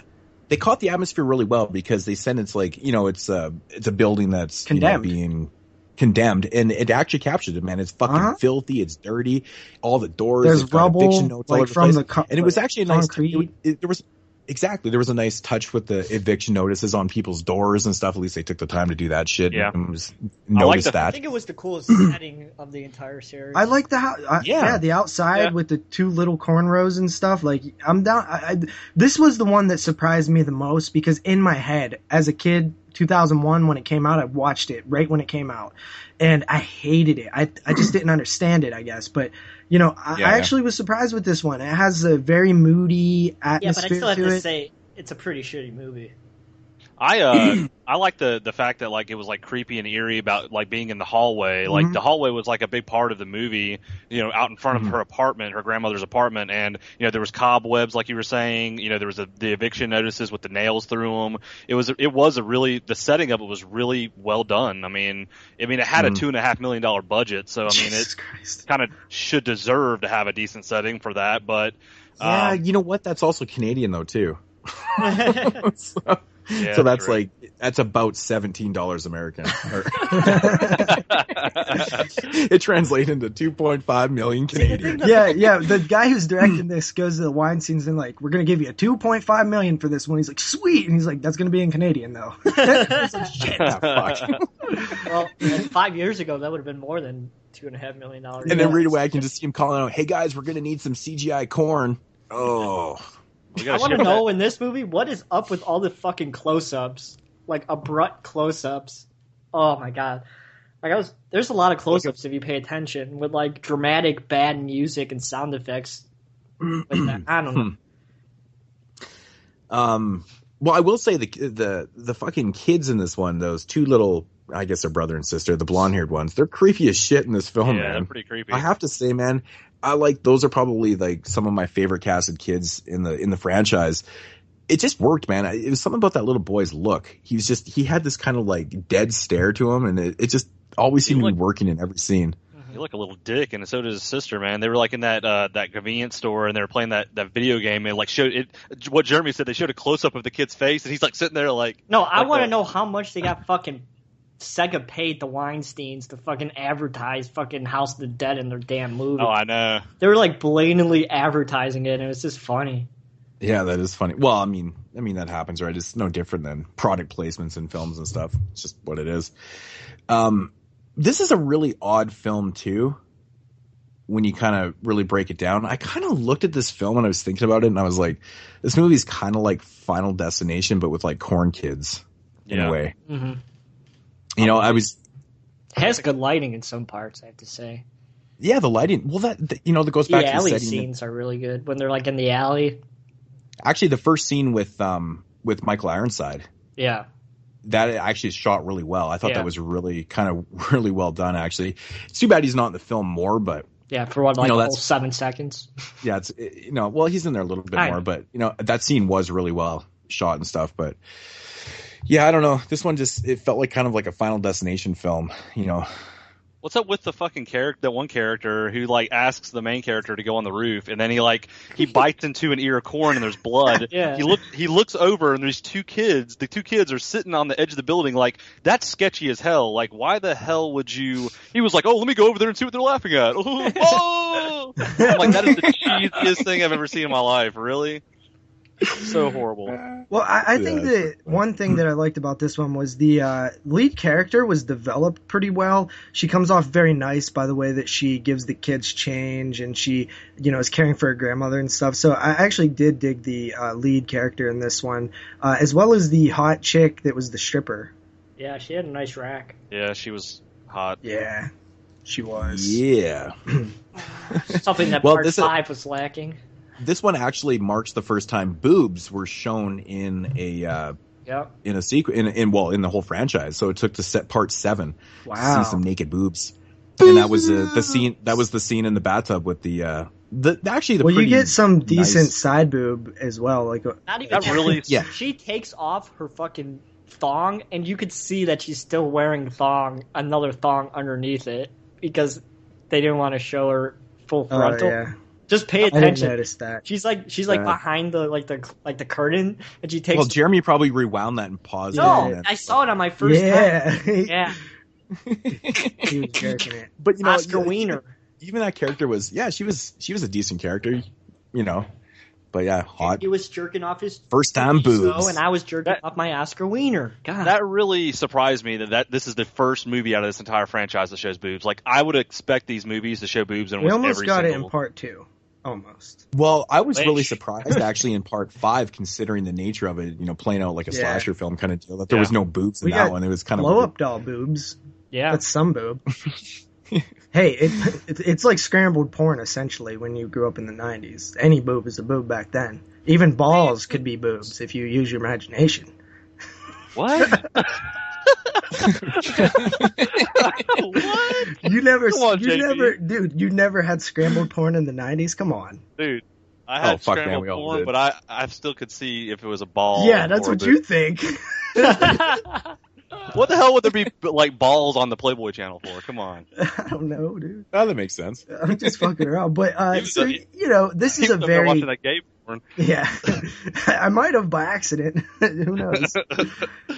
This is very by the numbers. Like the even like the cop character, oh my god, what a pointless freaking character. He shows up at the end just to like be with her during the explosion, so they have that shot of them both running out of like it is pointless as fuck. Oh yeah. It makes absolutely no fucking sense. Oh my god, I hate that shit. He's like what's up with the coffee cup? Oh my god, do you see that she's like picking at the coffee cup, and then when she goes back to the cop station, he gives her a coffee cup that has like holes in it. I bet you they didn't have enough money for the budget that they just reused the same fucking coffee cup. I didn't notice that. The styrofoam cup. Just yeah. You know what? I think that this one is very similar to part 4 in that it's kind of more of a side story, not really connected to the original film. Jesus Christ! There was a one connection. There was one connection, I believe, where they kind of try and connect it. Was supposedly a kid from Gatlin during that. Yeah. Yeah. So. And she was the one that got away from. Or she was supposed to die. See, this is where the whole Final Destination thing kind of comes into play, where she was supposed to die in that, in that fire, and she didn't. Mm-hmm. And now they have to. And now it's basically, these death supernatural is catching up with her. Yeah, or these fucking kids. Yeah, death is catching up with her. Did Dimension make Final Destination? What they're doing? Because Final Destination came out in 2000, so that makes so much sense, Moodz, and it makes even more sense that it was the Weinsteins, because the Weinsteins... No, it was New Line. It was New Line. Okay, but the Weinsteins always copied what was hot. They always do that. And this is... So I was getting sense. at that. Good, so good note. This movie came out... Yeah, so I was... Yeah, so it totally just felt like that to me. And, to be honest, I kind of like it. I kind of like that idea, man. I mean, we liked into Final Destinations. I'm like, whatever, it's a ripoff. But then again, Final Destination is also a complete ripoff of Soul Survivor. It's the exact same storyline that they fucking stole from the 1982 film. This ending is so weak. Yeah, it's the most by the numbers ending you have ever. Mm-hmm. Oh, of course. Yeah, I mean, honestly, I don't really think a lot of these movies have great endings at all. I don't think any of them do. No, that's there's some really good. Getting back to like the look and feel of this film, man. I really like the scenes where I call him the MacGyver character. I think it was the fucking pothead who was smoking the bong when he answered the door and shit. I kind of like the character, but it's such a run in the mill type character. You expect that type of character to be in a condemned building. Oh yeah, he's in there. He's just smoking his fucking bong and stuff. Pretty awesome. But he turns out to be a likable character. You actually kind of don't mind him. But I call him the MacGyver character with his night vision. Oh yeah, he's roaming around in the dark with the night vision. You can see the ghost comes children. Across those kids. But dude, how awesome. about they also have the crazy asshole that lives downstairs in number 3 or whatever. Like that's a cliche of apartment settings. He's like, "Shut the fuck up, whore." All right. Dude, he's like, "Quiet the fuck down, whore." Actually, this movie might have one of the funniest death scenes too, where they fucking push the guy from out the stairwell. Oh man, reminds me of yeah. Any wheelchair death is golden to me, man. Dude, I died when that shit happens. Like, he drops like. I in that scene, the building looked way bigger than it was supposed to be. Though it looked like it fell like fucking 18 stories. The building was not that big. We know that for a fact, but. Doesn't matter. That shit was funny as hell. Dude, it reminded me of that scene from that movie Mac and Me, where like he gets pushed off, like the kid gets pushed off the mountain. Oh, remember that movie in the wheelchair? Yeah, dude, it looks just like that, man. That's exactly. That's good. That's good. Yeah, that's funny, man. Yeah, man. It is what it is. This one's actually kind of hard to talk about. There's not much going on. It's more just like it's like part 4, really. It really is like an investigation. Like she's really trying to find her fucking grandma the whole time while all this shit's kind of going on, and death is coming. But I don't know, man. There's some really notable bad things in this. Like the CG corn that's in this is just it looks terrible. So piss poor, man. It's like actually to the point where it's like it's so laughable. And actually, remember the CG souls that are escaping? Oh my god, man, those are so fucking horrendous. Like, so basically, the effects in this film are shit for the most part. That's the problem with the early 2000s and late 90s is before you could have bad films, but the effects were still like solid. But once CGI came into it, it's like you have bad shit on top of bad shit. So it's like you don't even have one redeemable thing, like, usually with bad films in that era, because they all use the CGI. Mm-hmm. Well, I don't really know what else to say about the film. Ratings? I don't have anything else to add. It's okay.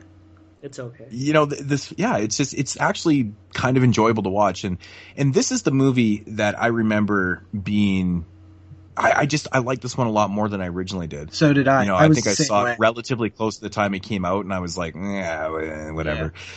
And then it turns out I actually really kind of enjoyed this. I think I just kind of accepted it for more. We also have to be aware that we're coming from like part 5, 5 and 6.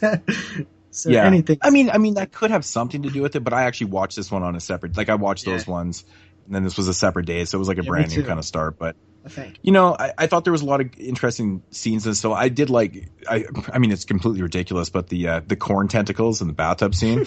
Yeah, I kind of liked it. He just rolled his eyes. It looked like an Ed Wood fucking type of. Oh no, it was bad. It was the effects are so bad, but I was like. Something really like Ed Wood would be like get in the water. This really doesn't make a lot of sense right now. Yeah, but I expected nothing less. I'm like, well, we need a bathtub death somewhere in this franchise. Here it is. Yeah. Fuck yeah, I'm down. All right, so Children of the Corn Revelation. I mean, I basically stated what I like and what I didn't about it and stuff. I really find this one enjoyable. It's not a great film by any means, but I do recommend people check it out. And I totally disagree that people think that this is the worst one in the franchise. It's not even close. No. 5.5 out of 10. 5.5. Well, okay, so I come in around where Moodz comes in because to me this one was a little more enjoyable than part 4, but I still think it's an average movie. It's average. 5 out of 10. Yeah, I come in at a 5 out of 10. I mean, I went into this movie thinking, just seeing, 666, and I was like, this is going to be 10 times worse. And it honestly was, in my opinion, was 10 times better than 666. I mean, 666 was just like complete shit. So, yeah, I'd say 5 out of 10, mainly because it was a newer age movie. It was taped a little bit newer. It looked a little bit better, and the death scenes were hilarious. I mean, it was cheesy. I liked it. See, now I like this one better. I mean, I like this movie. It's less than part 3. Or, I mean, it's better than part 3 in my opinion. But I just gave this one a 4.5 out of 5. I still shit Out in of my 10. opinion. Out of 10, sorry. Still shit in my opinion. Interesting. All right. But you know me with my scale, my level of shit. I don't handle it very well. I mean, I didn't really expect anything higher than that, I guess. I guess that kind of makes sense, but all right. So moving along and continuing in chronological order, we are going to move on to the Children of the Corn remake, the TV remake from 2009. Yeah, I mean, it's pretty much the exact same premise as the first one, so it is. The only we don't difference, really have to go through the storyline. Yeah, it's the same premise. The only difference is that the lead characters are now not loving each other; they're bickering, and and that's pretty much it. That's literally the only difference in the story. And there's a penis, and that they're in interracial relationship. Yeah, which that too. Yeah, it was just an observation that I made because for the times it was like, you know, this movie's taking place in 1974. I thought that was an interesting thing. Yeah, me too. That they put in there. It wasn't really overly that popular. Well, I think at the time, but I think the first thing of note is the fact that they are fighting like the entire time, because that is actually direct. Dude, this is directly wrote from the original short story. Like, lines are the same as in the short story. Yes. And you know why? Why?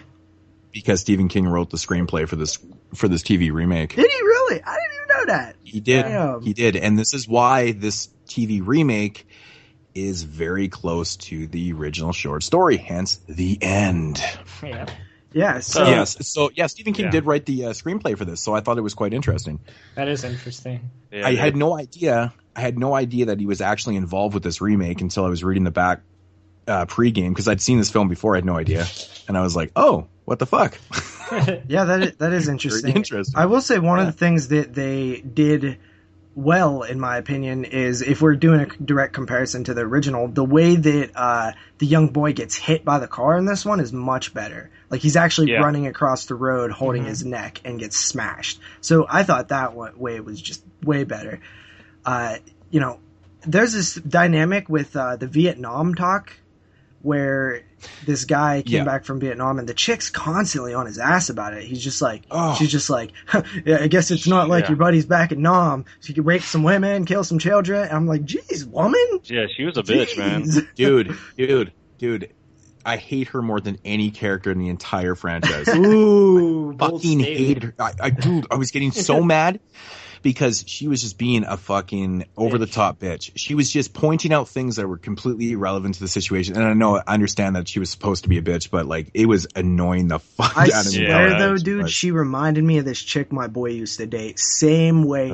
She would just everything, nag, complain, say insulting things, and my dude would just be like, you know, take it. And I'd be like, dude, fucking grow a backbone, smack this bitch. Joking. I know, dude. Like, she's a freaking bully, man. Like, she just kept picking at him, like, the whole car ride, and I was like, Jesus Christ, dude, just tell her to shut the hell up. Like, if a girl kept doing that to me, I'm like, shut the fuck up. You know, what are you? When they're standing outside there after they hit the boy, and then she's just giving it to him raw, like, blah, blah, blah, this fucking manslaughter. Blah, blah. He's just like fucking looking at her, and he just fucking slaps her, and I was like, yes, props. And she was fucking stupid. Like, she kept, like, when they got into the town, when they went to that town, like, she was like, let's turn around and just go back the other way. And he looks at her and he's like, we got a dead kid in the trunk. Like, where are we going to go? Like, okay, let's drive miles. He explains to her, he's like, what are we going to do? Turn around and drive 80 miles in the opposite direction? That doesn't look good for us. I was going to say the same town from part 5, but then I remember this is a remake, so that wouldn't work. But yeah, she just, like, you know, it was inevitable with her, you know, her demise in this film because, like, my God, was it ever awesome. Yeah. I just, like, dude, when she's giving it to him in the car and all he wants to do is just figure out what the shit is going on in this town. Like, they know something's wrong and he goes into the church and then all that shit goes down with her. I'm like, there is a God. There actually name is he who walks behind the rose. Exactly. Oh, yes. Exactly. So this is where the remake changes from the original one. Really, up until that point, most of the remake is kind of almost shot for shot, different dialogue, different things are going on, but it's very, very similar up until that point, and then it kind of shifts gears. Yeah, there's no Sarah and Job character. No. In this one, I thought that was interesting. No. This one, right. I did read like the first 20 pages of the short story before the show. It's on. I found it online. I had read it before in middle school.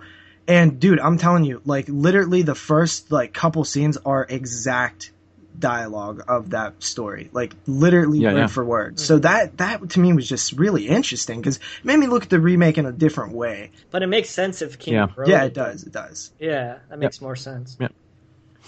I like the military background of the character. I thought that was an interesting added thing. Instead of a doctor, it made sense how he knew about like wounds and stuff like that. I was going to say the same thing. I have that noted too. I'm like, yeah, it totally makes sense that he would know right away that, hey, we didn't just kill this boy by hitting him with a car. There's something wrong with his throat. I've seen this before and this isn't right. But I actually really liked, I like the main character in this film, man. I mean, I can't say much about his fucking bitch wife, but I like this character, man. And it made a lot of sense because, having that military background, and now he's in a fight. He's basically in a survival fight now. Yeah, and it also was a really symbolism thing in the cornfield when he started getting Vietnam flashbacks, because we all know that was a huge problem with people coming back from Vietnam. And I was like, this is actually, what the hell? This is actually pretty good. And my one fucking big complaint about this one is Isaac. I don't like the casting one bit. Dude, they cast a kid way too young. Like, exactly. Like I said, I will give him props for, spitting out that dialogue. That's, he did have quite a bit of dialogue for the film, but he's too not young. Convincing. He's not convincing at all. He did okay. Do you think he's the weakest pastor of? I 100% agree. The casting was wrong for that. Yeah. For that part right there, but not as bad as part 5, but it's pretty close. Well, Yeah. But Isaac, no way, dude. That was such a bad idea. They should have went with someone older, like you said, or somebody that just looked, maybe, was older but looked young, like they did with the original Isaac. He just, the conviction behind what he was saying wasn't there, and that was a huge thing that was good in the original. His voice was too childish. Yeah.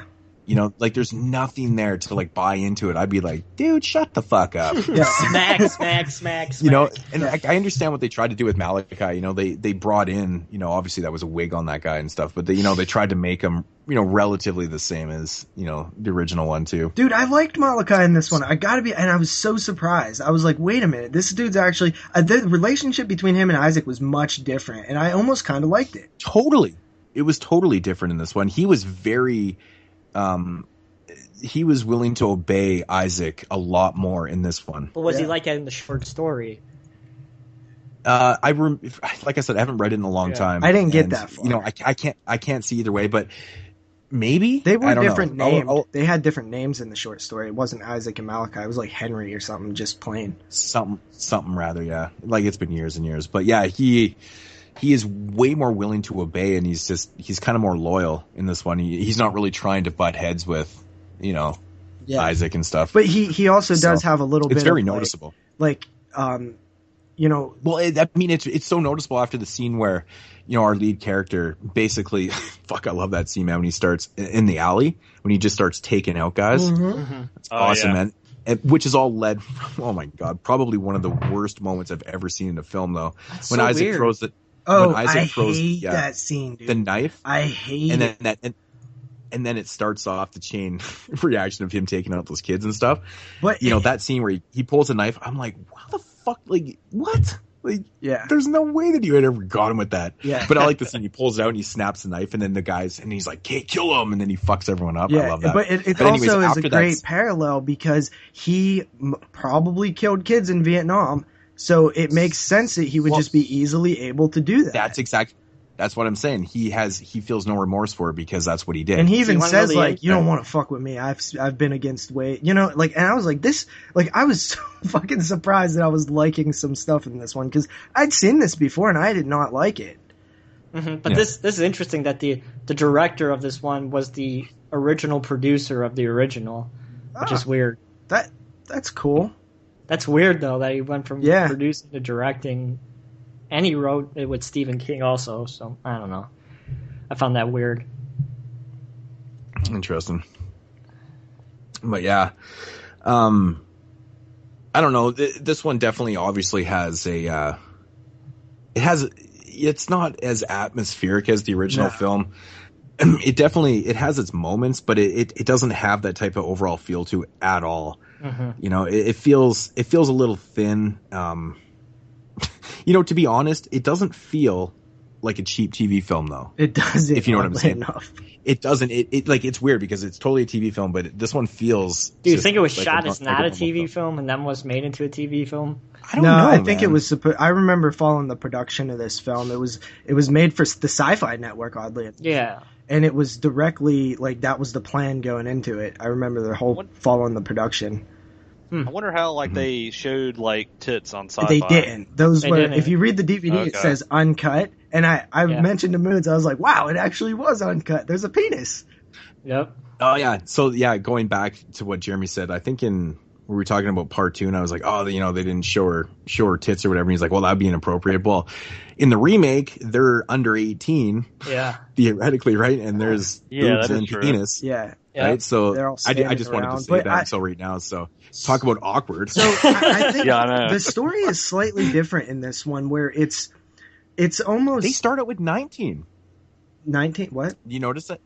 Like, in the original story, it's like, as soon as you hit your 18th birthday, It was 19. you gotta. I don't think so. I think it wasn't as soon as you turn on your 18th birthday. I think In this one, they was were 19, dude. No, it's 18 in the original one, and in this one, they actually start out as 19, then it changes to 18 somehow in this one.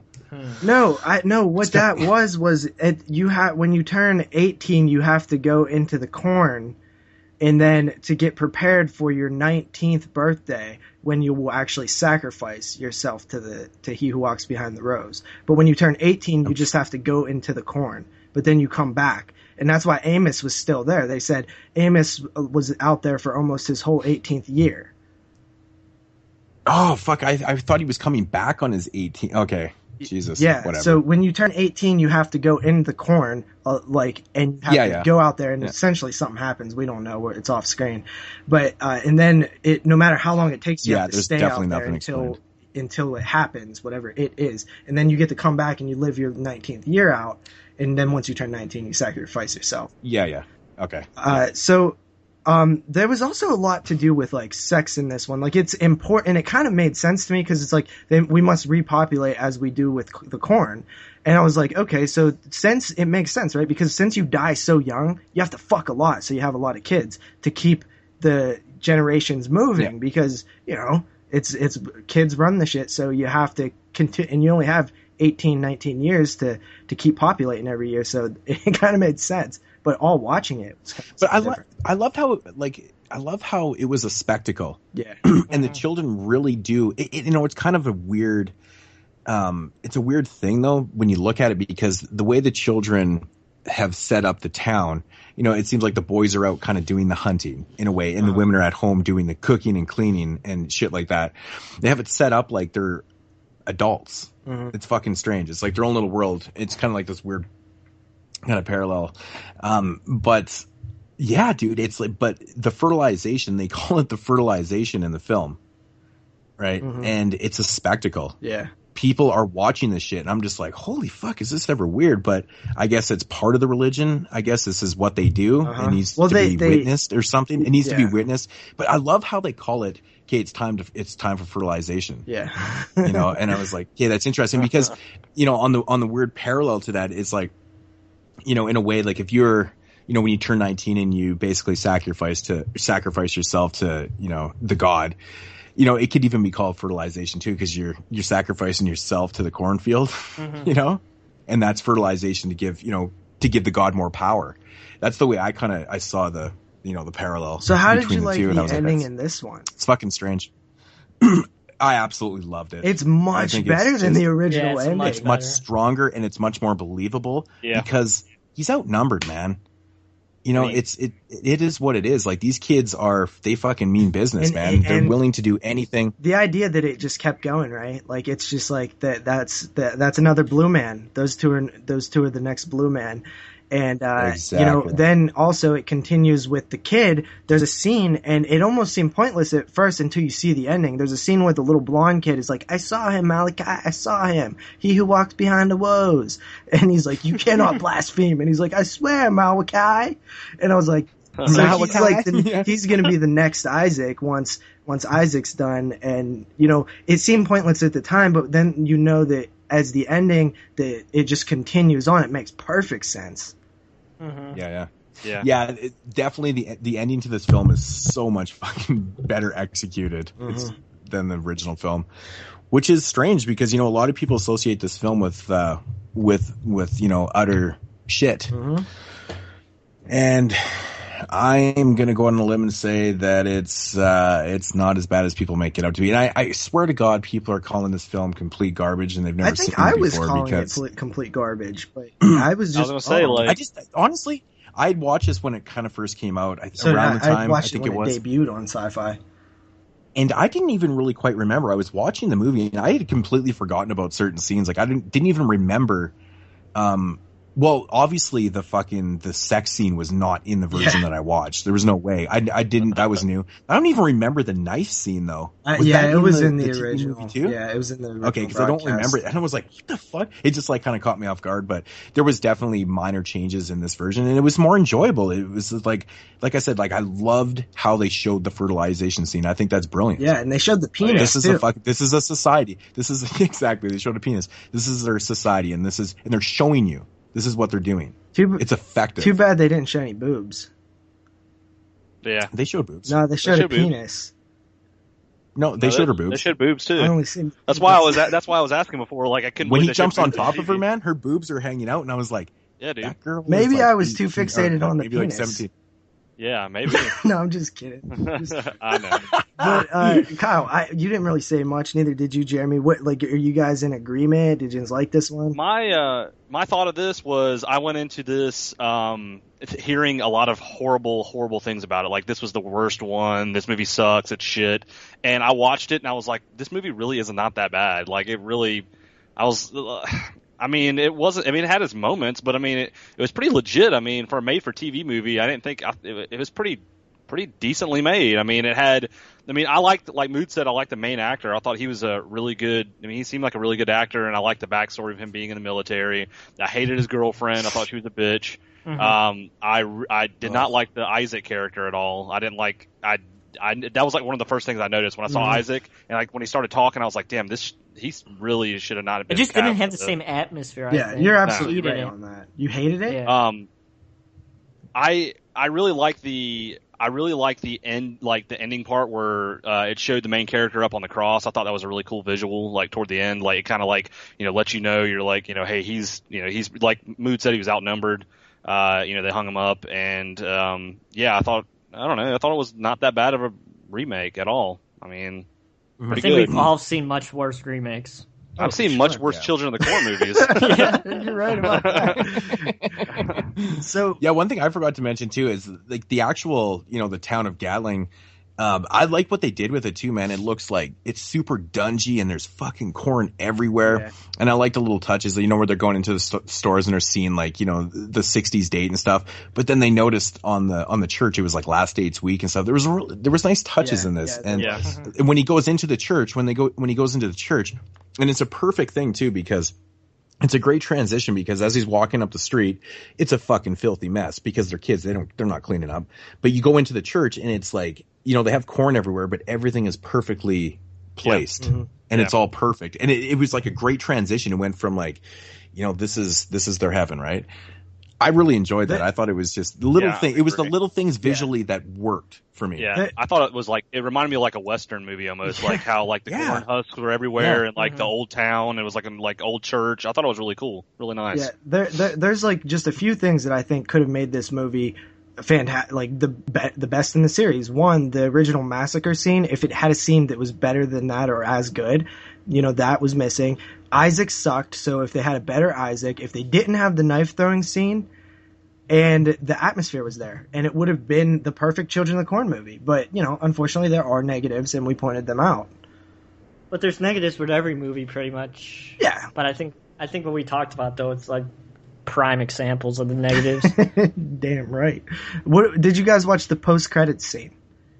No, but I know you talked about it. I think I did. I can't remember. What was it? It just explained a little bit more about when they walk into the corn on their 18th birthday, and it showed Malachi, because he had turned 18, walk into the corn and explain to his girlfriend. And it really showed his dedication to He Who Walks Behind the Rose, because she didn't want him to go and stuff. I actually was like, that's a pretty good scene to like just kind of close the book on this film and really showcase that this just continued after what we see happened. Mm-hmm. It was a cool scene. Mm-hmm. Ratings? Yeah. All right, who wants to start? I'll start. I would probably. I mean, like I said, I really didn't mind this movie at all. I thought it's definitely a cool watch. I mean, it's not like it has its moments. There's some issues with it, but overall, I would probably give it about a 5.5 out of 10. 5.5. Well, I mean, I gave this. Okay, go ahead. Good. I think this one's just the middle of the road for me. It's better than it's right exactly in the middle of the road for me throughout the entire series. Like we talked about, it has some positives and negatives. I wish I would have watched that post credits in JP. I think it would have added something to it, but I think everything that we talked about, I'm gonna give this one 5 out of 10. All right. Well, me personally, I was super surprised with this one. I was expecting to hate it because in my memory, I remember that the things that stuck out to me in my memory was like the knife scene and like the constant bickering. And I just had all these negative ideas from when I'd first seen it. But really, I think it's solid. Those things I mentioned were the only negatives that I really had, and the rest was positives. It has a better ending than the original. It's not better than the original, that's for damn sure, but I think it's a solid 6.5 out of 10. Yeah, I kind of figured this was going to happen. It's funny because that was actually my original rating I'd wrote down, and then I actually changed it a couple nights ago. I really enjoyed this movie, man. I think it's more because it's a little more true to the story. I don't want to use that as an excuse or anything, but I do like the darker ending, and I think it works a lot better. And, to me, an ending is a big fucking deal. It is. You can lose points. You can lose many points. Well, the original could have been like a 9 or a 10 if it had a better ending. Exactly. And then, I'm dropped down to an 8. With a great ending, it could have been, way higher. This one right here, it's enjoyable. I mean, even with the nasty ass wife, like she's just a raging cunt, man. Like, but it's effective, man. It is what it is. It's supposed to be like that.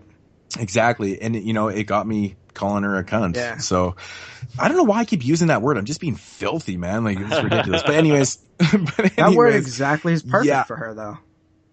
Yeah, a little bit. It is. I know I'm probably going to get crucified, but I'm going with a 7 out of 10 on this Whoa! one. I really enjoyed this remake. I love this guy because I thought I was going to be the highest, and I could potentially rate it a 7 out of 10. I liked it that much. JP, I actually had 6.5 before, and then I'm thinking about it. Sometimes you talk about it. Up to a 7. Sometimes you talk about it and you point out all the positives, and you really get to see them there in front of you, and you're like, whoa. Yeah. I couldn't rate this one higher. I couldn't rate this one higher than the original movie. So I mean, it definitely wasn't better in my opinion. I mean, on my rating scale. So I mean, I'm with you. Yeah. We have finally come to the end.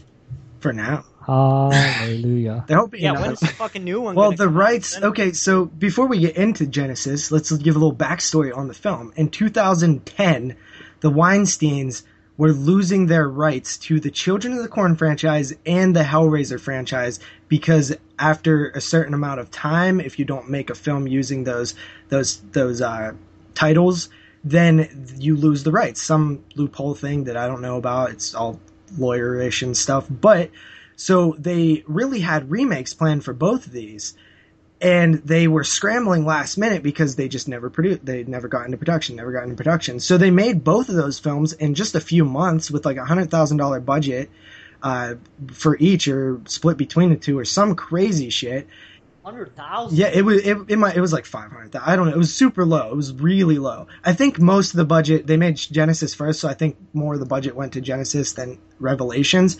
So it was literally just a quick cash grab. We have to not lose the rights to these films. Let's hurry up and make them. And they made them in like just a few months, like from creation, writing, pre-production into post-production and in release. In just, I think it was like under a year they did all that. Huh. It's crazy. Interesting. Yeah. Children of the Corn. Genesis. Considering Revelations is only 75 minutes, that doesn't surprise me. Is that how long it was? 75 minutes? Yeah. Children of the Corn from 2011. The credits, probably like 70 minutes. So when are we going to get another one? Well, maybe it's been about 5 years, right? So maybe next year. Exactly.